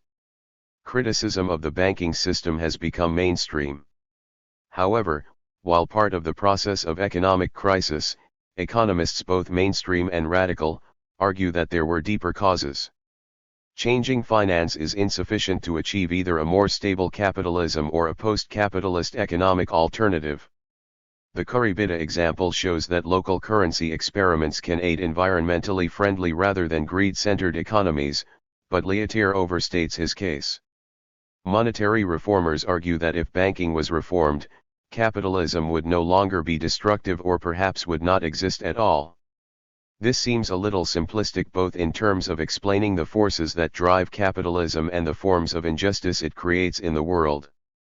Marxists, in providing an alternative account of capitalism, have argued that the problems we face have rather deeper roots. Marxism, evaluated in the next chapter, has its own strengths and weaknesses in explaining the process of globalization and looking to alternatives. 6. Marxisms. The Times of November 1857 contains an utterly delightful cry of outrage on the part of a West Indian plantation owner. This advocate argues with great moral indignation, as a plea for the reintroduction of Negro slavery, how the Quasis content themselves with producing only what is strictly necessary for their own consumption, and, alongside this use value, regard loafing as the real luxury good, how they do not care a damn for the sugar and the fixed capital invested in the plantations, but rather observe the planters' impending bankruptcy with an ironic grin of malicious pleasure. As far as they are concerned, capital does not exist as capital. Karl Marx is often seen as the anti-capitalist thinker. All Marxists reject the idea that one aspect of capitalism, such as banking or corporations, can be reformed or removed to create a fairer society. Positive money does not negate a negative system, everything must go. Typically, Canadian Marxist David McNally notes, "It is the nature of capitalism to degrade, dehumanize, and oppress, to commodify everything and to exploit all but the tiny minority who control the world's wealth. Rather than accidental, a perverse distortion of an otherwise fair system, this drive to commodify and exploit is the very nature of the beast." Marx's ideas are difficult to understand for a number of reasons. First, however carefully one reads him, his ideas remain frustratingly unfinished. Much of what he wrote in the 19th century is surprisingly robust. Marx can be amusing, exciting to read, and is generally more subtle than many Marxists and critics admit. His core arguments, that capitalism is exploitative, tends to continue expanding, and leads to alienation and to the growth of monopoly, are at least clear. Yet some of the most important links between his ideas were never made. For instance, he argues that profits tend to fall and that capitalism is prone to recession, but he did not develop a complete theory of crisis. Second, attempts to fill in the gaps and popularize Marx have often made matters worse. His co-author Engels tried to reconstruct much of what Marx wrote after his death in 1883. Scraps of paper and crossed-out paragraphs were put together to finish the volumes of Capital, his masterwork. One gets the impression that much of his theories of surplus value was scratched onto cigar packets left under his bed. By attempting to present Marx's ideas in a way that they would appeal politically to the working class, Engels may have emphasized the elements of Marx's thought that suggested that capitalism was doomed and communism was inevitable.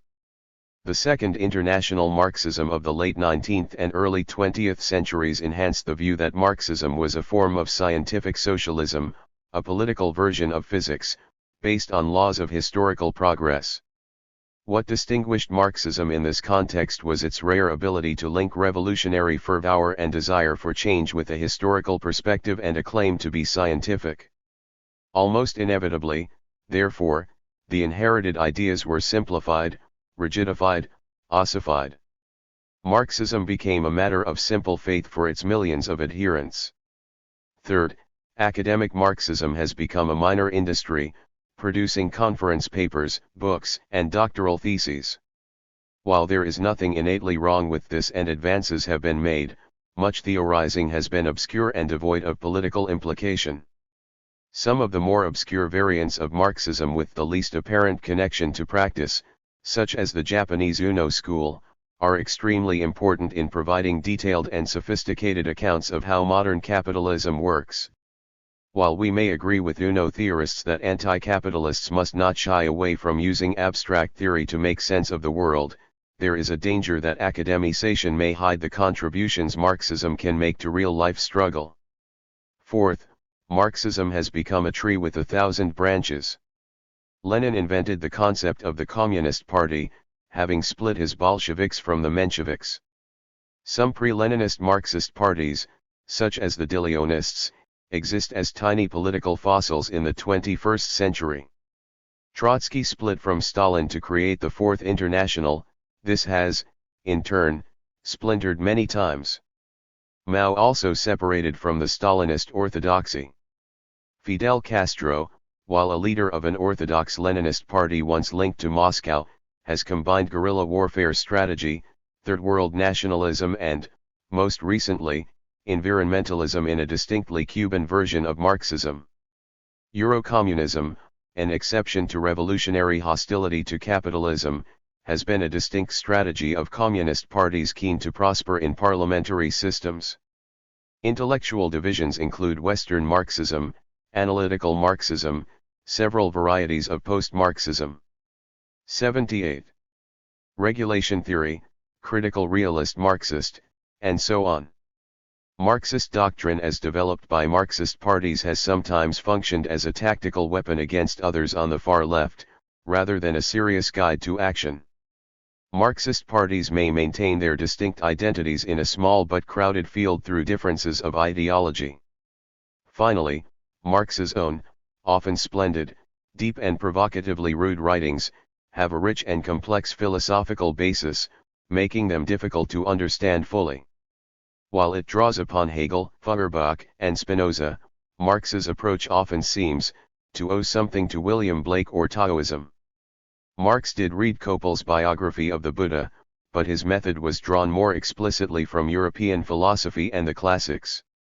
His PhD examined the philosophical differences between Democritus and Epicurus, and he was a member of the young Hegelian circle. Without appreciating the paradoxical feel of his ideas, little progress can be made in understanding them.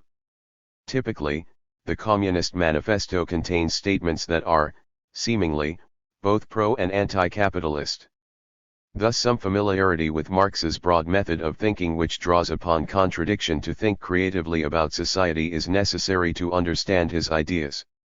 For the reasons outlined above, any serious review of Marxist anti-capitalism will be both something of a roller coaster ride and inevitably superficial. The Marxism that effortlessly linked exploitation, class struggle, capitalist crisis, and communist victory is no more. Marx's ideas are best understood if one understands the man himself and his social context, an easy and pleasurable task which can be approached by reading any of several excellent biographies, especially Francis Ween's amusing book. In this chapter, a summary of Marx's economic analysis and method is offered. Marxist accounts of imperialism are introduced, and more recent Marxist accounts of capitalism from the points of view of Fidel Castro, David Harvey, and Hugo Chavez are discussed. Marxist economics, the utter basics. History is the history of class struggle, declare Marx and Engels in the Communist Manifesto, later arguing that capitalists exploit the labor power of workers. A worker makes, say, 10 mopeds in a day and the capitalist takes 7 of these. A worker produces, say, 100 DVD players in a day but receives only a fraction of their worth in wages, equivalent to perhaps the value of 30 DVD players. This, of course, oversimplifies Marx's case, because he saw economic activity as increasingly social. For Marx, the market economy was based upon cooperative, not purely private individual production. After all, it's difficult to build a bus on 79. One's own. However, in his account of what we produce, only a fraction of the value is retained by us in the form of a wage, the rest of the value goes into profit, that is, to the capitalist owner of the company. To simplify, slightly, we have a system of economic theft. Workers can go on strike and use various means to achieve a fair day's pay for a fair day's work, but will always be exploited in a capitalist system because the capitalist will take some of what they produce and control how they work. People overwhelmingly prefer to cling to precarious conditions as farmers, fishers, hunters, and the like rather than sell their human capacities to a buyer. It is only when there is literally no other way to survive, when, in short, all other economic options have been taken away from them, that people reluctantly accept a life as wage laborers. Individuals must be forced to work for capitalists by separating them from their own means of production. If people have their own land to grow food or their own tools to produce goods, they will be reluctant to work for the capitalist.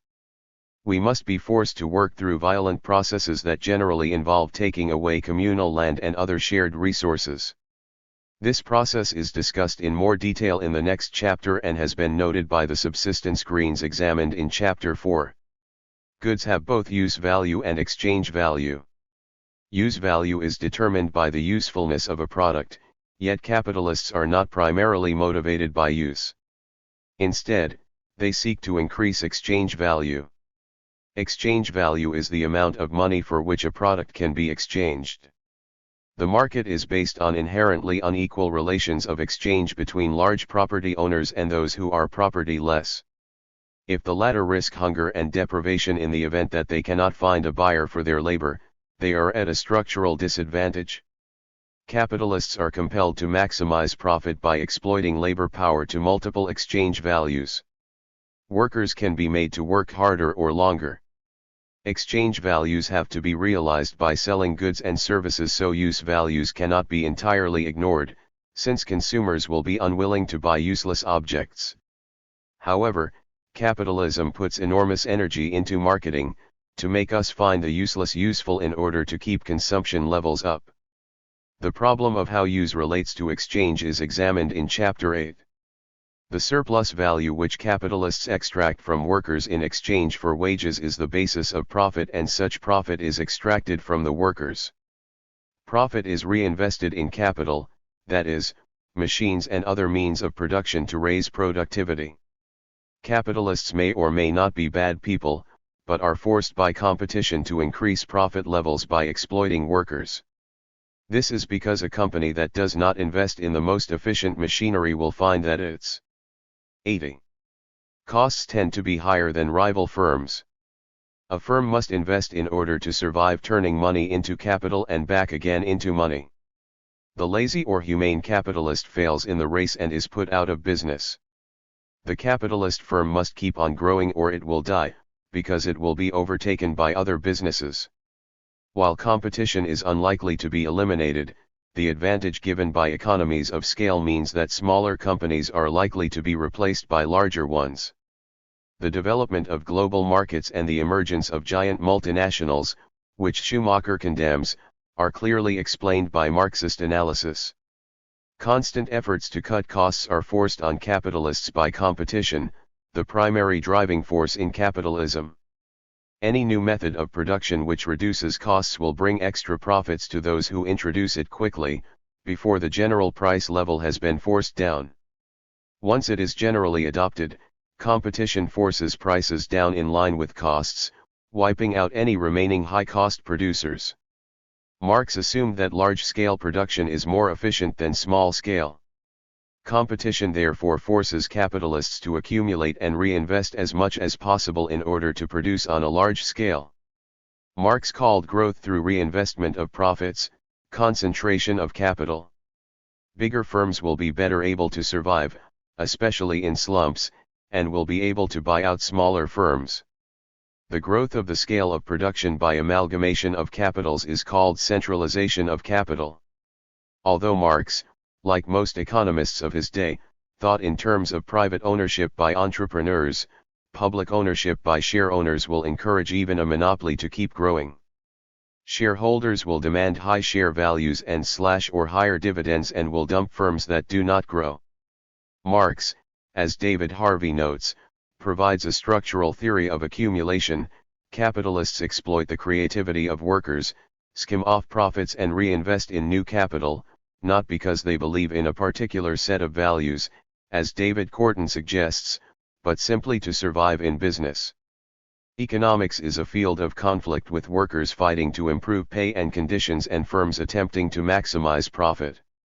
Technological, cultural, and social changes are the only constants of capitalism. Capitalism is like a bicycle. A bicycle tends to fall over if one ceases pedaling. Capitalism tends to collapse if it fails to grow. Although it might be said that capitalism demands, unlike a bicycle, that we pedal faster and faster forever, it can be distinguished from other forms of society by dynamism and by instability. Thus capitalism is crisis-ridden. Marx argued that labor power is the source of exchange value and profit. Machines gradually replace workers, and as the 81 proportion of labor in the production process falls, so, other things being equal, does profit. In Marx's analysis, if all value comes from labor, then if less labor is used to produce goods, less value will be generated when such goods are sold. While this may seem a little obscure, simple supply and demand analysis gives us the same result. As workers are replaced by machines, oversupply pushes up the quantity of goods produced and leads to falling profit. Crisis is not fatal, at least not immediately. Marx identified a whole host of processes from selling more goods to exploiting workers more intensively, which tend to conserve the capitalist mode of production. While Marx, in several passages, stated that crises would intensify, careful study of his work suggests that this is not necessarily the case. Marxists have long argued as to the exact nature of the tendency for profit to fall and the crisis identified by Marx. Many Marxists have argued for an underconsumptionist view, suggesting that consumption will fail to keep up with production, leading to falling prices, negative profits, and killer slumps. Others stress overaccumulation, noting that supply will rise too fast to sustain profit. These two views are essentially one. Other contradictions include the possible mismatch between different departments of the economy, thus capital may increase faster than demand for goods and services, again feeding into slump. Autonomist Marxists stress the essential conflict between workers, who want to hold on to more of their labor power, and capitalists who wish to steal it away. For eco-socialists, the basic contradiction between use values and exchange values is the mother of all other contradictions and crises. As capitalism develops, ways around contradictions tend to be found, but they tend to lead to new contradictions. For example, the growth of vast financial markets producing credit, which horrifies social creditors, allows consumption to expand to maintain profitable demand. Accelerating debt expands consumption and allows exchange values to be realized. The mismatches in the economy can be bridged by borrowing. However, this leads to new contradictions. While the problems of capitalism cannot be blamed on the banks, debt creation certainly leads to new problems. Contradictions and conflicts, whether class-based, environmental or economic, to the extent that they can be separated, lead to change. Marx argued that capitalism, by massively increasing the means of production and forging working-class opposition, tends to create communism. Marxist politics tries to activate these tendencies. Ultimately, accelerating change may lead to a communist society, where the market is replaced by conscious human planning. Abstract economic laws and the needs of an elite are replaced by a society based on human need. This process is a revolutionary one both because it is 82 likely to demand violent change and because it leads to a break between one kind of society and another.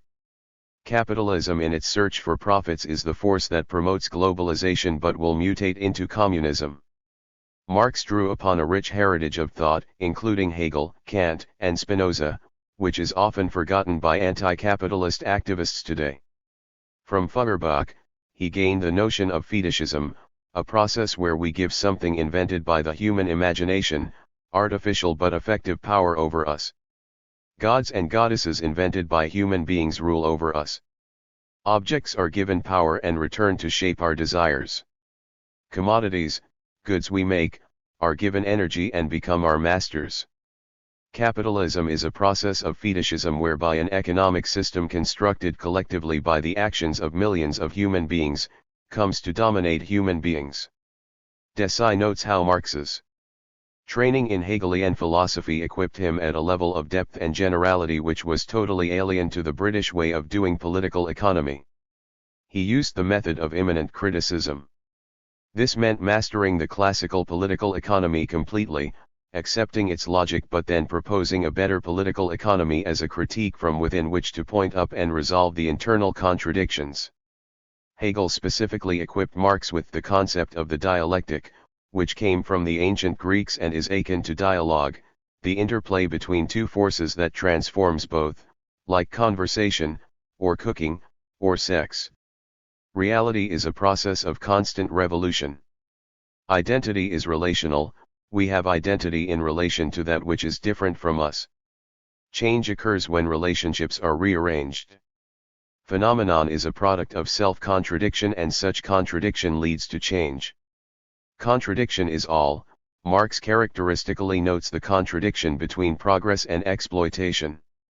Concepts enslave workers, machines crush their individuality in the pursuit of surplus value.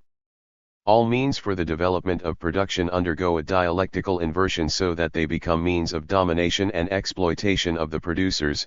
They distort the worker into a fragment of a man, they degrade him to the level of an appendage of a machine, they destroy the actual content of his labor by turning it into a torment, they alienate from him the intellectual potentialities of the labor process in the same proportion as science is incorporated in it as an independent power, they deform the conditions under which he works, subject him during the labor process to a despotism the more hateful for its meanness, they transform his lifetime.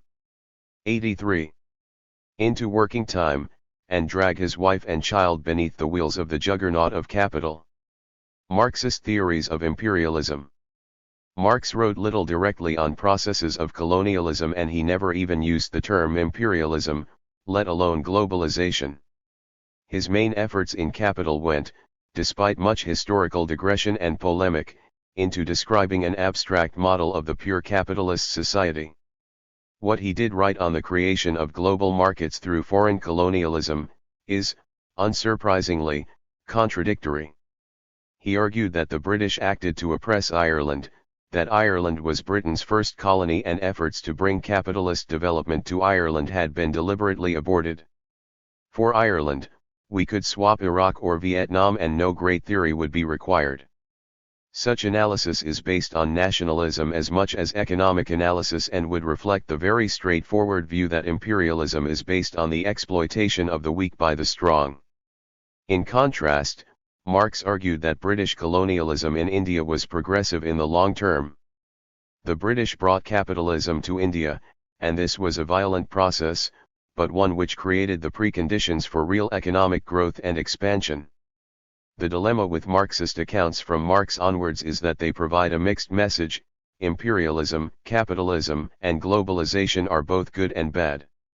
Marx noted that the British had transformed land ownership, created a free press, and introduced the electric telegraph.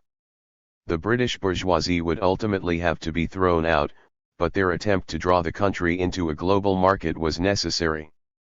Has the bourgeoisie ever done more? Has it ever effected a progress without dragging individuals and peoples through blood and dirt and misery and degradation? The Indians will not reap the fruits of the new elements of society scattered among them by the British bourgeoisie till in Great Britain itself the ruling classes shall have been supplanted by the industrial proletariat, or till the Hindus themselves shall have grown strong enough to throw off the English yoke. Clearly, the view of a purely exploitative relationship would end the need for further speculation. What is the point of developing a sophisticated theoretical account of one group kicking another and stealing their stuff? The more theoretical account, in turn, puts Marxists, perhaps, in the pro-globalization camp, stressing that the growth of global markets is a precondition for socialism. Marx is never straightforward and accounts that contradict. 84. This reading are also apparent. He was damning about the use of torture in British Victorian India, and wrote extensively of the damage wrought by the East India Company. We have here given but a brief and mildly colored chapter from the real history of British rule in India. In view of such facts, dispassionate and thoughtful men may perhaps be led to ask whether a people are not justified in attempting to expel the foreign conquerors who have so abused their subjects. And if the English could do these things in cold blood, is it surprising that the insurgent Hindus should be guilty, in the fury of revolt and conflict, of the crimes and cruelties alleged against them? The first Marxist to challenge and develop Marx's views on imperialism was Rosa Luxemburg. A Polish revolutionary, killed after the abortive Spartacist uprising, she believed that capitalism suffered from a potential crisis of underconsumption. Exploitation of the working class meant that consumers, who derived their income mainly from work, did not have enough purchasing power to buy the products manufactured by capitalism. This mismatch between production and consumption could be overcome by selling to new markets outside the capitalist system. Imperialism used military force to gain control of territories outside of capitalism whose populations would buy excess goods. Her approach fits the facts of the Opium Wars, where Britain went to war to force the Chinese to accept imports of the drug. Her views parallel the accounts of social credit/monetary reformers who see excess production as a motive for enhanced trade. John Hobson, a non-Marxist critic of imperialism, held broadly similar views. Imperial expansion might also provide a source of cheap raw materials and labor. Luxemburg notes the importance of creating a reserve army of spare labor, a theme previously explored by Marx, to keep wages low in the capitalist heartlands. Luxemburg, who bitterly attacked the processes leading to the enclosure of the commons and saw little of intrinsic value in capitalism, argued that the full creation of a global market would lead to the collapse of capitalism because it would cease to have outside markets in which to sell excess goods.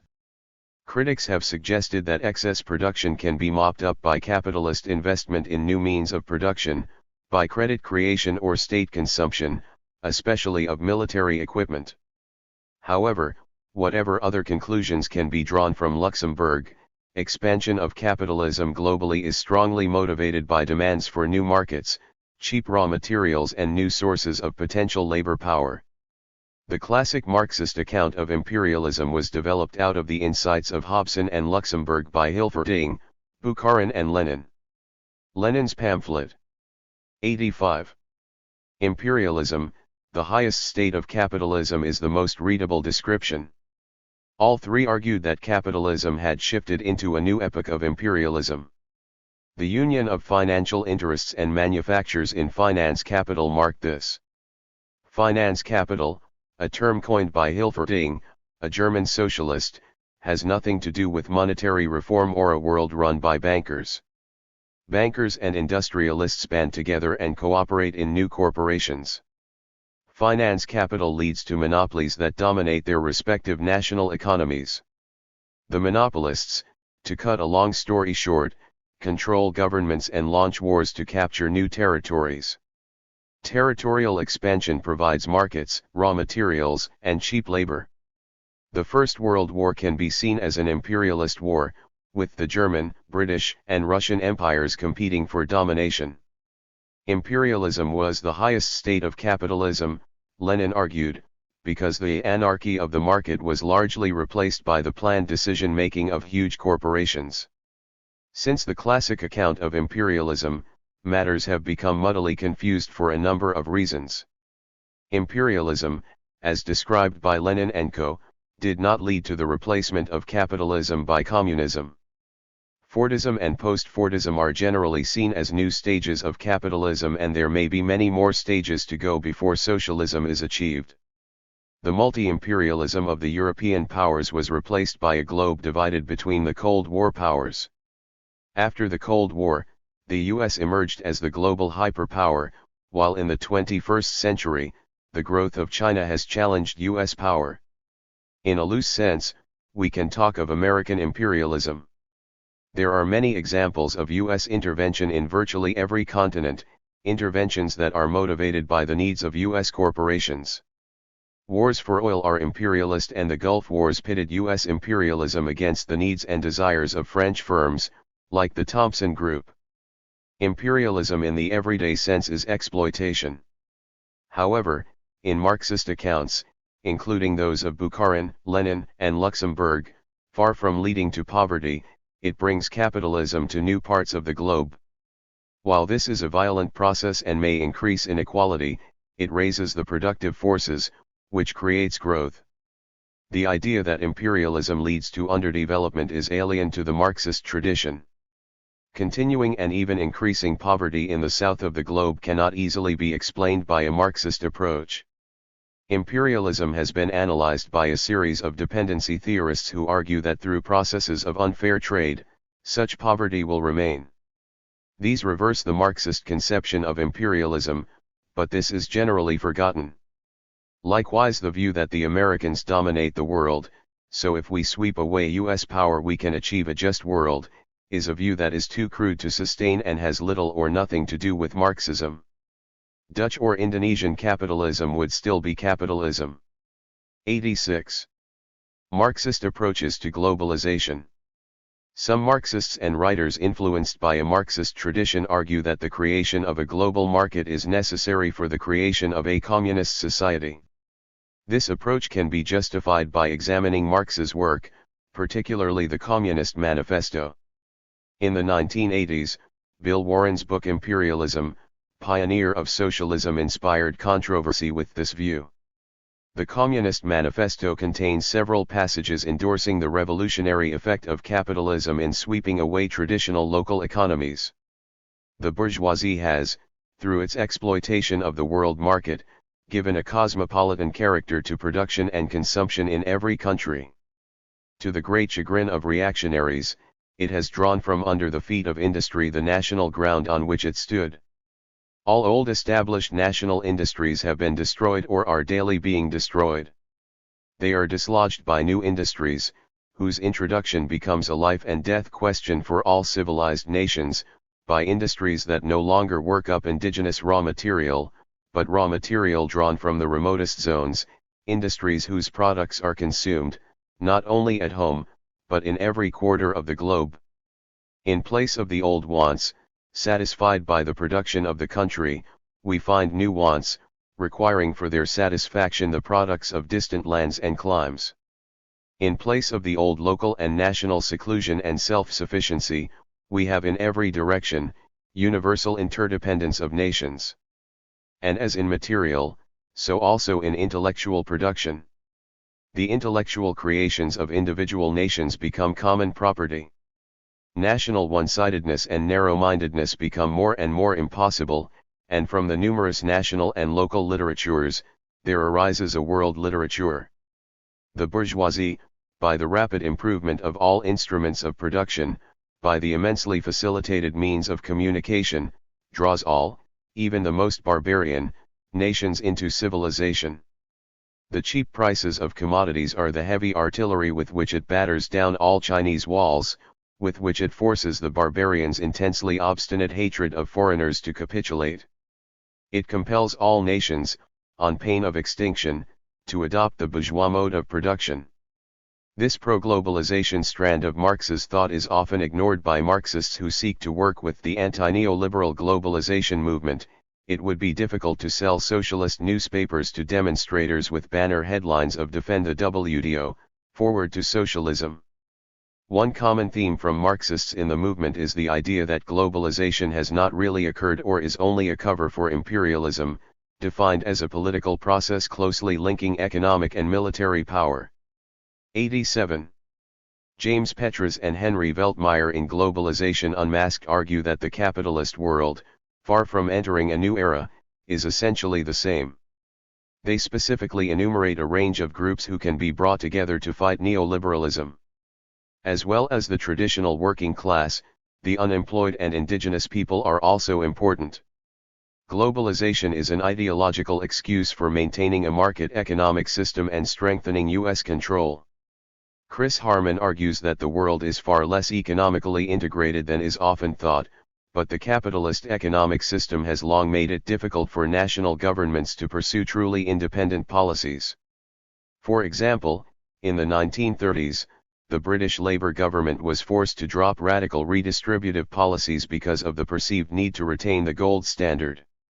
The gold standard fixed the value of the pound to gold and was thought necessary to maintain Britain's economic standing in a global system. Today, imperialism remains, and such imperialism is largely American. Castro on globalization. Other Marxists have given more thought to practical change and have stressed the ecological dimensions of opposition to globalization. Former Cuban President Fidel Castro, for example, has examined the contradictory nature of Marxist accounts of globalization. Castro argues that while U.S. imperialism directly threatens Cuba, globalization cannot be reduced to the needs of specifically U.S. corporations. He believes that globalization is a cultural phenomenon with language, literature, and music becoming worldwide in scale. There is even existing socialist globalization, with Cuba sending doctors and teachers to Africa, South America, and other parts of the globe. Technological development is another reason why globalization is in principle beneficial and cannot be reversed. Castro also rejects the view that globalization is a product of a plot by a small elite. Instead, the Communist Manifesto indicates that it is born out of a broad historical process. However, Castro then notes the world is dominated by a particular form of neoliberal globalization, which even capitalists admit is destructive. He is particularly amused that a capitalist multimillionaire like Soros is so critical of neoliberalism. Neoliberal globalization wants to turn all countries, especially all our countries, into private property. They want to turn the world into a huge free trade zone.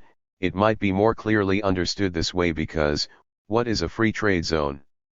It is a place with special characteristics where taxes are not paid, where raw materials, spare parts, and components are brought in and assembled or various goods produced, especially in labor-intensive 88 sectors.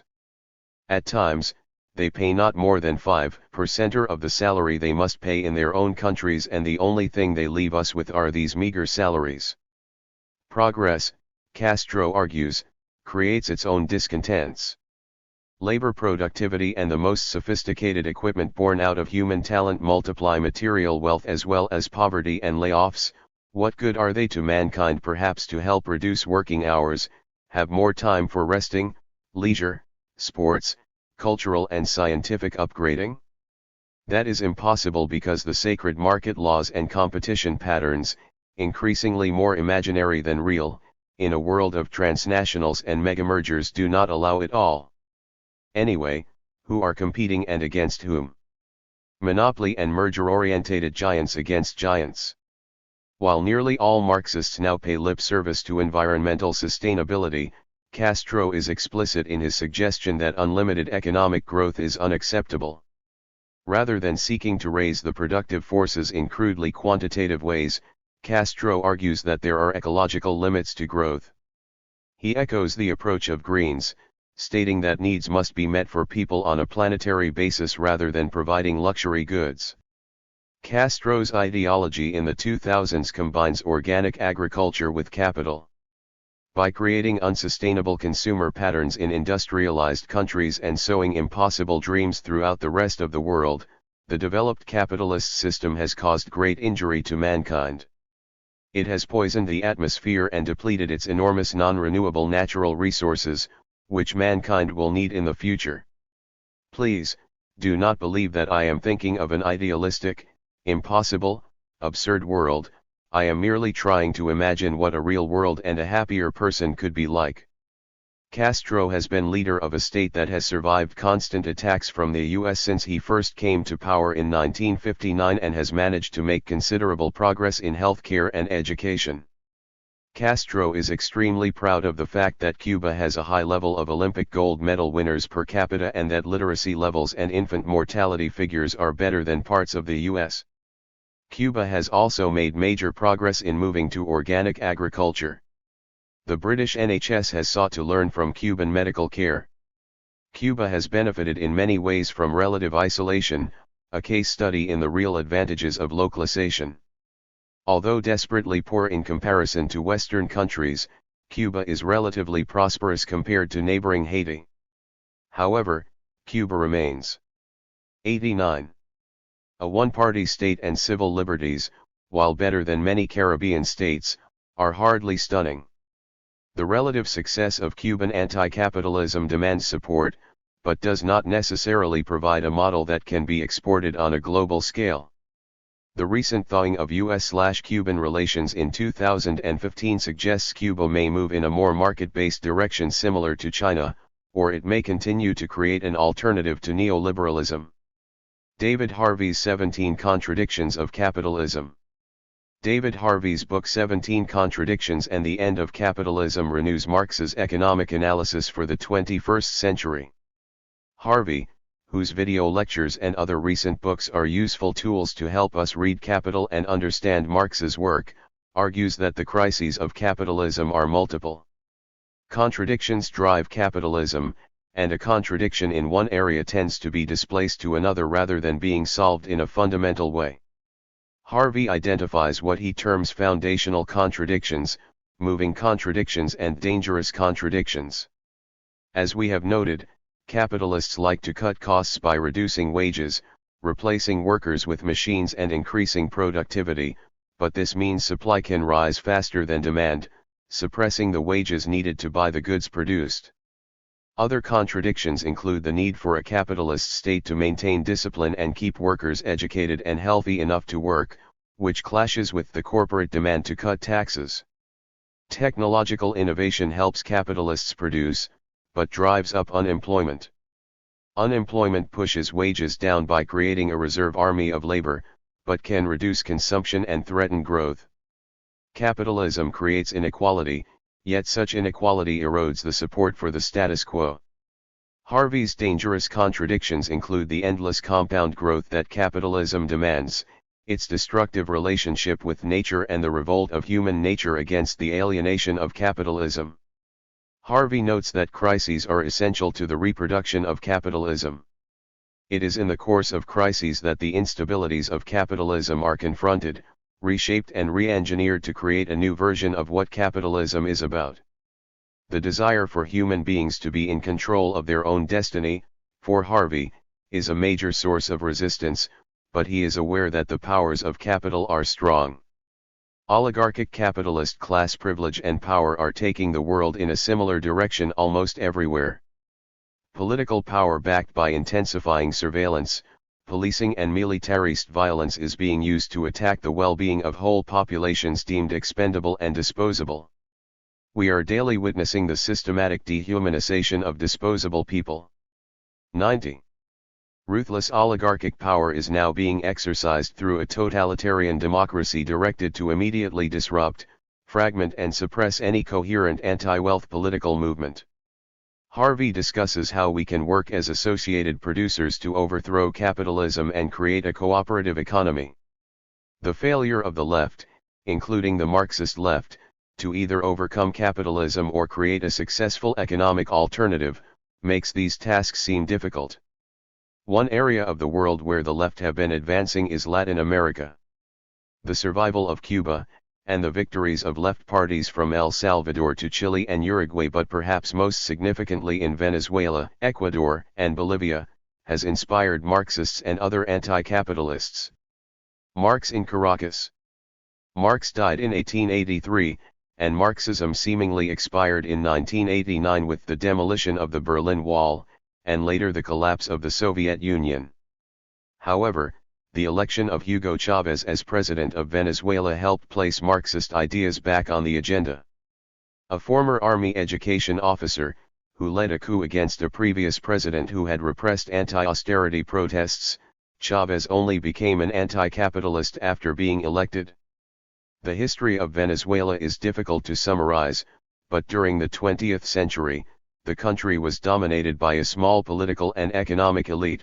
Many people lived in extreme poverty in the barrios, the economy was almost totally dependent on oil, corruption was endemic, crime high, government weak, and political power and influence networks utterly in the pockets of the U.S.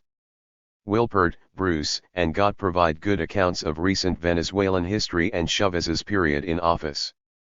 In short, it is a difficult country in which to try to create a sustainable socialist system, and every day since 1999 when Chavez was elected, to date, as I write in 2014, Venezuela's anti-capitalist experiment has been under threat. However, Chavez's victory produced the first new country in decades to attempt to move from capitalism to socialism. Chavez promised to challenge elite rule, poverty, and corruption. At first he was inspired by Tony Blair's vision of the Third Way, seeking an inclusive, people-friendly capitalism. Chavez was a product of mass grassroots politics, long-term struggle, liberation theology, the legacy of Latin America's liberator Simon Bolívar, and the participatory values of Paulo Freire also went into the mix. Challenging the elite led to media pressure to remove him from office, and with the covert support of the U.S. government, he was removed from office in a coup in 2002. However, after mass protests by the Venezuelan population, he was swiftly returned to power. The US has spent millions funding opposition DIL groups in Venezuela, and the world's media has been hostile to Chavez and his successor, former bus driver Nicolas Maduro. After the coup, Chavez moved left and argued for the creation of a socialist system. He rejected the Soviet model of a centrally planned economy, calling for socialist property rights, as opposed to a raising of the means of production, as key. He advocated an ecological and grassroots socialist system that would deepen over time. His triangle of socialism included social but not state ownership, because only with the creation of communal property rights was socialism possible. Workers' control and participation were promoted, because collective ownership, without democratic management, led to centralization and disillusionment. The third side of the triangle was an ethic of common good and sharing, the creation of a socialist rather than a capitalist culture. Michael Lebowitz links Chavez's triangle of socialism to Marx's perspectives in the Grundrisse, Marx's Notebook for Capital. Socialist activists Peter McLaren and Mike Cole note that there have been some successes. Venezuela's creation of more than 100,000 worker-owned cooperatives consisting of more than 1.5 million workers, and these include both agricultural cooperatives and manufacturing cooperatives. Accompanying this success has been the creation of more than 16,000 communal councils that facilitate the development of infrastructure projects advanced by community participants.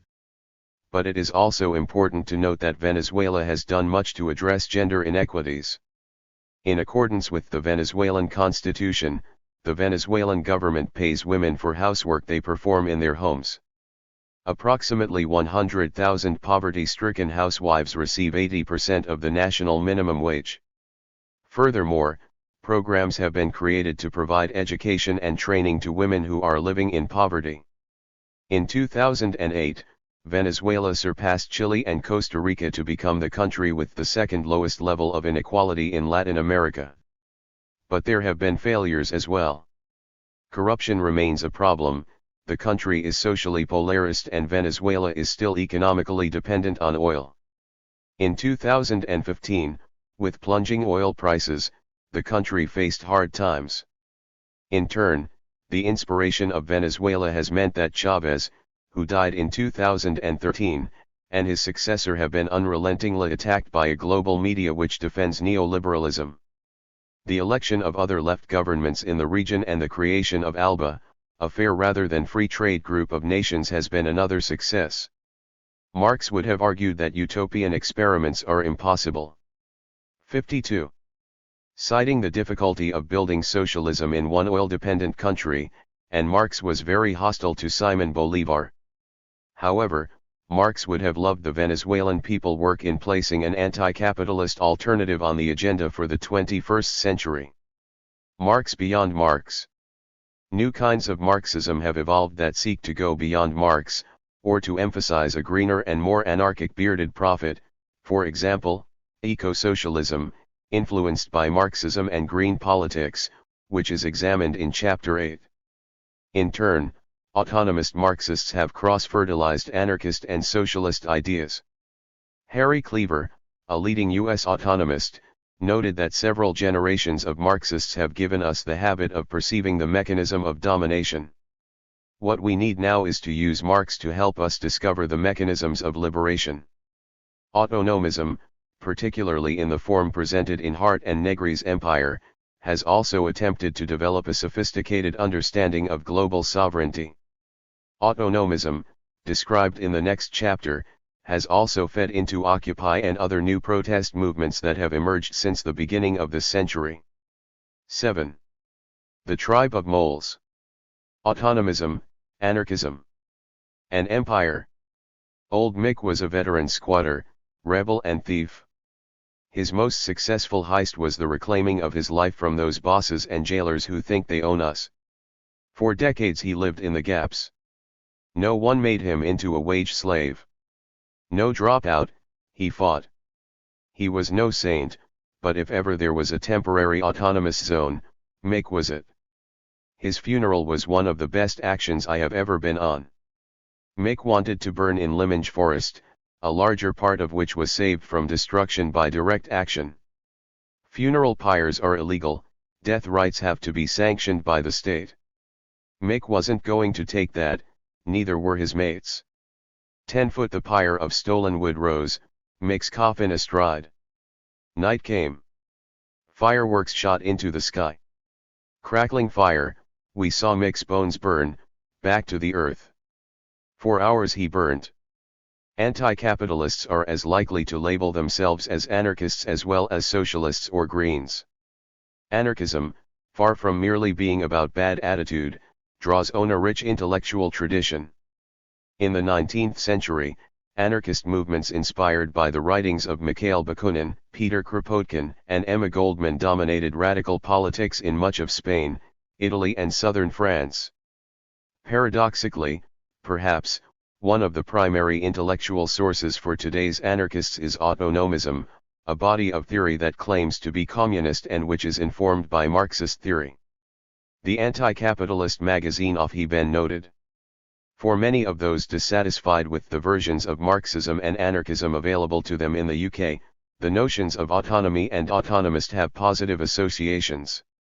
Anti-capitalist mobilizations of J18 and Seattle both drew on themes and language associated with autonomia, such as autonomous struggles and diversity.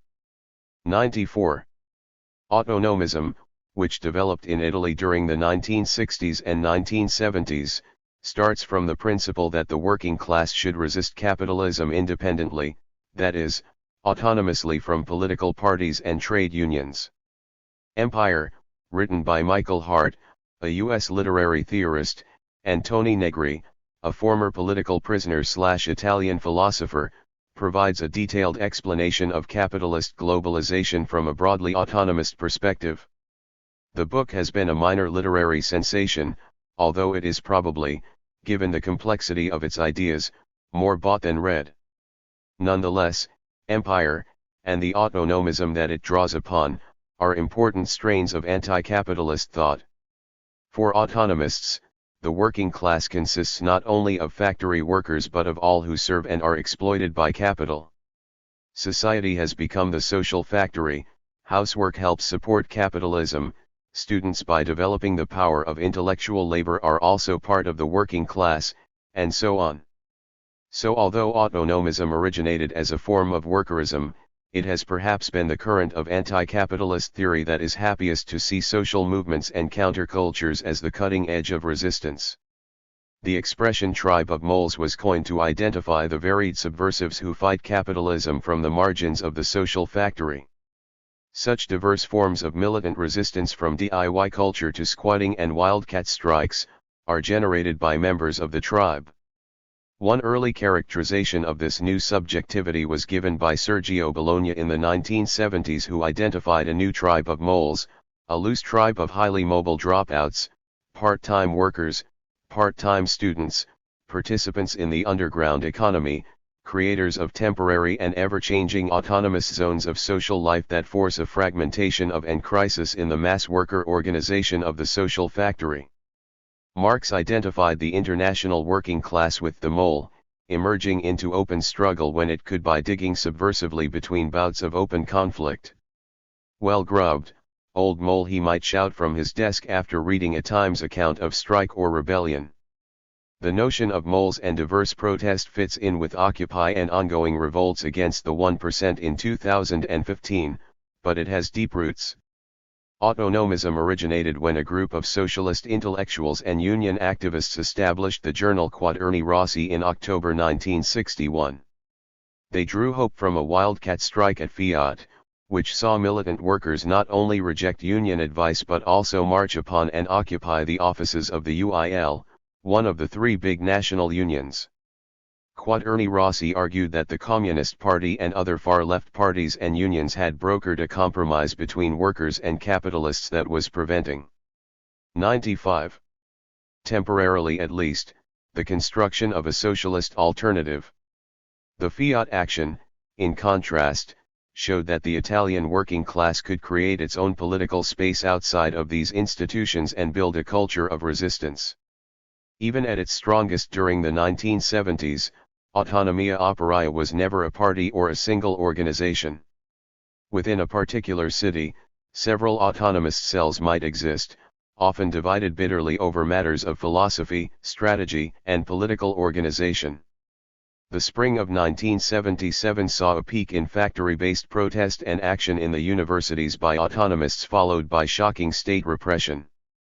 Although the Communist Party sought to create a historical compromise coalition government with the center-right Christian Democrats, during the last years of the 1970s, naked class warfare broke out in Italy. Aldo Moro, the DC leader, was kidnapped and murdered by the Red Brigade, a shadowy far-left terrorist group.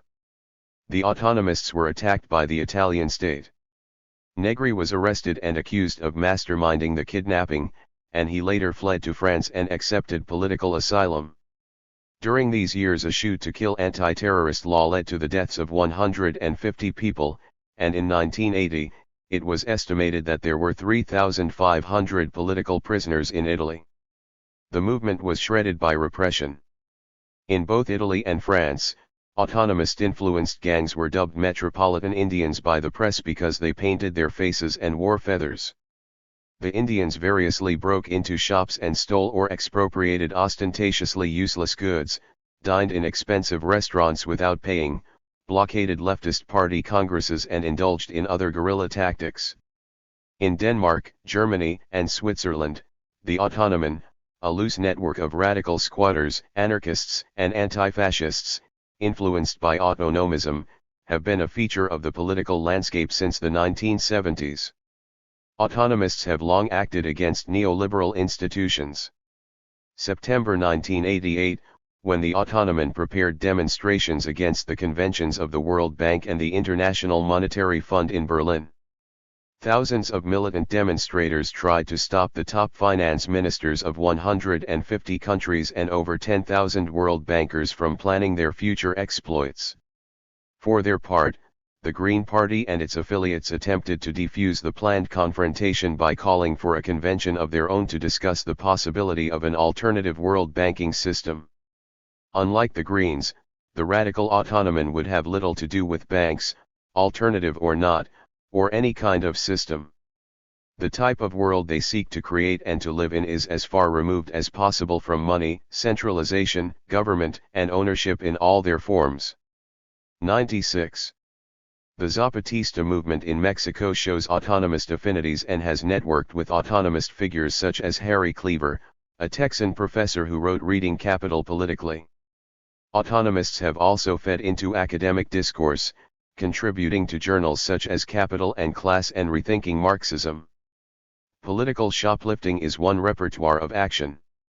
A group of 200 left-wing protesters wearing balaclavas, carnival masks and bandanas over their faces, went on a proletariat shopping spree in a Rome hypermarket at the weekend, carrying off goods and handing them out.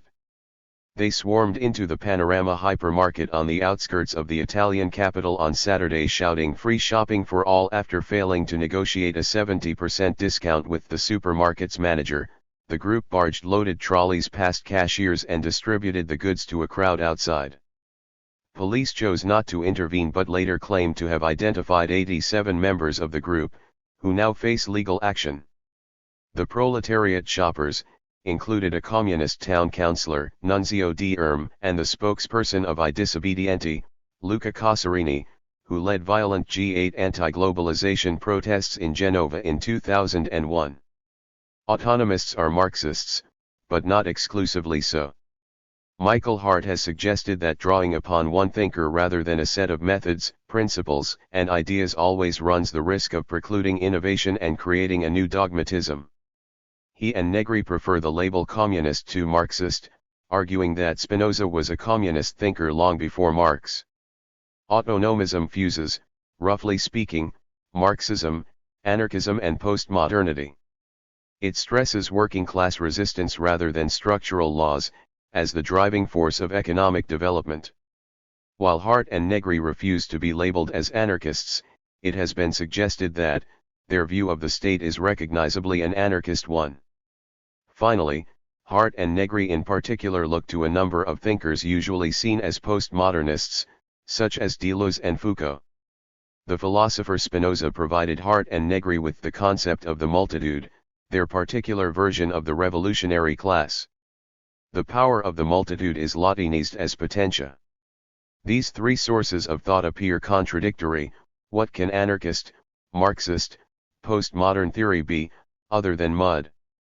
But all three fields of thought point towards a relatively simple and surprisingly coherent conception of economics. The innate creative energy of life fizzes through us all, and this energy means that capitalism can be resisted, reshaped. 97. And ultimately abolished. The multitude is the angry and determined tribe of moles. Anarchist Marxism. Autonomism grew, as we have seen, out of Marxism.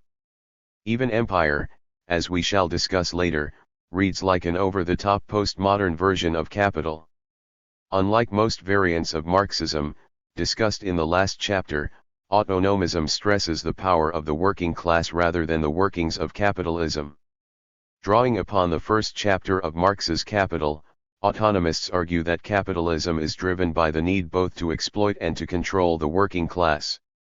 Thus autonomism is a form of subjective rather than objective Marxism. Autonomists argue that ordinary people, rather than being the puppets of the capitalist system, jerked up and down by its mechanisms as it lurches through crisis, instead force capitalism to change. Such power is not the power that can only create a revolution in the future, when the productive forces are ripe, but is a power that workers exercise on a day-to-day basis. Tronti has noted, "We too have worked with a concept that puts capitalist development first, and the workers second. This is a mistake. And now we have to turn the problem on its head, reverse the polarity, and start again from the beginning, and that beginning is the class struggle of the working class. Nearly everything planned by capitalists, who include both factory bosses and government ministers, is concerned with keeping the tribe of moles from grubbing up the foundations of the system. Technological change occurs because capitalism requires new ways of keeping workers under control.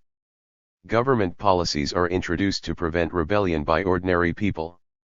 Globalization, as we shall see, is used as a weapon in the struggle against the powerful and ever-adaptable tribe of moles. The autonomists are intoxicated by Marx's observation that it would be possible to write a whole history of the inventions made since 1830 for the sole purpose of providing capital with weapons against working-class revolt. Autonomists share with Harry Braverman, and perhaps Marx, given the previous quotation, the assumption that new technologies are introduced not directly to increase productivity, but to deskill the working class, so that they can be controlled more easily. As the working class finds new forms of resistance, the capitalists must develop new means of retaining control. Class struggle moves through cycles of class recomposition and decomposition. When the working class recomposes, it becomes stronger and more militant, ready to throw off its chains and cease to be a class at all. 98. Resistance to capitalism accompanies recomposition. To survive, capital needs to create class decomposition so as to disperse working class power. The tendency for profits to fall is directly a product of working class resistance, which raises wages and lowers working hours as militancy succeeds. The autonomist analysis is, ironically, similar to the supply-side economics of neoliberals like Milton Friedman and right-wing politicians such as General Pinochet, Ronald Reagan, and Margaret Thatcher. Every aspect of economic debate, from the existence of inflation to the movement of foreign direct investment, is a result of the conflict between workers and capital. The struggle of Vietnamese peasants in their war against the U.S. forced an increase in U.S. military spending and virtually bankrupted the U.S. in the early 1970s. The expansion in the U.S. money supply fueled inflation and wrecked the Bretton Woods system of currencies fixed to the dollar. Interestingly, the autonomists here ignore the role of the Viet Cong, the Vietnamese Communist Party. As we have seen, the activities of communist parties are seen by the autonomists as preventing the spontaneous struggle of the multitude. In short, crisis is created by working class action. At both the factory floor and the state level, new structures are created to prevent the collapse of capitalism. In explaining political economy, the autonomists draw upon the insights of regulation theory. Regulation theory, developed by French theorists, suggests that a particular form of management, associated with particular institutional forms, is needed within different states at different periods, to preserve capitalism. Autonomists argue that Keynesianism, as applied in Western Europe and North America between the 1940s and 1973, provides a good example. Rather than being seen as an alternative form of economic analysis to free market classicalism, it was a political means of controlling working class revolt. Because of the growth of working class militancy, a welfare state had to be created to prevent all-out revolution and the collapse of capitalism. The working class, not Keynes, created Keynesian economics. When Keynesianism failed, new strategies had to be found. Monetarism is normally seen as an abstract economic theory that explains how increases in the money supply lead to rising inflation. Monetarist-inspired government spending cuts and attacks on union power were part of a political struggle. Alan Budd, one of Mrs. Thatcher's advisors, stated that her economic policies were designed to weaken the working class. What was engineered in Marxist terms, was a crisis in capitalism which recreated a reserve army of labor, and has allowed the capitalist to make high profits ever since. Autonomists argue that emerging capitalism first faced the professional worker. This worker is highly skilled and operates complex and sophisticated machinery. One thinks of print workers who set type by hand before the introduction of computer technology. Such workers are in a strong position to 99. Push up wages and conditions, and given their power may see no necessity for capitalist management. To defeat the professional worker, new forms of machinery were introduced to mass-produce individuals as well as products. The mass worker is created by this new state of capitalism. The mass worker is shorn of skills and can be more easily controlled as she or he is forced to work at the rhythm of the conveyor belt. Thus Fordism is a response to the professional worker, which came to be linked to Keynesianism and a global economy based on the dollar. This meant that production line type work was introduced, removing the need for many highly skilled workers or any direct connection to what was being produced. Productivity and production were increased by stepping up the exploitation of the workforce, allowing both wages and profits to rise, thus creating the demand to absorb the increase in production. Fordism was a system based upon mass production and mass consumption. It was premised on an implicit trade-off between increased alienation and boredom at work and increased consumption during leisure or free time. Dissatisfaction turned into demand. The ever-increasing rate of exploitation, consequently, expanded the total amount of capital in circulation and made possible the growth of finance capital and the boom in credit and lending. Workers in the post-Second World War Fordist era accepted a social wage in the form of a pension and other state benefits in return for higher productivity. However, things start to come apart. In the inhuman conditions of the assembly line factory, the productivity deal always rested on a delicate balancing of capitalist profits and worker anger. Mass workers increasingly refused to restrain wage demands within limits functional to capitalist growth or to tolerate conditions accepted by their unions. Management responds to wage pressures with attempts to intensify the pace and intensity of work, thereby precipitating further resistance. A wave of wildcat strikes, slowdowns, sabotage, and absenteeism, which the autonomists christen the refusal of work, sweeps across Europe and North America, rendering factories from Detroit to Turin to Dagenham virtually unmanageable. Thus the deal broke down in the 1970s, causing economic and political crisis as strikes, sabotage, and sickies took their toll on productivity. The workers recomposed as a class, so capital had to promote class decomposition, a process that created a globalist, information-based, postmodern economy. Keynesian 100. Economics is replaced by free market substitutes, factories close in those areas of the globe with greater militancy and new technologies are used to make workers easier to dismiss and control. In this post-Fordist era, the tendency for society to become a social factory, with profit generated in diverse locations, accelerates. production becomes increasingly decentralized and virtual. Academic, communicative, and caring professions become economically vital. By splitting workers away from the factories and reconstituting society on a for-profit basis, control is reasserted. Yet from student unrest to unofficial strikes in call centers, from anti-road protests to the on-street movement against globalization, the working class/multitude has shown its power again. Notions of the social factory have given rise to a distinctive feminist current in autonomist theory. Feminist autonomists have emphasized that capitalism has long depended on the unpaid domestic labor of women to support male factory workers, socialize children, and to undertake other forms of effective production to maintain the system. According to Maria Dalla Costa, women directly produce surplus value as housewives, and it was autonomist feminists who inspired the Wages for Housework campaign. However, neoliberal globalization has led to the increased use of women as poorly paid producers of goods in export processing zones. Negri, in his reading of Marx, associates such forms of exploitation with the notion of formal and real subsumption of labor. Formal subsumption occurs prior to the creation of capitalism and in its early stages. Marx links the early stages of formal subsumption to primitive accumulation, where individuals can survive outside of the market economy by growing food, using common land to graze animals and squatting. They don't want to work in the factories because they have their means of production to keep them fed. They must be forced to become workers by separating them from their ability to be economically independent. The land is enclosed with fences and the peasants are turned into homeless wanderers, who can be incorporated into the factory system. Marx provides many examples of this process. For instance, in Scotland in the 18th century, the Gaels were both driven from the land and forbidden to emigrate, with a view to driving them forcibly to Glasgow and other manufacturing towns. As an example of the method used in the 19th century, the clearings made by the Duchess of Sutherland will suffice here.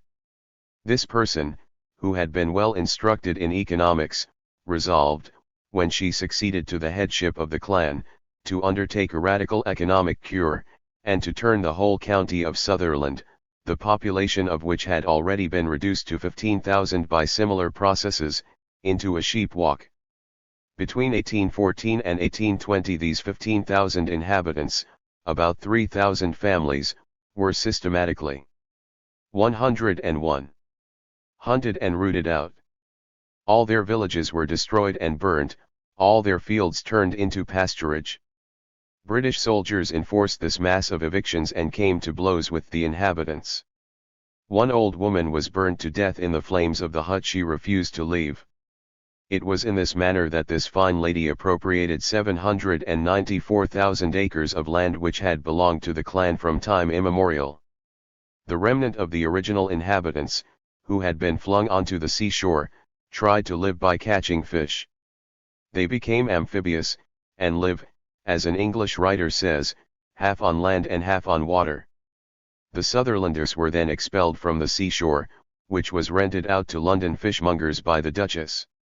In formal subsumption, the newly created workers are disciplined by placing them within particular locations of control, such as factories, schools, prisons, and mental hospitals. Such discipline is direct, the factory is a form of prison and so is the school. No doubt the working class swept from the highlands into the city, recomposed as professional workers on Red Clydeside and other industrial parts of Scotland, only to be decomposed by factory closures, and so on. Real subsumption occurs when such relatively crude methods cease to be necessary and workers take on their role willingly because they see no alternative to waged work. Social norms, values, keep them at work, they need to earn money for their families to consume, and fear of unemployment is used to maintain discipline with a lighter touch. The social factory produces not only commodities, but a capitalist society and capitalist subjectivities. When capital reaches a high level of development, it no longer limits itself to guaranteeing collaboration of the workers, something it so badly needs. At significant points it now makes a transition, to the point of expressing its objective needs through the subjective demands of the workers. The anti-capitalist protest group made a monopoly observed, capitalist society requires a specific social structure and a precise form of individual. A whole machine is geared to create such a setup. Our assumptions, beliefs, practices, and personality are forged by the capitalist economy. The creation of capitalist subjectivities is never totally complete. In part, this is because different institutions and practices within capitalism may have contradictory demands and produce contradictory effects.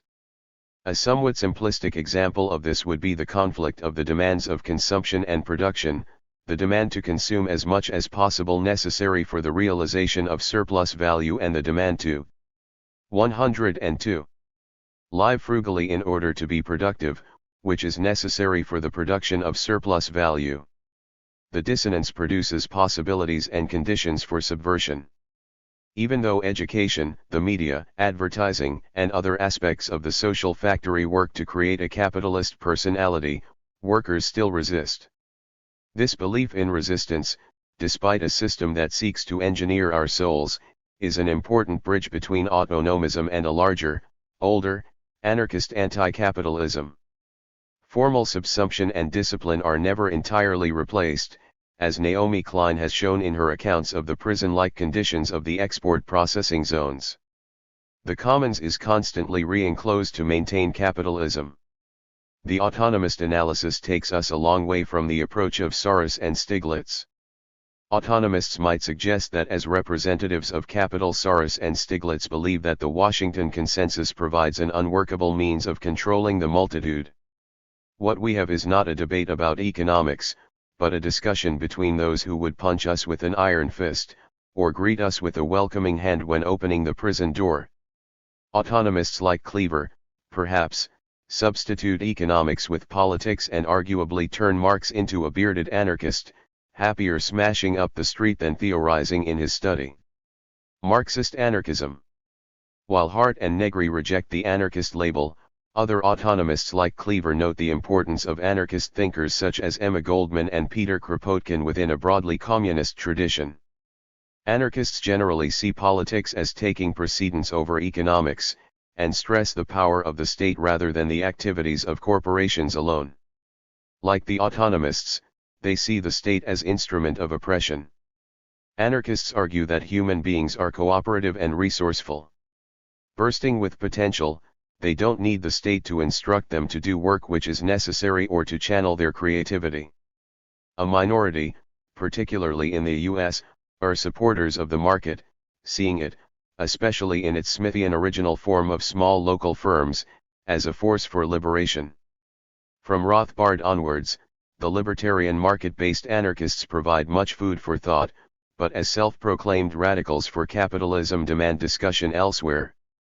Numerous anarchist magazines, networks, and quasi-political parties have fed into the anti-capitalist movements, often drawing inspiration from Marxist sources. 103. The most extreme green anarchists, who reject civilization and see a society rooted in the primitive, draw heavily upon the work of John Zerzan. Originally an autonomist, Zerzan has argued that even such institutions as written language and agriculture function as instruments of social control. The Great Refusal demands that we recreate a primitive society. Although such theorizing appears insanely extreme, primitivists point to studies such as Marshall Sahlins' The Original Affluent Society that argue for Stone Age prosperity, as well as archaeological evidence that prehistory may not have been as nasty and brutish as is usually supposed. Zerzan's call for humanity to be wild and free is promoted in journals such as Green Anarchy, Green Anarchist, and Fifth Estate, which are often sold on anti-capitalist protests. Other green anarchists draw upon the ideas of the U.S. thinker and activist Murray Bookchin, who died in 2006. Bookchin argued that ecological destruction is produced by the state and capitalism. He believed that Athenian democracy and the late 18th century township meetings that brought together American citizens to make decisions provide models for direct democracy. Bookchin sees direct democracy, which enables the community to take collective decisions, as an anarchist alternative to the state. He was hostile to primitivism, deep ecology, and other currents that he dismissed as irrational. Bookchin, one of the most well-known anarchist thinkers of the 20th century, has challenged Marxism in many ways, but based his understanding of economics largely on capital. The Kurdish leader Abdullah Öcalan read Bookchin's work in prison and abandoned Marxist-Leninism for such self-organized ecological anarchism. The mainly Kurdish autonomous region of Syria known as Rojava, which translates as the West, along with Kurds in Turkey, have attempted to put these ideas into practice. As I write in 2015, the revolutionaries of the YPG are locked in conflict with the so-called Islamic State, but it is clear that their work is a practical example of anti-capitalist, ecological, and feminist alternatives. A report in 2014 noted, "Many people from the rank and file and from different backgrounds, including Kurdish, Arab, Muslim, Christian, Assyrian and Yazidis, have been involved." The first task was to establish a variety of groups, committees, and communes on the streets in neighborhoods, villages, counties and small and big towns everywhere. The role of these groups was to become involved in all the issues facing society.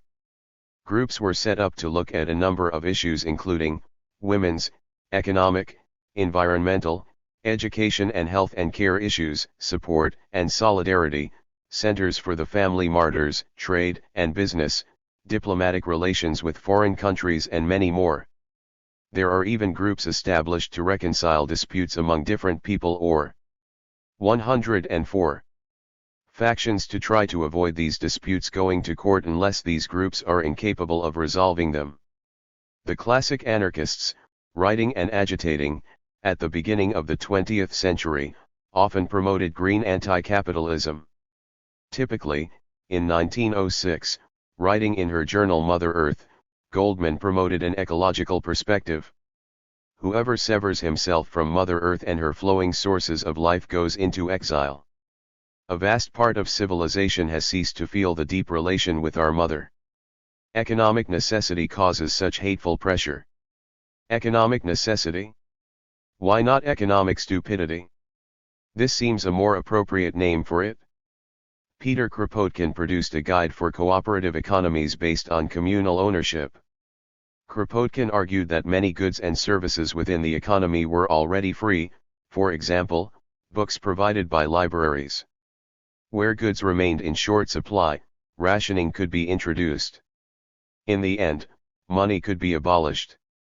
He further argued that only 5 hours work a day would be necessary if more goods were used communally. And he believed that the desire to be creative and part of the community would tend to encourage work, despite the absence of monetary reward. It must nevertheless be admitted that Kropotkin was more interested in gardening than providing a detailed analysis of trends within the global economy of the early 20th century. Autonomism is not the only movement which straddles the divide between Marxism and anarchism. The Council Communists who rejected Lenin's creation of a disciplined centralist party and supported workers' control equally combined Marxist theory with anarchist principles. Anti-capitalist ideas are often a melange of council socialism, situationism, green anarchism and cultural theory. Situationism, which originated in France during the 1950s, argued for an autonomous society and challenged the society of the spectacle in which the media shaped and controlled desire. Influential during the student uprising of Paris in 1968, the situationists came up with a number of provocative and utopian slogans, along the lines of "be realistic, demand the impossible."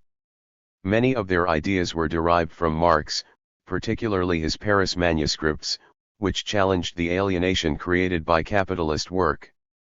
Such themes were combined with the rejection of parties and unions.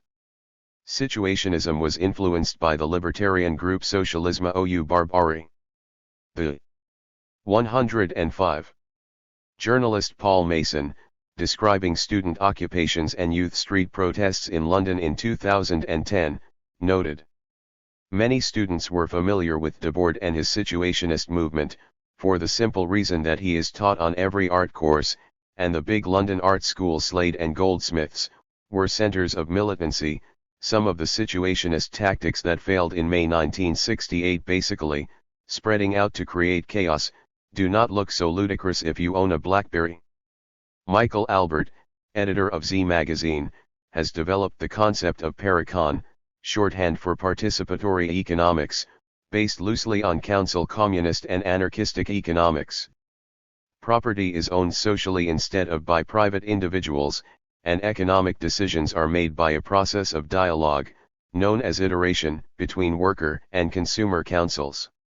Albert describes his scheme in the following terms: participatory economics as proposed in this book combines social ownership, participatory planning allocation, council structure, balanced job complexes, remuneration for effort and sacrifice, and participatory self-management with no class differentiation. He has argued in some detail that a participatory economy would increase human welfare compared to the present state and market-based economies. The lived anarchy of, say, autonomous squatters in South London or the Zapatistas or unemployed Argentinians organizing after the virtual collapse of the formal economy during the 1990s also provides a model of what is possible. For example, the piqueteros in Argentina, a network of the unemployed who picket roads, demand subsidies from the government and self-organize their own economies. Carlos, an unemployed telephone technician in his 50s, is part of one of the most radical branches of the piqueteros, the MTD. His group is transforming a huge, abandoned electronics factory into a self-managed organic farm, clinic, and media center. He said that his most profound political moment since the December 2001 uprising was seeing 3 young piqueteros faint from hunger. Our main aim now is to have enough bread for each other. After that, we can concentrate on other things.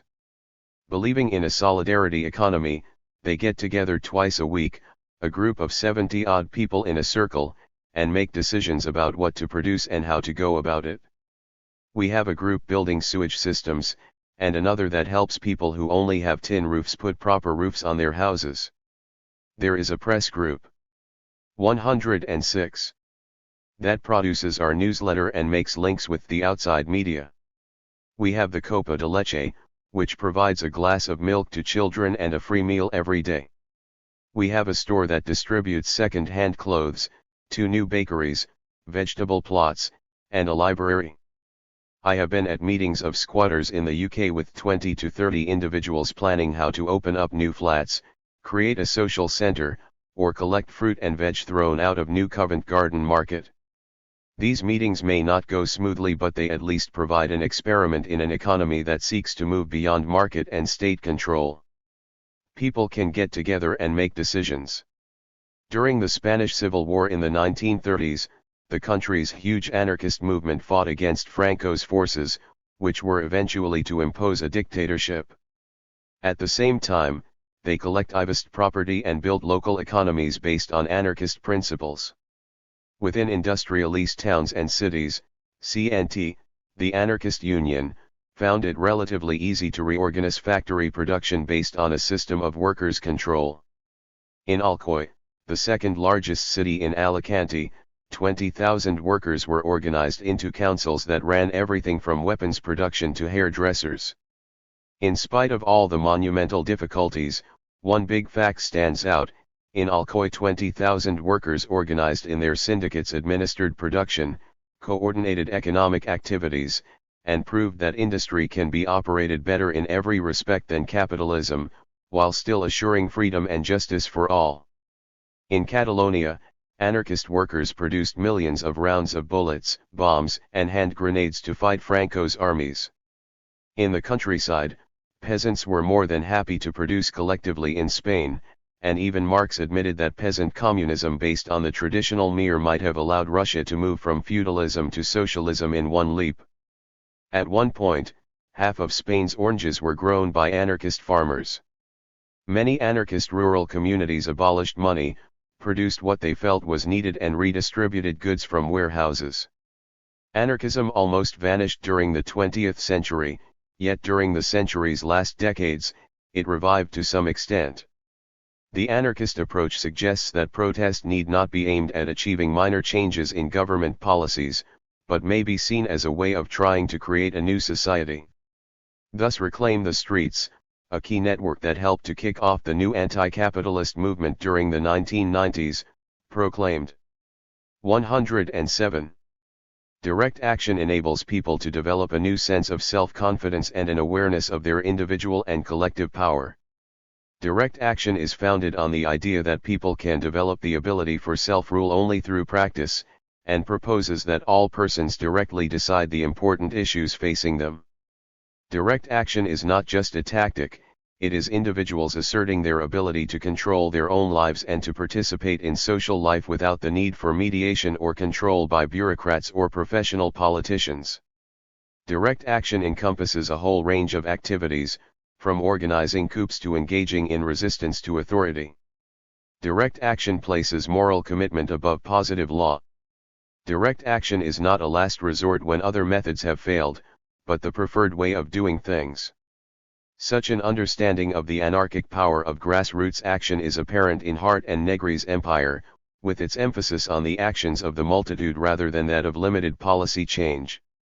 Anarchist economic theorists have become significant in the anti-capitalist movement since 2001.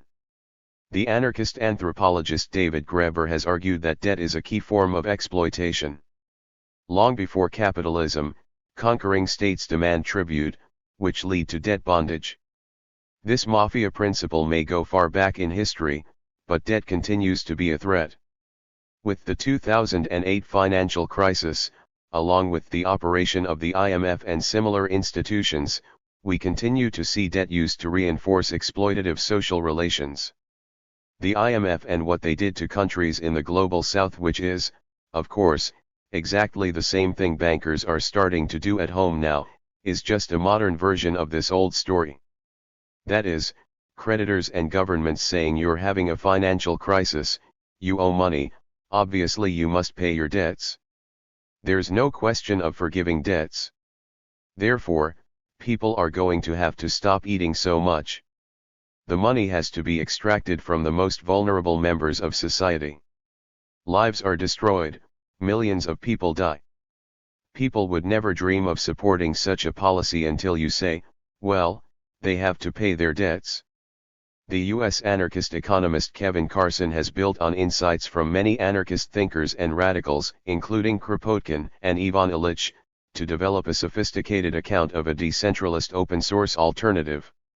He sees capitalism as state capitalism, with firms using the state to create market barriers, such as patents, to artificially raise their profits. Capitalism leads to overaccumulation, and neoliberalism involves the state picking up the bill for 108. Such overinvestment. Carson's practical anarchism is based on his concept of the home brew industrial revolution, utilizing decentralist and open source alternatives. We can 3D print, brew and build local community production. Carson's work cannot be captured or critiqued in a couple of paragraphs, but it points to an economics beyond the corporation and the state, which can be implemented and advanced to create an alternative. His work is online and free, so those interested can study in more detail here. https://homebrewindustrialrevolution.wordpress.com. Foucault on rioting. Foucault, a thinker closely linked to anarchism, also influenced Hart and Negri, along with other post-structuralist or postmodern theorists. Michael Ryan, an editor of Negri's Marx Beyond Marx, suggests that postmodernism is the philosophic equivalent of autonomy and is most strongly associated with Deleuze, Derrida, Foucault, and Lyotard. Indeed, Hart and Negri draw heavily upon a number of postmodernist thinkers, especially Michel Foucault and Gilles Deleuze. Deleuze and Foucault, in turn, are largely inspired by a tradition of philosophy opposed to the grand theorizing of Hegel.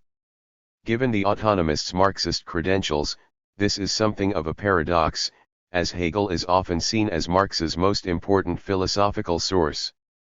Hegel is criticized for his determinism, which is seen as putting people in the service of a grand historical process, which finds spirit achieving its fulfillment in human society. According to postmodernists, Hegel limits human history to a series of laws. Hart and Negri draw upon thinkers normally seen as postmodern for an understanding of how power is produced.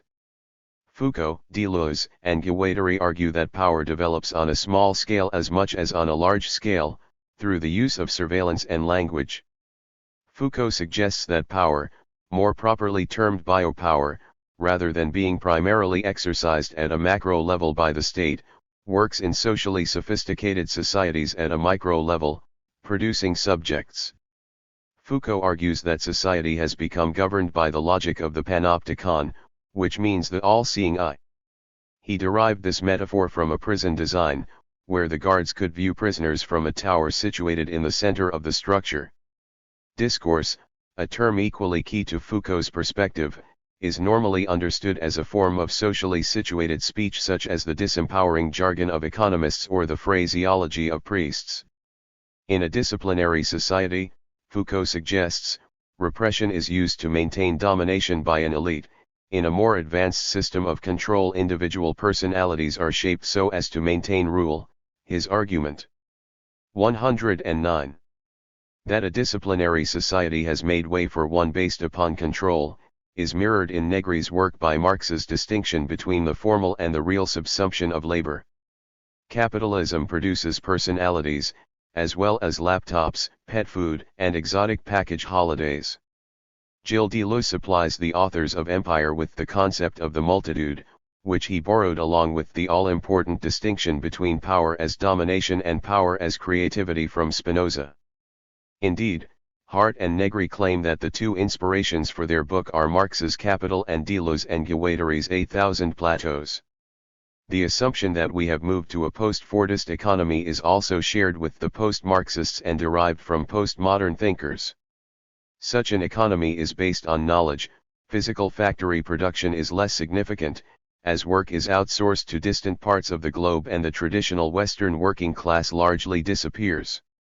While for post-Marxists such as Lacan and Mauch, political opposition is based on the demands of new social movements which are no longer primarily concerned with economic need. For the autonomists, the whole of society becomes a factory and the demands of the social movements can only be met by destroying capitalism. The creation of a new postmodern economy, hinted at by authors such as Naomi Klein in No Logo, is explored in Empire. The anti-capitalist movement at its most playful seems to draw upon notions that the distinction between culture and economics has been eroded in a post-Fordist economy. Brands are subverted through subvertising, which involves stenciling and graffiti on advertising hoardings and the like, to erode the codes of Nike and McDonald's. Deleuze and his co-author Guattari, in books such as Their Capitalism and Schizophrenia, advocate nomadic action based on marginal groups. The growth of social media and the World Wide Web has increased the importance of such assumptions since Empire was published in 2001. Paul Mason notes in his study of the protest movements of the 21st century such as Occupy that the influence of thinkers like Foucault, Deleuze, and Guattari has led to a deeper understanding of power amongst anti-capitalist activists. Empire as a pure model of capital.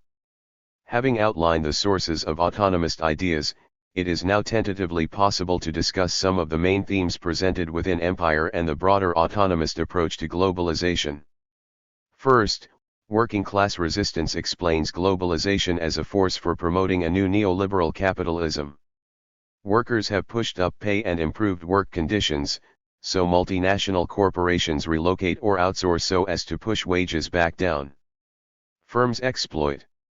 110. The low-cost conditions of export processing zones where repression can be used to prevent wages rising. Globalization is a product of working-class victory, rather than defeat. The Viet Cong, the Fiat workers, the British miners and other working-class insurgents have propelled it.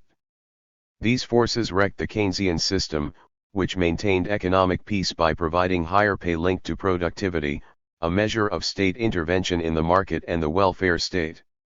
When Keynesianism no longer worked, the empire evolved as an alternative form of global regulation. Cleaver notes, capitalist imperialism, fleeing the obstacles created by class struggle at home, spreads its class antagonism across the globe. This is the moment of the world market, but also of the global factory and the international ruling class. Rather than the old imperialism identified by Lenin, Luxemburg, and Hobson, where various states fought each other for economic and political dominance. The new imperialism is based on one global entity. Empire has no country and exists globally. Nowhere is truly outside of empire. It has run out of frontiers to cross, and further colonization in the geographical sense is impossible. The old imperialism was analogous to Foucault's notion of the disciplinary society, with gunboat diplomacy being used to extend and maintain exploitation. While the US looks as if it dominates the globe, domination has largely escaped from state control and now circulates on a global basis. The WTO, the IMF, and the UN act as judicial institutions of empire. Thus even the world's one superpower prefers to act in collaboration with others under the umbrella of the United Nations. Empire runs on fear of unemployment and poverty through the operation of global markets in finance and investment. A country that resists the market is consigned to the discipline created by falling share values, currency, and investment. A truly national economic policy is impossible. Even the US is threatened by the sovereignty of empire. If debt grows too high, for example, market forces make economic growth unsustainable for the country. As an article in Do or Die noted, speculation is directed at those countries whose domestic policies are in some way incompatible with global competitivity requirements, i.e. those who have not made sufficient attempts to subjugate or co-opt workers, or who display any weakness by bowing to pressure over controlling public finance and social expenditure. Those countries which have begun a healthy restructuring program are rewarded with currency stability and the loyalty of the speculators. Instead of using external territories to offload excess production that cannot be sold to domestic populations who lack purchasing power, as in Rosa 111. Luxemburg's analysis, exploitation has moved inwards. Thus as the price and profits generated from manufactured goods fall, capitalism commodifies new areas of life to maintain profit. Capital no longer looks outside but rather inside its domain, and its expansion is thus intensive rather than extensive.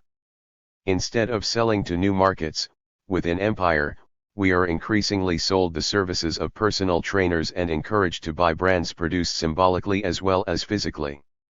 The global sovereignty of empire has been made possible both by deregulation and the creation of new communication technologies, such as the Internet and World Wide Web. It has created a new global economy where the social factory rather than old-style mass production is key. Work is increasingly based not on production, but knowledge and caring. The role of industrial factory labor has been reduced and priority given instead to communicative, cooperative, and effective labor. In the post-modernization of the global economy, the creation of wealth tends ever more toward what we will call biopolitical production, the production of social life itself, in which the economic, the political, and the cultural increasingly overlap and invest in one another. An economy based on intellectual and emotional work leads to the multitude. The multitude can produce because of their ability to manipulate knowledge and care. Empire generates resistance to itself in the form of highly skilled, highly mobile workers who have both grievances against the social factory and the ability to produce autonomously. The multitude are the new face of the international working class, indigenous people in Mexico networked via the web, squatters in Peckham who can exploit their law degrees to live a little longer without paying rent, old women who sit in the road to protest for pension rises, anarchists who climb buildings and break locks on government doors, call center operatives who know how to sabotage the phones without being caught, students who can operate pirate radio stations, cyclists who can use webcams to broadcast their actions against car culture on the internet. The new anti-capitalism has no need of parties, NGOs, pressure groups, or leaders. It is energetic and endlessly mobile. The multitude is in fact the foundation of all social creativity. Cybercapitalism creates a cyber-proletariat busy digging the grave of empire. Strategy. Autonomists do not believe in constructing a blueprint for a post-capitalist society, nor do Hart and Negri develop a detailed strategy for getting there. 112.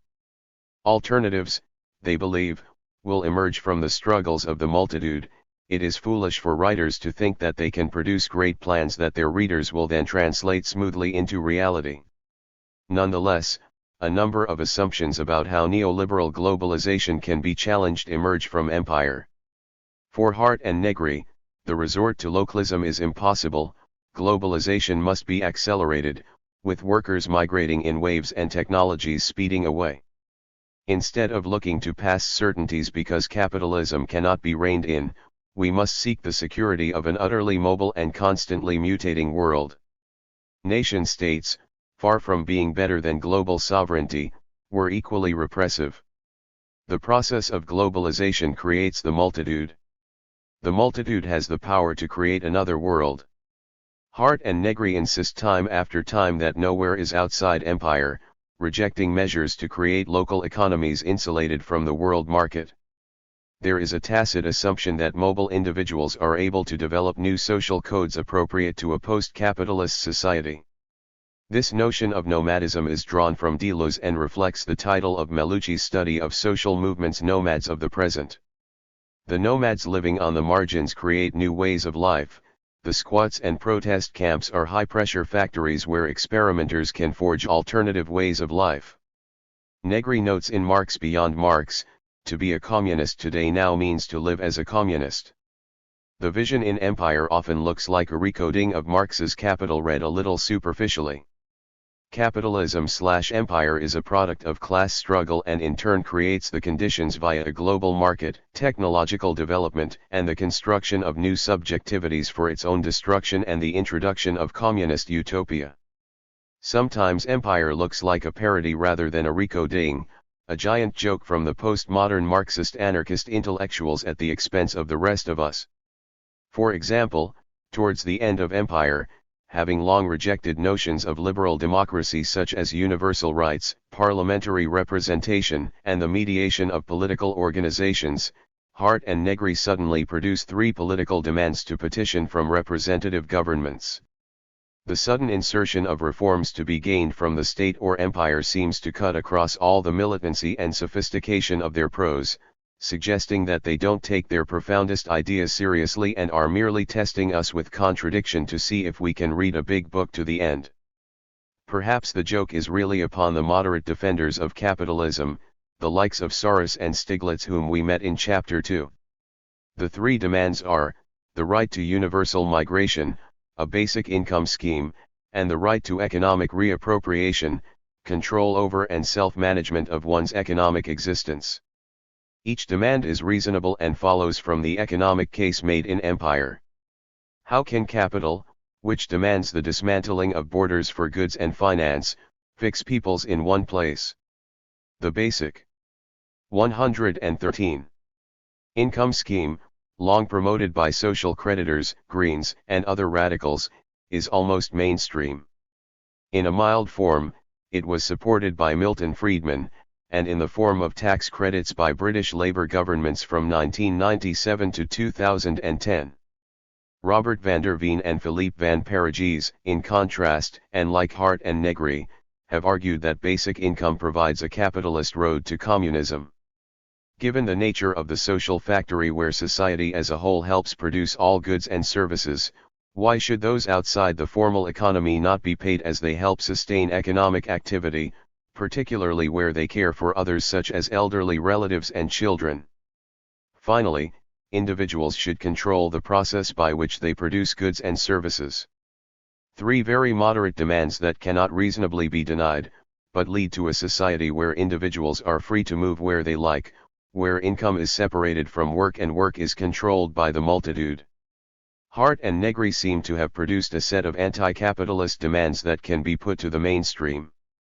Autonomism has long advocated the virtues of refusal, seeing resistance as productive. Resistance rather than negotiating for rights is a feature of the more radical elements of the anti-capitalist movement. The astonishing growth of social media since Empire was published suggests that a central thesis of Hart and Negri, that value is produced socially by effective labor, has strengthened their analysis. Perhaps another world is possible. Ryan, for example, has argued, productive force, once liberated from the constraints of bourgeois productive relations, shows itself to be immediately constitutive, and it shows the possibility that the world can be transformed according to desire. Critics have challenged empire in a number of ways. First, Hart and Negri have been seen as promoting the hyperglobalist thesis that is put most strongly by the fervent defenders of capitalism. Indeed, Ellen Meiksins Wood asks whether they have produced a manifesto for global capitalism. If markets are all-powerful, it is impossible to defend welfare states and workers' rights, or to prevent environmental standards from sliding. Hart and Negri provide an exaggerated and pessimistic account borrowed from the political enemies of the left. The strategic assumptions of autonomism can also be challenged. Negri, in particular from the 1970s to date, has overestimated the militancy of the working class. In an era where the traditional left has appeared to suffer defeat time after time, autonomism reminds us that capitalism is shaped by the resistance it faces. Is it not also a secular Marxist sin to reverse Gramsci's dictum that proclaims the need for optimism of the will, pessimism of the intellect? Whatever happens, the working class is strong and the autonomists keep smiling as the police smash down their doors, burn their books, bulldoze their squats, kill their pets and imprison their children. Have Hart and Negri re-imported the Hegelian grand narrative of capitalism as a process that creates its own collapse? Indeed, Sergio. 114. Bologna, who coined the term tribe of moles, criticized Negri along these lines, noting, "There have been many small battles, but in their course the political composition of the class has changed substantially in the factories, and certainly not in the direction indicated by Negri. In some there has been a reassertion of reformist hegemony over the factories, one that is brutal and relentless in its efforts to dismember the class left and expel it from the factory." Empire finishes both beautifully and rather alarmingly, with a comparison between Saint Francis of Assisi and the communist militant. Consider his work. To denounce the poverty of the multitude he adopted that common condition and discovered there the ontological power of a new society.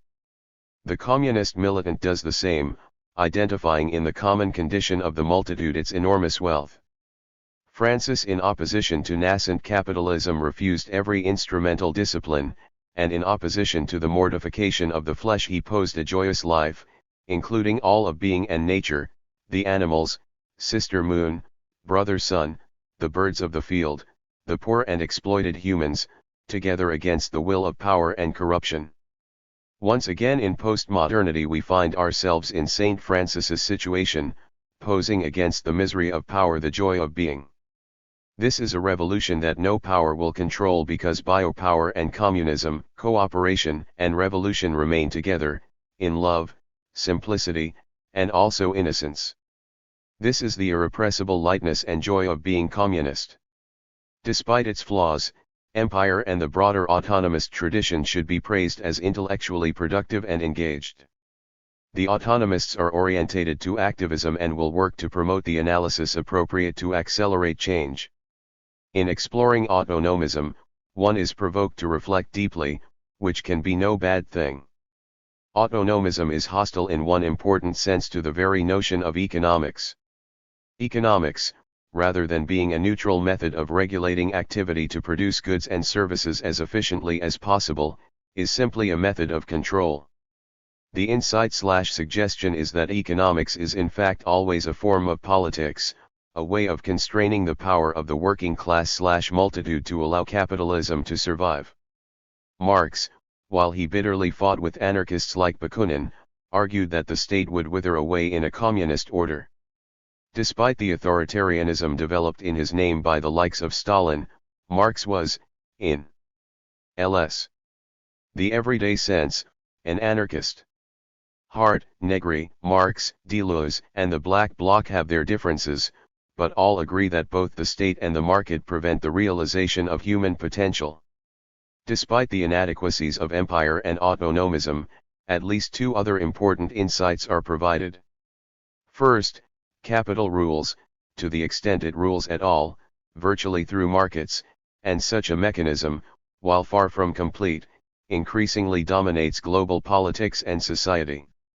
The US invades, global trading blocs clash as in the old imperialism, nation-states have some power, but the market creates global sovereignty above and beyond such localisms. This is potestas or constituent power. If one likes, it can be described as force, oppression, or power over. Also the notion of potentia, creative power, power to, rings true to participants of the kinds of protest outlined at the start of this chapter. Unmediated by formal organization, the revolution is made by loose but intelligent militant networks. Potentia fuels empire and can transform it. The market faces the multitude. Since publishing Empire, Hart, and Negri have produced a vast tribe of books, updating and deepening their ideas. These books, including Commonwealth, deserve to be read too, their revisions, arguing that Latin American left countries have delivered some progress for anti-capitalism, their discussions of the Occupy movement and inspiration in the work of Spinoza, are all of great value to serious anti-capitalists. The financial journalist Paul Mason, surveying the Arab Spring protests, Occupy and student uprisings, noted that while many participants rejected any ideology, autonomist, anarchist, and situationist ideas were, in his opinion, influential. 8. Eco-socialist alternatives. Marx's ecology. At first sight, environmentalists or conservationists are nice, slightly crazy guys whose main purpose in life is to prevent the disappearance of blue whales or pandas. The common people have more important things to think about, for instance how to get their daily bread. However, there are in Peru a very large number of people who are environmentalists. They might reply, "Ecologist your mother," or words to that effect. Are not the town of Ilo and the surrounding villages which are being polluted by the Southern Peru Copper Corporation truly environmentalist? Is not the village of Tambo Grande in Pirura environmentalist when it rises like a closed fist and is ready to die in order to prevent strip mining in its valley? Also, the people of the Mantaro Valley who saw their little sheep die, because of the smoke and waste from La Arroyo smelter. Anti-capitalism has an eco-socialist shade. Some socialist anti-capitalists are also green and some green anti-capitalists are also red. There are strong socialist currents in most green parties around the world and there are a number of red-green organizations such as the Initiative for Catalonia Greens. Eco-socialists combine aspects of green and socialist thought to argue that capitalism is the cause of ecological crisis. Eco-socialists believe that the green approach has not gone deep enough, while they criticize many on the left for failing to take environmental destruction seriously. Nonetheless, there is a distinct, albeit a minority, eco-socialist tradition that can be traced back through history. The road to a society that is green and red will be a long and hard one, with no shortcuts based on nationalizing the banks or electing a few more green or socialist politicians to office. The journal Capitalism Nature Socialism is one source of such an approach. Its founding editor, James O'Connor, has developed the concept of the second contradiction of capitalism, showing how environmental degradation caused by capitalism feeds back into economic crisis for the system. Joel Covell's book The Enemy of Nature provides a detailed eco-socialist account of globalization. Covell, who stood unsuccessfully for the U.S. Green Party presidential nomination in 2000 against Ralph Nader, argues that globalization is fueled by capitalism and gives rise to accelerated economic growth that is wrecking the planet. Such growth is not a byproduct of corporations or the money powers but is built into the very DNA of our economic system. He argues that the basic contradiction between use values and exchange values identified by Marx is at the core of the crisis. John Bellamy Foster and Paul Burkett have suggested that Marx's ideas, especially his theme of a metabolism or interaction between humanity and the rest of nature, is a rich source of ecological ideas. Eco-socialism has deep roots. William Morris, the poet, designer, and novelist, shaped a distinctly English school of eco-socialism in the 1880s and 1890s. Aaron Gare has chronicled in some detail the activities of a generation of green scientists and thinkers, who tried to shape the Russian Revolution in a more ecologically sensitive direction before being purged. During the early 1970s, Professor Barry Commoner developed a leftist response to the limits to growth thesis, suggesting that capitalist technologies rather than overpopulation threatened global ecosystems.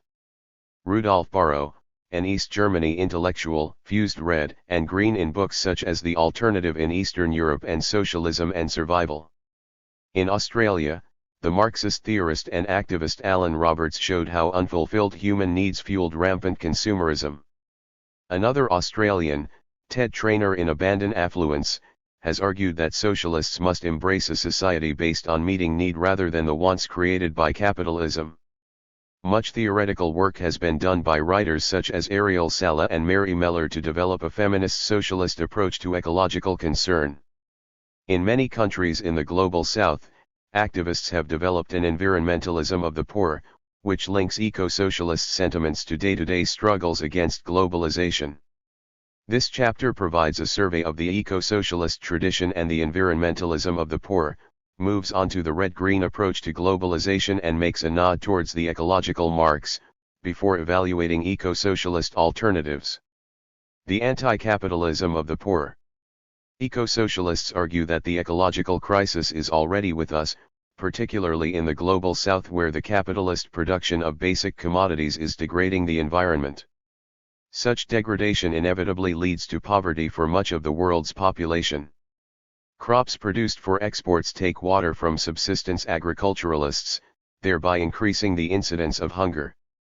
Forests 118 are enclosed, felled, and replaced with fast-growing cash crop species, such as eucalyptus. Such development, as we have seen in previous chapters, makes the poor poorer by separating them from their local means of production. The enclosure of the commons, identified by both Marx and subsistence ecofeminists, is an extremely important theme for eco-socialists. They argue that economic growth and the expansion of capitalism, far from being necessary to remove poverty, leads to poverty. For eco-socialists, it is utterly inappropriate to think of a contradiction between zero growth as a means of reducing environmental damage and the need for increased production to remove the problems of the poorest. The poor have access to the means of production they need to survive and even prosper, but such non-monetized communal means of production are unmeasured by GNP figures. Neoliberal globalization is part of the long struggle of the state and commercial interests to steal from those who subsist. It is destructive of the environment and as such removes access to the resources that sustain ordinary people across the globe. Authors such as Ramachandra Guha and Juan Martinez Alier argue in their Varieties of Environmentalism thesis that there are two environmentalisms, the supposed environmentalism of the wealthy post-materialist North, and the environmentalism of the poor of the South. The environmentalism of the North is partly a construct of academics and the media. It is based on the assumption that environmentalism is a non-essential and aesthetic demand of the relatively prosperous. As individuals become wealthier, they have the choice of being concerned with non-material issues. In the South, the environment is a source of communal wealth. Peasants and gatherers defend it because they know that if their environment is enclosed or destroyed they will find it difficult to survive. Globalization stops people from producing for themselves, accelerates the creation of waste and then pushes the toxic waste onto the very poorest. The end of the world? Eco-socialists draw strongly upon the Marxist analysis identified in earlier chapters, yet while many Marxists celebrate economic growth as a means of raising the productive forces, eco-socialists are strongly critical of capitalist growth. James O'Connor argues that capitalist growth tends to degrade the environment it depends upon to sustain growth. Capitalism, by polluting drinking water, reducing soil fertility and breeding toxins, weakens the ability of both workers and nature to sustain growth. This second contradiction, like the primarily economic contradictions discussed by Marx, has a tendency to drive the system out of existence. O'Connor notes that to overcome environmental contradictions, capitalism introduces new technologies that solve old environmental problems at the expense of creating new ones, for example. 119. Nuclear power is posited as an alternative to greenhouse gas-producing fossil fuels. O'Connor also quotes Gary Snyder's contention that capitalism spreads its economic support system out far enough that it can afford to wreck one ecosystem, and keep moving on. Some eco-socialists fear that the globalist economy is running out of fresh ecosystems to kill. Covell, echoing the criticism of economic growth by Greens noted in Chapter 4, observes, "If the world were a living organism, then any sensible observer would conclude that this growth is a cancer that, if not somehow treated, means the destruction of human society, and even raises the question of the extinction of our species. The details are important and interesting, but less so than the chief conclusion, that irresistible growth, and the evident fact that this growth destabilizes and breaks down the natural ground necessary for human existence, means, in the plainest terms, that we are doomed under the present social order, and that we had better change it as soon as possible." While eco-socialists agree that capitalism is characterized in the third millennium by the activities of transnationals and finance capital, even without such forces the market would tend to be destructive. Covell argues that the distinction between exchange values and use values outlined by Marx in Chapter 1 of Capital is the essential insight for understanding both globalization and the ecological and social ills that it unleashes. In an economy based upon the market, we do not directly produce goods because they are useful to us. We produce goods that we exchange for money that we can then use to exchange for other goods. This seems a sensible and convenient arrangement. However, we constantly have to sell if we are to buy. This means that we have to persuade others to buy our goods if we are to survive. A contradiction tends to develop between the usefulness of goods and their value from exchange. We thus have to sell goods that previously had no use to maintain our ability to buy goods and services. This process has a tendency to get out of hand. In the third millennium, the contradiction between use and exchange values has accelerated to an astonishing gap. Abstract economic activity with no apparent use value commands billions, while concrete useful activity, particularly in the domestic sphere of caring for children or relatives, and preparing basic foodstuffs, is largely unrewarded. Producing for use is no priority at all. If goods were quite useless, one might be reluctant to exchange them, and this would lead to economic problems. For the moment, however, society is focused on exchange. If you buy this book instead of borrowing it from the library, this increases 120 exchange value, but it would be better ecologically and socially to provide books, children's toys, tools, and so on, via libraries, because this would circulate use values more widely. Anything that increases exchange values is encouraged in our society because it allows the market economy to function. However, this means that use values are largely ignored or achieved through duplication and waste. For eco-socialists, it is clearly not enough to reform the worst aspects of capitalism or to define capitalism in such a way that mild change is possible. Many of the anti-capitalists examined in these pages see capitalism as the poisoned outgrowth of what is a basically sane system. The abolition of fractional reserve banking, localization of economies, an element of state or community planning, for example, can be used to heal the system. Eco-socialists see the need for economic growth as built into the market. This takes us a long way from elite theories of capitalism. Such elite theories are political rather than economic. They suggest that a particular class or even group of conspirators get together to design a globalizing system that brings them immense personal wealth and power at the expense of the poor and the planet. Eco-socialist approaches suggest that the reality is even more worrying. Rather than there being a particular group who could be replaced, the system tends to self-perpetuate and is driven by apparently extra-human forces. Covell illustrates this contention with a discussion of the 1984 Bhopal disaster in India, when a toxic gas leak at a Union Carbide plant led to the worst industrial accident of human history. This might be thought to be just another example of the many cases of transnationals wrecking people and planet for reasons of personal greed. Tens of thousands were killed and many more blinded, and over 30 years later the death toll is still mounting.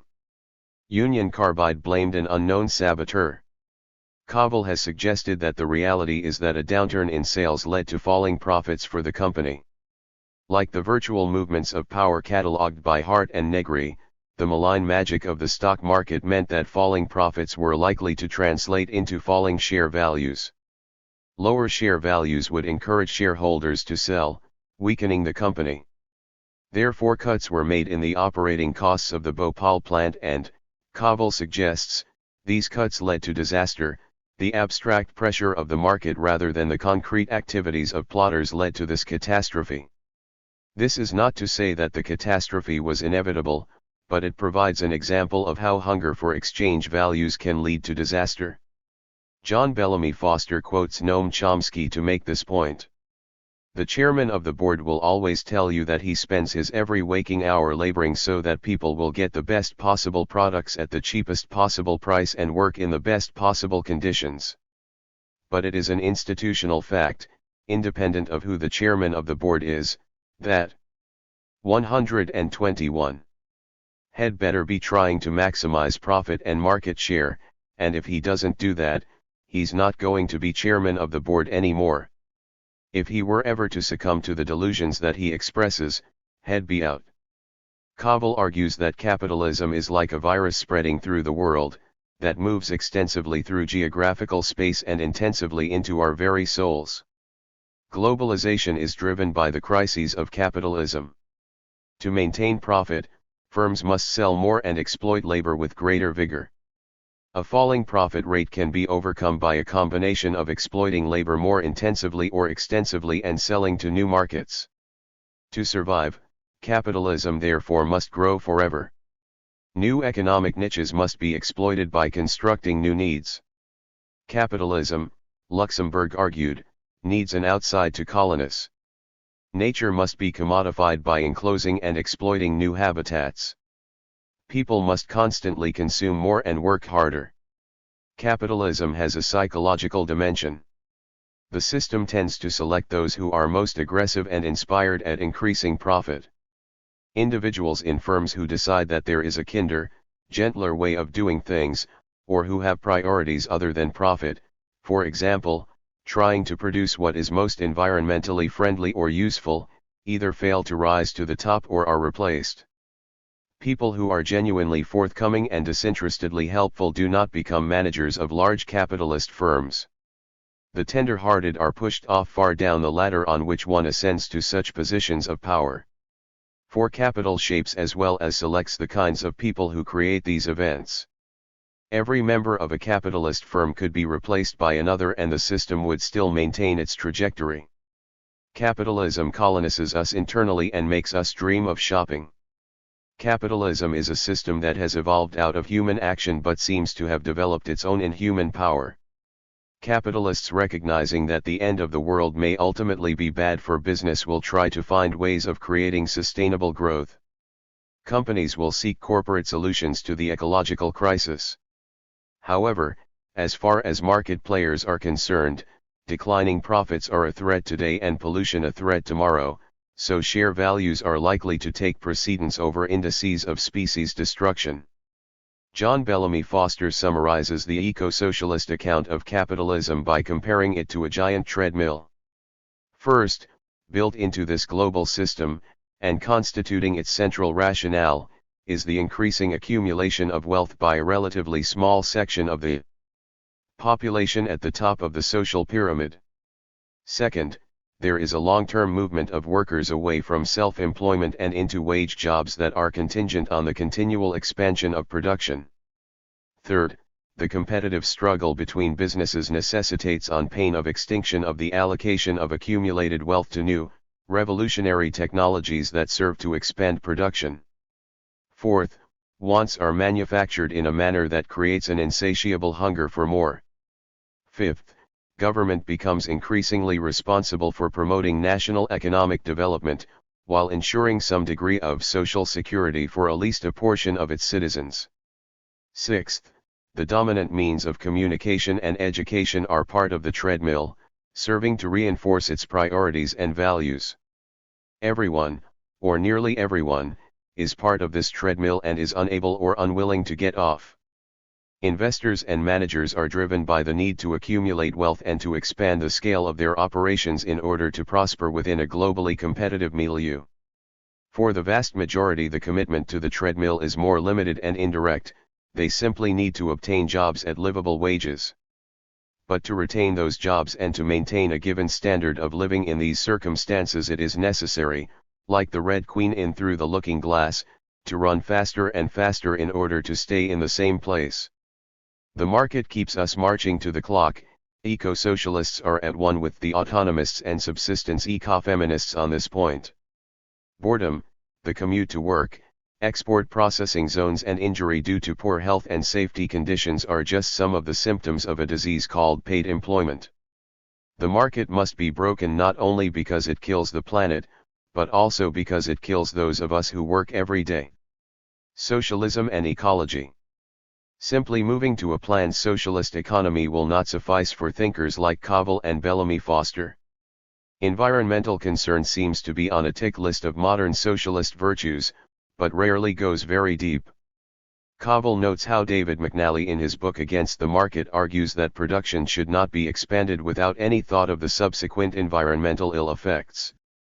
For example, the need for a car, let alone a four-wheel drive, should be questioned given the ecological and social costs. Eco-socialists are somewhat divided on the question of Marx's green credentials. He can be interpreted as a productivist concerned only with expanding the economy. Indeed, Marx argued that capitalism created the expansion of the means of production necessary to create a surplus. Without 123 surplus, communism would simply be the sharing of poverty. Capitalism creates poverty and need, subsuming the whole globe to the dictates of profit. Equally, it breaks up settled hierarchical communities, sweeps away petty tyrants, expands human need positively, removes superstitions, creates a communication system and finally puts together the multitude/working class who will introduce a new society. Perhaps communism is impossible without capitalism. However, Marx noted, in Russia it might be possible for the peasant mir, a form of communal village, to provide the basis for communism without a previous capitalist mode of production. While this may have been a throwaway thought in a draft of a discarded letter, there is more solid evidence for a greener Marx. In one of his earliest essays he noted, "The view of nature which has grown up under the regime of private property and of money is an actual contempt for and practical degradation of nature. In this sense Thomas Mintzer declares it intolerable that all creatures have been made into property, the fish in the water, the birds in the air, the plants on the earth, all living things must become free." For Marx, capitalism and globalization, produced from the expansion of the market, are both good and bad. The green Marx would only be a half Marx, and so too the productivist Marx. Even if Marx was no green, his analysis of how capitalism works, his philosophy based on subtle dialectics and his vision of a society no longer dominated by economics makes him indispensable to any form of green anti-capitalism. In contrast, John Bellamy Foster and Paul Burkett argue that Marx was an early green. Foster notes, "I discovered that Marx's systematic investigation into the work of the great German agricultural chemist Justus von Liebig, which grew out of his critique of Malthusianism, was what led him to his central concept of the metabolic rift in the human relation to nature, his mature analysis of the alienation of nature. To understand this fully, however, it became necessary to reconstruct the historical debate over the degradation of the soil that had emerged in the mid-19th century in the context of the Second Agricultural Revolution, and that extends down to our time. Herein lay Marx's most direct contribution to the ecological discussion. Eco-socialists argue that his notion of a metabolism between humanity and the rest of nature is vital to recreating a more ecologically conscious connection. Marx's materialism, based on sensuous interaction with the rest of nature, is vital to green awareness. Marx and Engels also made numerous statements on ecological issues.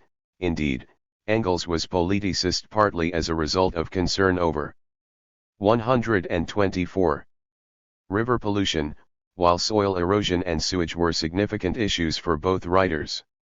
Engels noted, Let us not, however, flatter ourselves overmuch on account of our human victories over nature. For each such victory nature takes its revenge on us.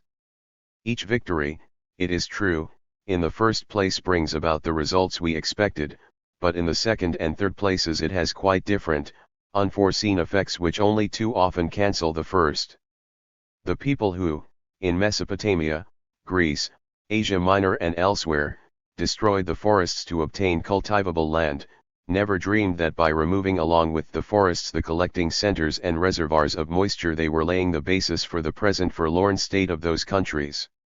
When the Italians of the Alps used up the pine forests on the southern slopes, so carefully cherished on the northern slopes, they had no inkling that they were thereby depriving their mountain springs of water for the greater part of the year, and making possible for them to pour still more furious torrents on the plains during the rainy season. Thus at every step we are reminded that we by no means rule over nature like a conqueror over a foreign people, like someone standing outside nature, but that we, with flesh, blood and brain, belong to nature, and exist in its midst, and that all our mastery of it consists in the fact that we have the advantage of all other creatures of being able to learn its laws and apply them correctly. While there is a minority eco-socialist tradition and more recently mainstream Marxists from Castro onwards have been showing a green side, Koval suggests that socialists need to catch up. He believes that socialism without ecological concern is no basis for a sane world, and that socialists need to take their founding concepts and apply them far more deeply. Malthusianism as murder. Eco-socialists certainly see a range of opinions with the green movement as regressive and damaging. As we have seen, green politics at its most radical can engage a very fundamental critique of economics. However, particularly as regards an ideology that is put into practice by politicians struggling to change the society we live in on a daily basis, according to eco-socialists other Greens step back or are even ignorant of their radicalism. Localism, support for small businesses and demands for a range of ecotaxis are the kind of policies that can be used to gather votes without alienating support. Demands for zero growth, opposition to the tyranny of the clock and fears that quantitative measurements are leading to an instrumental and arid way of living are not the 125 stuff of local election leaflets. Equally green policies have often been subverted. For example, biofuels were a green idea that went wrong, leading to energy crops replacing food, inputs of polluting fertilizers and pesticides and land grabs by corporations. Climate change has been tackled by market-based instruments such as tradable quotas that, while green-inspired, have enriched bankers but failed to halt emissions. Eco-socialists suggest that Greens need a harder edge, a strong awareness of the dangers of the market and the problems of co-option. Environmental concerns with population growth inspired by the economics of Malthus are also strongly criticized by eco-socialists. Thomas Malthus, a 19th-century clergyman, argued that poverty could not be removed by social reform. The poor would always tend to use up their resources and remain in misery because of their fertility. Paradoxically, eco-socialists like many political Greens can be easily labeled as neo-Malthusian because they criticize growth. Malthus was stringently criticized by Marx for blaming poverty not on class injustice but upon the breeding habits of the poor. Neo-Malthusianism tends to suggest that natural resources are running out and ecosystems are being devastated because people have too many babies. Human greed, rather than a system that nurtures overconsumption, is also blamed. Eco-socialists point out that Malthus had nothing to say about ecology himself and that his ideas were used to force peasants from the land into workhouses. The notion of the tragedy of the commons, developed by Gerrit Hardin, is a key neo-Malthusian notion used to justify enclosure. Hardin argued that overgrazing would occur if common land was not owned privately. Herders would graze as many animals as possible, even though they knew this would result in soil erosion and disaster, and a free rider problem would prevent conservation. For example, if any one herder were to graze their cattle less, others would exploit their goodwill by putting more of their cattle on the common. The solution is to abolish all commons and turn them into private property, which will not be abused. Hardin's ecological solution is a clarion cry for the privatization of the last bits of non-commodified land or heavy-handed state control. Guha and Martinez-Alier, in arguing for the often mistakenly termed Malthusian demand to limit capitalist growth, believe that the commons rather than private property are likely to lead to conservation. This is because market-based decision-makers tend to value short-term gain rather than thinking of longer-term needs. In reality, commons regimes have been managed locally by stints or systems of communally agreed use to prevent disaster. There are thousands of examples of well-maintained commons throughout history and around the world. Torbel in Switzerland, a village of some 600 people, grazing lands, forests, wastelands, irrigation systems, and paths and roads connecting. 126. Privately and communally owned property are all managed as commons. Under a regulation which dates back to 1517, which applies to many other Swiss mountain villages, no one can send more cows to the communal grazing areas than they can feed during the winter, a rule that is still enforced with a system of fines. The real tragedy of the commons has been the fact that communal resources have been taken from local people to help create markets and accelerate neoliberal globalization. Elinor Ostrom, while not an eco-socialist, won a Nobel Prize in economics for arguing that commoners could find ways of protecting local commons, and she was critical of Malthusian ideas. A review written with the late Walchesby puts these struggles for the commons in context. Communes formed more or less briefly under the maverick Wycliffe John Ball in Kent, England, in 1381–82, the Hussite Janziska in Tabor, Bohemia, in 1420–24, the Anabaptists Thomas Muenzer of Muehlhausen, Thuringia, in 1524–25, Jacob Hutter in Moravia in 1526–36, Bernard Rothman in Munster in 1533–35, and the Quaker layman Gerard Winstanley of the Diggers in Surrey, England, in 1649. A recurrent theme in various European locales over hundreds of years was the attempt to reclaim the commons, the Taborite communism that sprang up briefly in Bohemia in the 1420s proclaimed, as in the city of Tabor there is no mine and no yours but all is in common, the like it shall be everywhere and nobody shall have a special property, and those who have such property commits a mortal sin. The Hutterites likewise proclaimed, private property is the enemy of love. John Ball supposedly preached that things cannot go well in England, nor ever will, until everything shall be in common. Ecotopia. Cobble is fascinated by a variety of ecological ensembles. Each such ensemble bring together human activities in interaction with the rest of nature. For Cobble, these ensembles can be green or destructive, ranging from a community based around nuclear power to permaculturalists. Ecology ensembles that create environmental sustainability put use value before exchange value. As we have noted, this is because exchange values demand continual economic growth, which wrecks ecosystems. Eco-socialists argue that with usufruct, the principle of using but not privately owning goods, we could all have access to far more useful things without expanding production. To achieve ensembles that are 127. Ecologically sustainable demands not only removing the market but engaging with psychological issues, as well as constructing new practices. Cobble concludes that we need to create or recreate a sensual concern with our surroundings and our products. This radical materialism values what is physically present rather than viewing consumption, production, and distribution as goals in themselves or ways of sublimating hidden or semi-hidden psychological needs. Cobble moves on to an implicit theological critique that argues that over centuries we have tended to ignore the real material world of living things. Eco-socialism draws consciously or unconsciously upon Freud as well as Marx and the Greens. Norman O. Brown's book Life Against Death illustrates the theme that unconscious drives are sublimated into the desire for consumer items and economic power. Eco-socialists use Marx to show that capitalism, far from being rational and based on maximizing human benefit, is a system of organized chaos.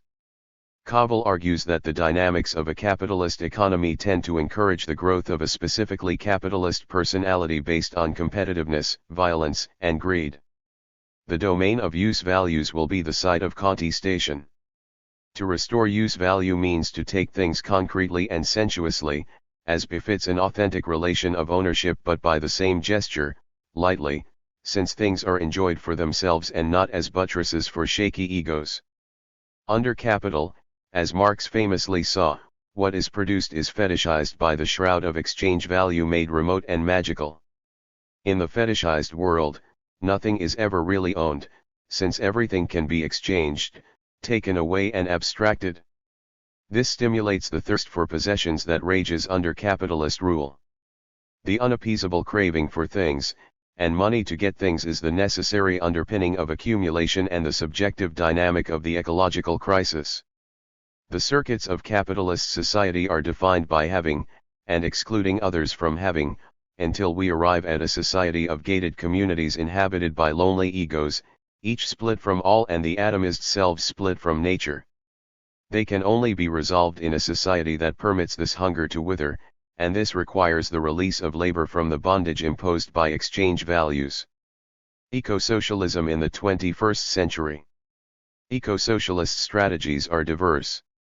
Guha and Martinez-Alier celebrate struggles to maintain and restore the commons, an approach largely shared with the subsistence ecofeminism of authors like Vandana Shiva, discussed in Chapter 9. Other eco-socialists have looked to the traditional working class. After all, toxic industrial processes most directly affect workers, and there is a history. 128. Of working class resistance to ecologically destructive processes. Australian eco-socialists, for example, have been associated with the Green Ban movement, where workers in the construction industry refused to build projects that were environmentally damaging. Globalization makes these struggles potentially more difficult, because firms can move to areas of the globe where resistance is weaker, playing communities off against one another. However, as the autonomists have noted, new technologies including social media have the potential to create powerful global solidarity. Kovel argues for working class action and the construction of eco-socialist parties, although in practice this mainly involves the difficult task of making green parties greener. He suggests that prefigurative projects must also be constructed around forms of production based on use values to provide examples of a post-capitalist world. He cites indie media, the internet-based alternative media network, and other projects associated with anti-globalization protest. Religious communities, such as the Hutterite Bruderhof, who seem to exist outside of capitalist consciousness, also fascinate him. Since the publication of Joel Kovel's The Enemy of Nature and Foster's Marx's Ecology, there has been an explosion of eco-socialist activism, especially in Latin America among indigenous peoples and social movement. Perhaps the strongest and most militant eco-socialist political organization is the Revolutionary Workers' Party of Mindanao, former guerrilla fighters who have established an eco-socialist economy and society on part of the island in the Philippines. The Fourth International, headed by the economist Ernest Mondale until his death, has declared itself eco-socialist, rejecting economic growth and advocating workers' control for green production. Trade union campaigns such as the 1 Million Green Jobs project in the UK have also been growing. And eco-socialists have gained influence in some green parties, particularly in the UK and the US. Eco-socialism provides a critique of what is wrong with contemporary globalization by bringing together both red and green insights. Kovel and other eco-socialists take from the most radical elements of both to show that not only is neoliberal globalization profoundly destructive, but that a deep critique of economics is needed if we are to heal the world. Nonetheless, while eco-socialism is necessary, it is not sufficient. To transcend capitalist globalization, it is crucial to go further still. Another necessary element is the feminist challenge to capitalism, which is discussed in the next chapter. 2. Women of the world unite. Feminist economics. Feminism does indeed have something to say about the objectivity of economics. By adopting a cultural value system that puts undue emphasis on masculine-associated traits and experiences, a concern for objectivity has been allowed to degenerate into a rigid objectivism, and a concern for reliable explanation of human behavior has been allowed to collapse into a dogmatic focus on constrained maximization. Feminist economists have challenged the discipline of economics as sexist, while ecofeminists, Marxist feminists and other revolutionary or radical feminists have attacked capitalism as oppressive to women. However, there are a number of contradictions and problems in describing an anti-capitalist feminism. Like green politics or socialism, with which some feminisms overlap, feminism is a complex discourse. For example, many feminist economists broadly support a capitalist or market-based economy, nor does feminism neatly intersect with gender. One of the most important feminist economists is a man, while another is a transgender woman who was identified as male at birth. Feminist thought is increasingly intersectional, rejecting one-dimensional approaches and demanding that trans inclusion, sexuality, class, ethnicity, and ability/impairment are addressed. However, all feminist economists agree that while economics claims to be objective, it is not, that while it claims to be gender-neutral, it has a male bias, and that economic systems, both market-based and non-market, tend to exploit women. Feminist economists are variously pro-capitalist, anti-capitalist and reformist. There is also the vexed dilemma of essentialism. Gender is not the same as sex, and confusing gender with a fixed identity risks re-importing sexism into feminist analysis. This chapter introduces feminisms, outlines Amartya Sen's important but reformist approach, examines the feminist critique of economics and explores the varied contributions of ecofeminists, Marxist feminists, autonomists, and others. The contribution of Elinor Ostrom, in 2009 the first woman to win the Nobel Prize in Economics, summarizes some key elements of a feminist economics. 130. Feminist revolutions. The feminist economist Deirdre McCloskey observed, "Feminism," says the bumper sticker on my old Buick, "is the radical notion that women are people." Feminisms are, however, varied. Literary theorists have identified distinct French, Anglo-American and English feminisms. Radical, liberal, and revolutionary feminisms have been distinguished. Historical analysis has given us first, second, and third-wave feminisms. Anti-feminism has been seen as resting on advances made by feminists, P.J.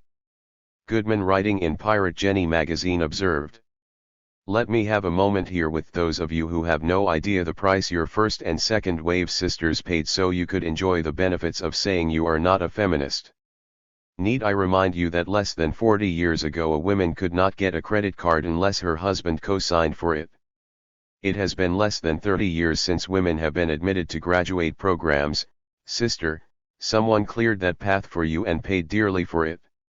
Do the right thing at your next gig, your next gallery show, your next art house screening, your next rock opera premiere, the birth of your baby, or at the birth of your son, and raise your fist, your glass, or your voice to the women who cut a swathe through this jungle for us so we could saunter along in their clear path and dare to say we aren't feminists." Feminist economists are also very varied in their assumptions. Typically, Amartya Sen, a colleague of Elinor Ostrom, mixes a radical commitment to opposing inequality including gender inequality, environmental destruction, and exclusion, with a basic belief in the market. A combination of market economics and feminist commitment has also been proposed by Deirdre McCloskey, who combines it with a fundamental critique of the methodology of economics. Both market-based and anti-capitalist feminists share a skepticism of mainstream economic methodology. Deirdre McCloskey and the methodological challenge to economics. Feminist economists are united in challenging the basic assumptions and methods of economics. Marilyn Waring, a former New Zealand nationalist MP, noted that domestic labour, such as housekeeping and caring for children and the sick and elderly, and traditionally carried out mainly by women, was not valued by economists. Economics does not value economic activity, however vital, that is not exchanged for money. Waring suggested that GDP and similar 131 methods of measuring economic growth needed to be replaced with indicators that included domestic labor. The academic journal Feminist Economics and various professional groups of feminist economists have noted that the assumptions made by economists about the nature of rational economic man are sexist and unrealistic. Katrina Markle noted that while the grandfather of economics Adam Smith argued that the butcher and baker were motivated by money, Adam lived with his mother in Edinburgh, who served him dinner every evening for love rather than cash gain. Julie Nelson, a professor of economics from California, has shown that economics is far less objective than it purports to be. The feminist interpretation advanced in this book does not depend on a worldview that sees current economic practitioners as individually malicious, or sees formalism as a source of pure evil. It does not argue for a feminine economics, or for a new economics to be practiced only by females. What it argues for is a change in the value system of economics, so that economics can become flexible, as well as hard, contextual as well as logical, human as well as scientific, and rich as well as precise. Such an economics would be more adequate for analysis of the economic behavior of both women and men, and by both male and female practitioners. Deirdre McCloskey is a leading exponent of such a methodological challenge. She argues that economists ignore social distinctions between different groups in society, and are too dependent on formal mathematical models. She also believes that gender influences economic decision-making. A postmodern economist, she defines postmodernism as both anti-essentialist and interpretative. She does not believe that it is useful to apply one underlying, fixed definition to feminism, or to anything else that we seek to understand. People are always getting into quarrels about the essential meaning of X. Never mind that if 20th century philosophy has taught us anything, it is that meanings do not lie around like pebbles to be picked up but are social agreements, like definitions of the word hominid or income. Yet it is still the case that one of the most effective rhetorical devices is to define away your opponent with an essential meaning. You know the device. If someone defines what you do as not economics, then she doesn't have to listen to you or answer your objections. For McCloskey, meaning is relational and based on family resemblances. She notes that economists claim to be scientific, but in reality, science is less easily separated from literary approaches than is often understood. Metaphors. Easy. Abound. For example, physicists use metaphor, and indeed the concept of the atom is a metaphor. Economists use metaphors, for example, she notes, no one has seen a demand curve. The literary quality of intellectual activities does not indicate anything goes relativism for McCloskey, but nor does she feel that they can be ignored.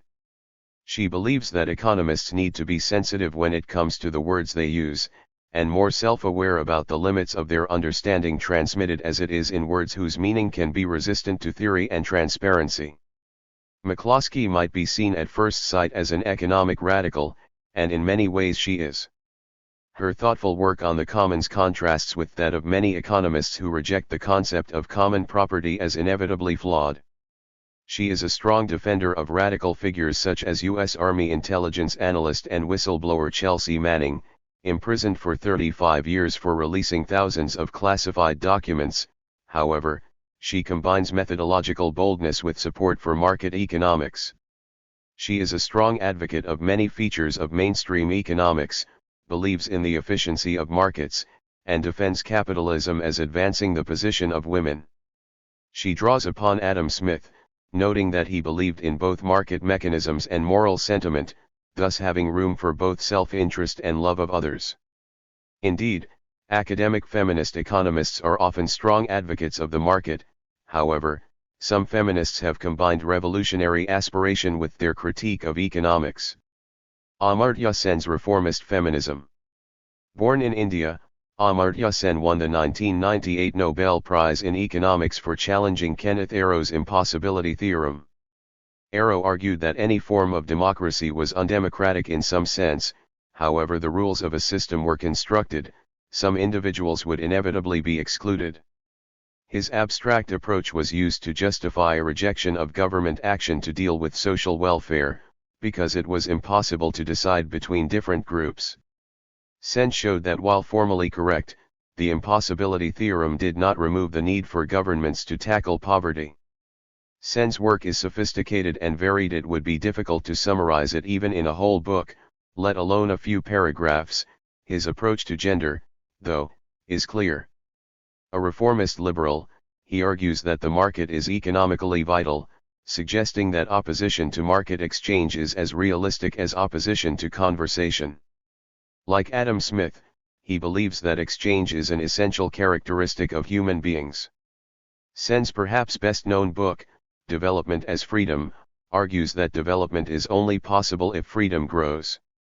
He rejects the narrow pursuit of GDP economic growth, arguing that prosperity 133 must involve all-round human flourishing.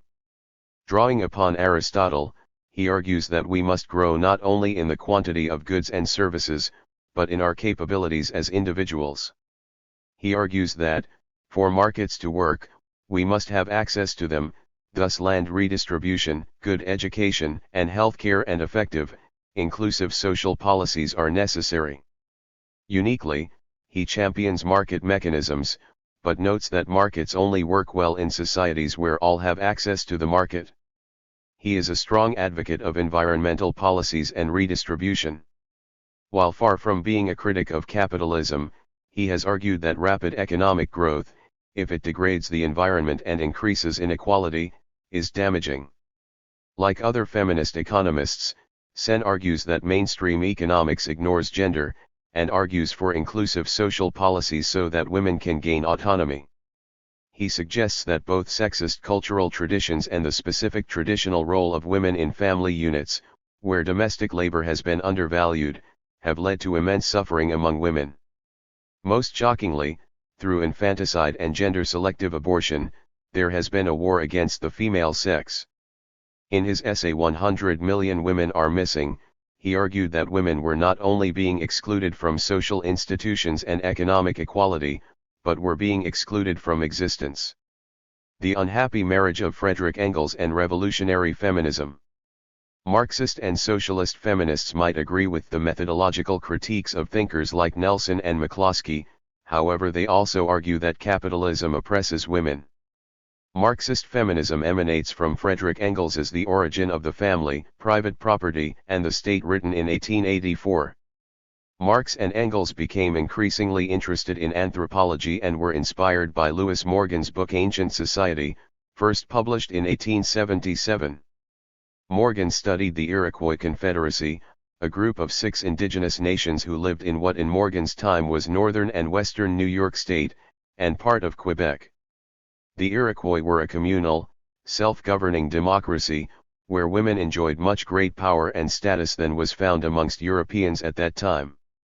Engels believed that, in prehistory, matriarchal societies were universal, with women enjoying equal status with men and being politically powerful. Such societies rejected the nuclear family and private property. What Engels classed as a world historic defeat for womankind involved the emergence of private property, monogamous relationships, the nuclear family, and the oppression of women. In prehistoric communist societies, women were free. According to Engels, the oppression of women was necessary for private property ownership, with male heirs inheriting property and accumulation occurring. In a future communist society, women would once again be free. 134. Engels and succeeding Marxists argued that property rights were at the heart of women's oppression, and that women's liberation required a revolution to create communism. Engels was sincerely concerned with feminist goals, but he and other Marxists have been seen as oversimplifying the oppression of women. Marxist feminists such as Selma James, who in her book Marx and Feminism advocates wages for housework, have stressed that capitalist production requires the reproduction of workers, hence domestic labor undertaken by women is functional to capitalism. Other feminists have argued variously that capitalism has increasingly integrated women into paid employment, freeing them from patriarchy and unpaid labor, at least partially. Liberal feminists argue that better pay and conditions for women workers, rather than revolution, is the path to liberation. Marxist approaches may ignore the independently gendered role of oppression by centering on class struggle, the abolition of private property and the creation of communism. Ecofeminists have argued that both patriarchy and capitalism must be challenged if women are to be liberated, arguing that, even if capitalism was abolished, men might continue to benefit from the oppression of women. Ecofeminism. Eco-socialist feminists argue that the material circumstances of women's existence from giving birth to largely sustaining economic activity via care and subsistence activities mean that women carry the burden of ecological crisis and enclosure. Ecofeminists have developed a fundamental critique of economics in general, and globalization in particular. Vandana Shiva, the Indian physicist, is very much at the forefront of the anti-globalization movement. Her subsistence perspective turns economic wisdom on its head, not merely criticizing economic growth, but arguing that growth fuels poverty. Where Soros, Stiglitz, and the NGOs call for reform to achieve speedier development, she and her colleagues see the development process as one of enclosure. Economic development occurs when ordinary people are forced from the land and made to take part in market economic activity. They lose their freedom and health, and their standard of living falls as they are denied access to economic resources, such as common land used for grazing animals. Forests that produce fuel, food, and medicine are enclosed, literally and legally. As private property, they can be used to grow crops for export, which can be measured in monetary terms and lead to economic growth, despite rising real poverty. Gross national product fails to measure what is economically important. From the subsistence perspective, what matters is the domestic work of women, which, like the backs of elephants in certain cosmologies, support the weight. 135. Of the universe. The bulk of important work, such as gathering firewood, growing crops, herding animals, cooking meals, repairing and caring, has been completed in most societies in most parts of the world for most of human history by women. The male, who makes politics, drinks, and gambles, has long been redundant in the world of subsistence. Shiva criticizes the predominantly male economic community for having no insight into real economic activity. She sees globalization as a means of waging war on the poor by driving peasants from the land. The political economy espoused by Shiva echoes the complaints of the Zapatistas who, as we noted in Chapter 1, launched a revolution because they feared the effects of the North America Free Trade Agreement. Peasant opposition to globalization is both more radical and more conservative than other strains of anti-capitalism. These are people who quite like mobile phones and the internet but are very keen to be left alone to live in an informal village economy. They believe in a revolution that rejects almost all aspects of economics, practical and conceptual, so they can live in conditions that are often seen as primitive. GM crops and other high-tech solutions to the problem of hunger are a particular source of anger to peasant farmers. Numerous studies have suggested not that there is an absolute shortage of food in the world but that distribution is a problem. Free trade is one means of making life difficult for peasant farmers, because their crops may be more expensive than the products of large-scale agribusiness. They cannot sell their surpluses and find it more difficult to maintain independence. Agribusiness and big landowners gain most from new technologies and can outcompete peasant farmers. Modern agriculture demands neat rows of single crops for the export-led growth advocated by globalists. But monoculture farming is more vulnerable to pests and diseases, thus requiring ever-increasing use of pesticides. Monoculture also results in declining soil fertility, so the need for more fertilizers. It prevents the growth of local crops for local use.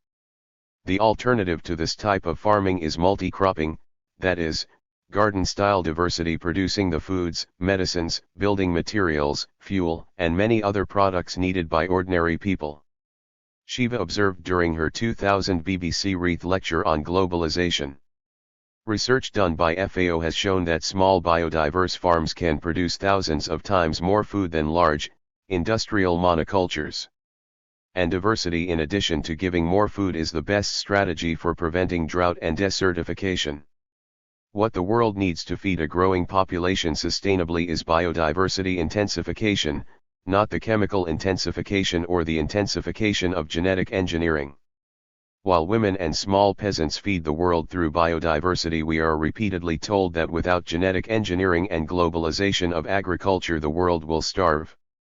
In spite of all empirical evidence showing that genetic engineering does not produce 136 more food and in fact often leads to a yield decline, it is constantly promoted as the only alternative available for feeding the hungry.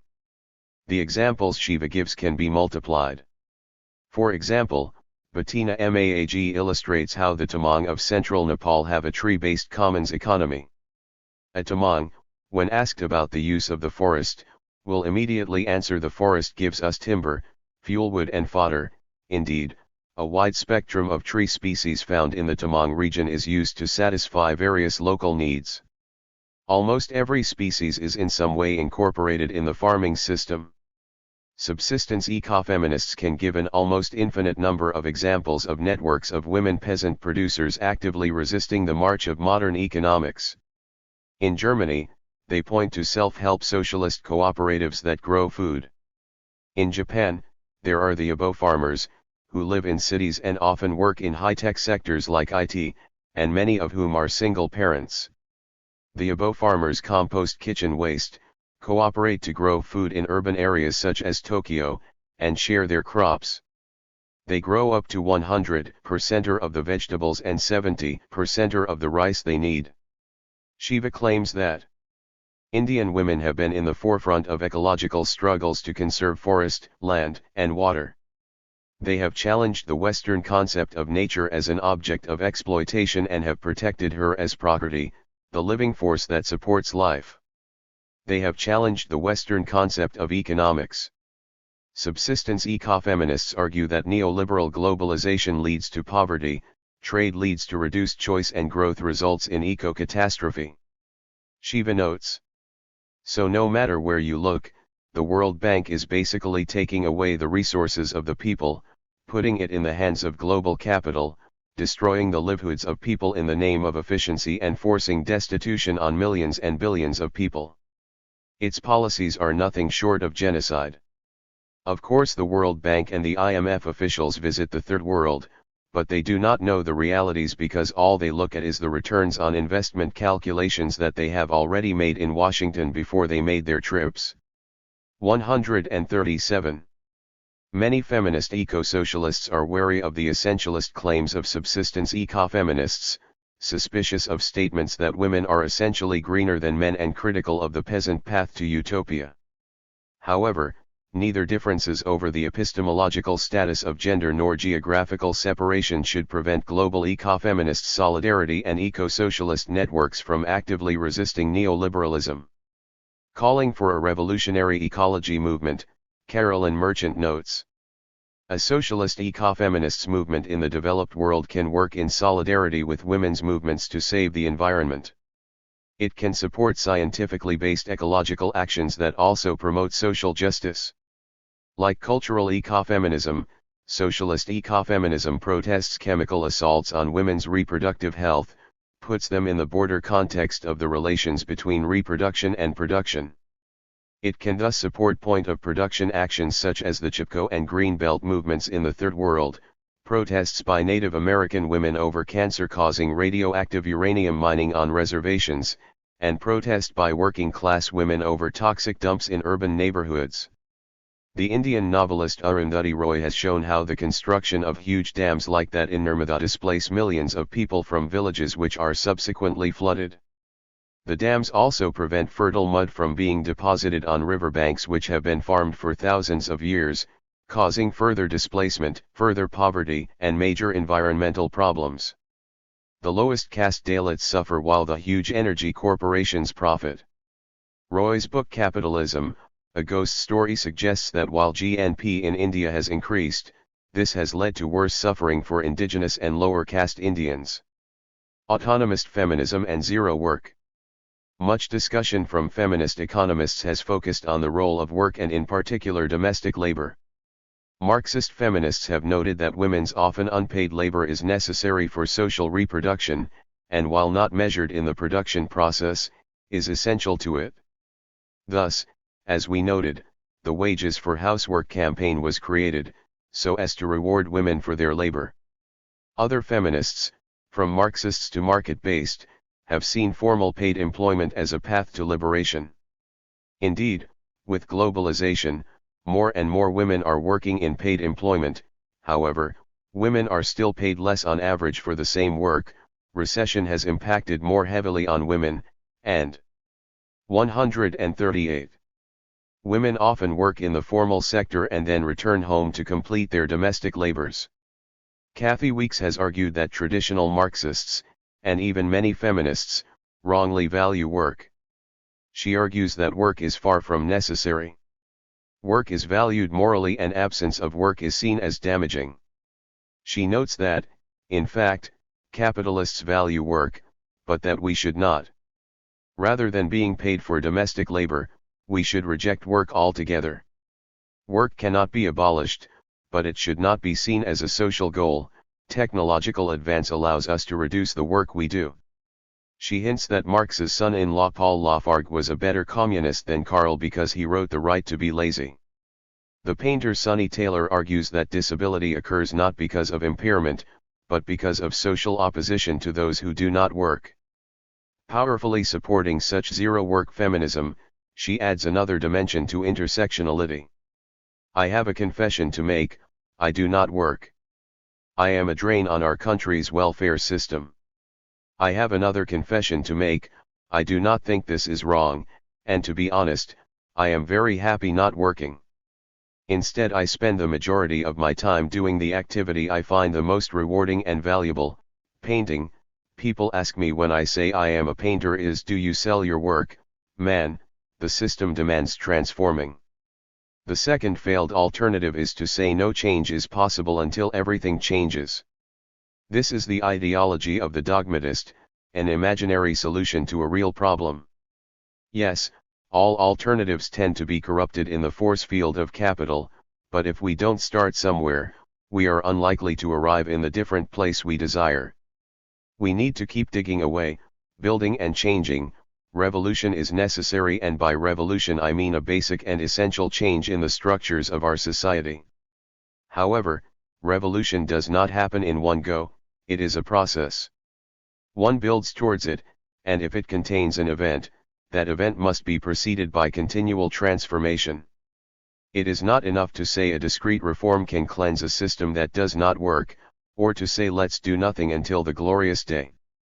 We have to get to work now. This highlights the significance of class, and other structural inequalities. Social classes are difficult to describe with precision, and social class does not capture all sources of injustice, power, and potential for change at an aggregate level. An intersectional approach is needed. However, the rich and the powerful act together, on the whole, to preserve privilege. Anti-capitalism requires broad democratic ownership. Capitalism concentrates ownership and therefore power in the hands of an ever smaller minority. The dominant class or classes wage class warfare against the rest of us. The recent lessons of austerity show this most clearly. This is not a book about class, but events do occur in a class context. The rich seek to preserve their gains and keep the rest of us distracted with bread and circuses to let them get on with it. The political struggles to win power to create change and take on the powerful need to be discussed in detail. From class composition to political parties, there are many questions that need researching. The question of ideology, our imagined relationship to real-world conditions, is also vitally important to discuss. There are many more books to write, but material political practice is of greater necessity. Let's continue the intellectual task of understanding capitalism and alternatives to capitalism in necessary detail. Let's challenge the 0.001%, who currently run the world, and let's grow a new system. The future of capitalism is inequality, instability, ecocide, and even where it seems to work, it's a system, invented by humans, that uses us as tools. We can do better. A democratic and ecologically sustainable future is necessary and possible, but we will have to fight for it. Let's build it now.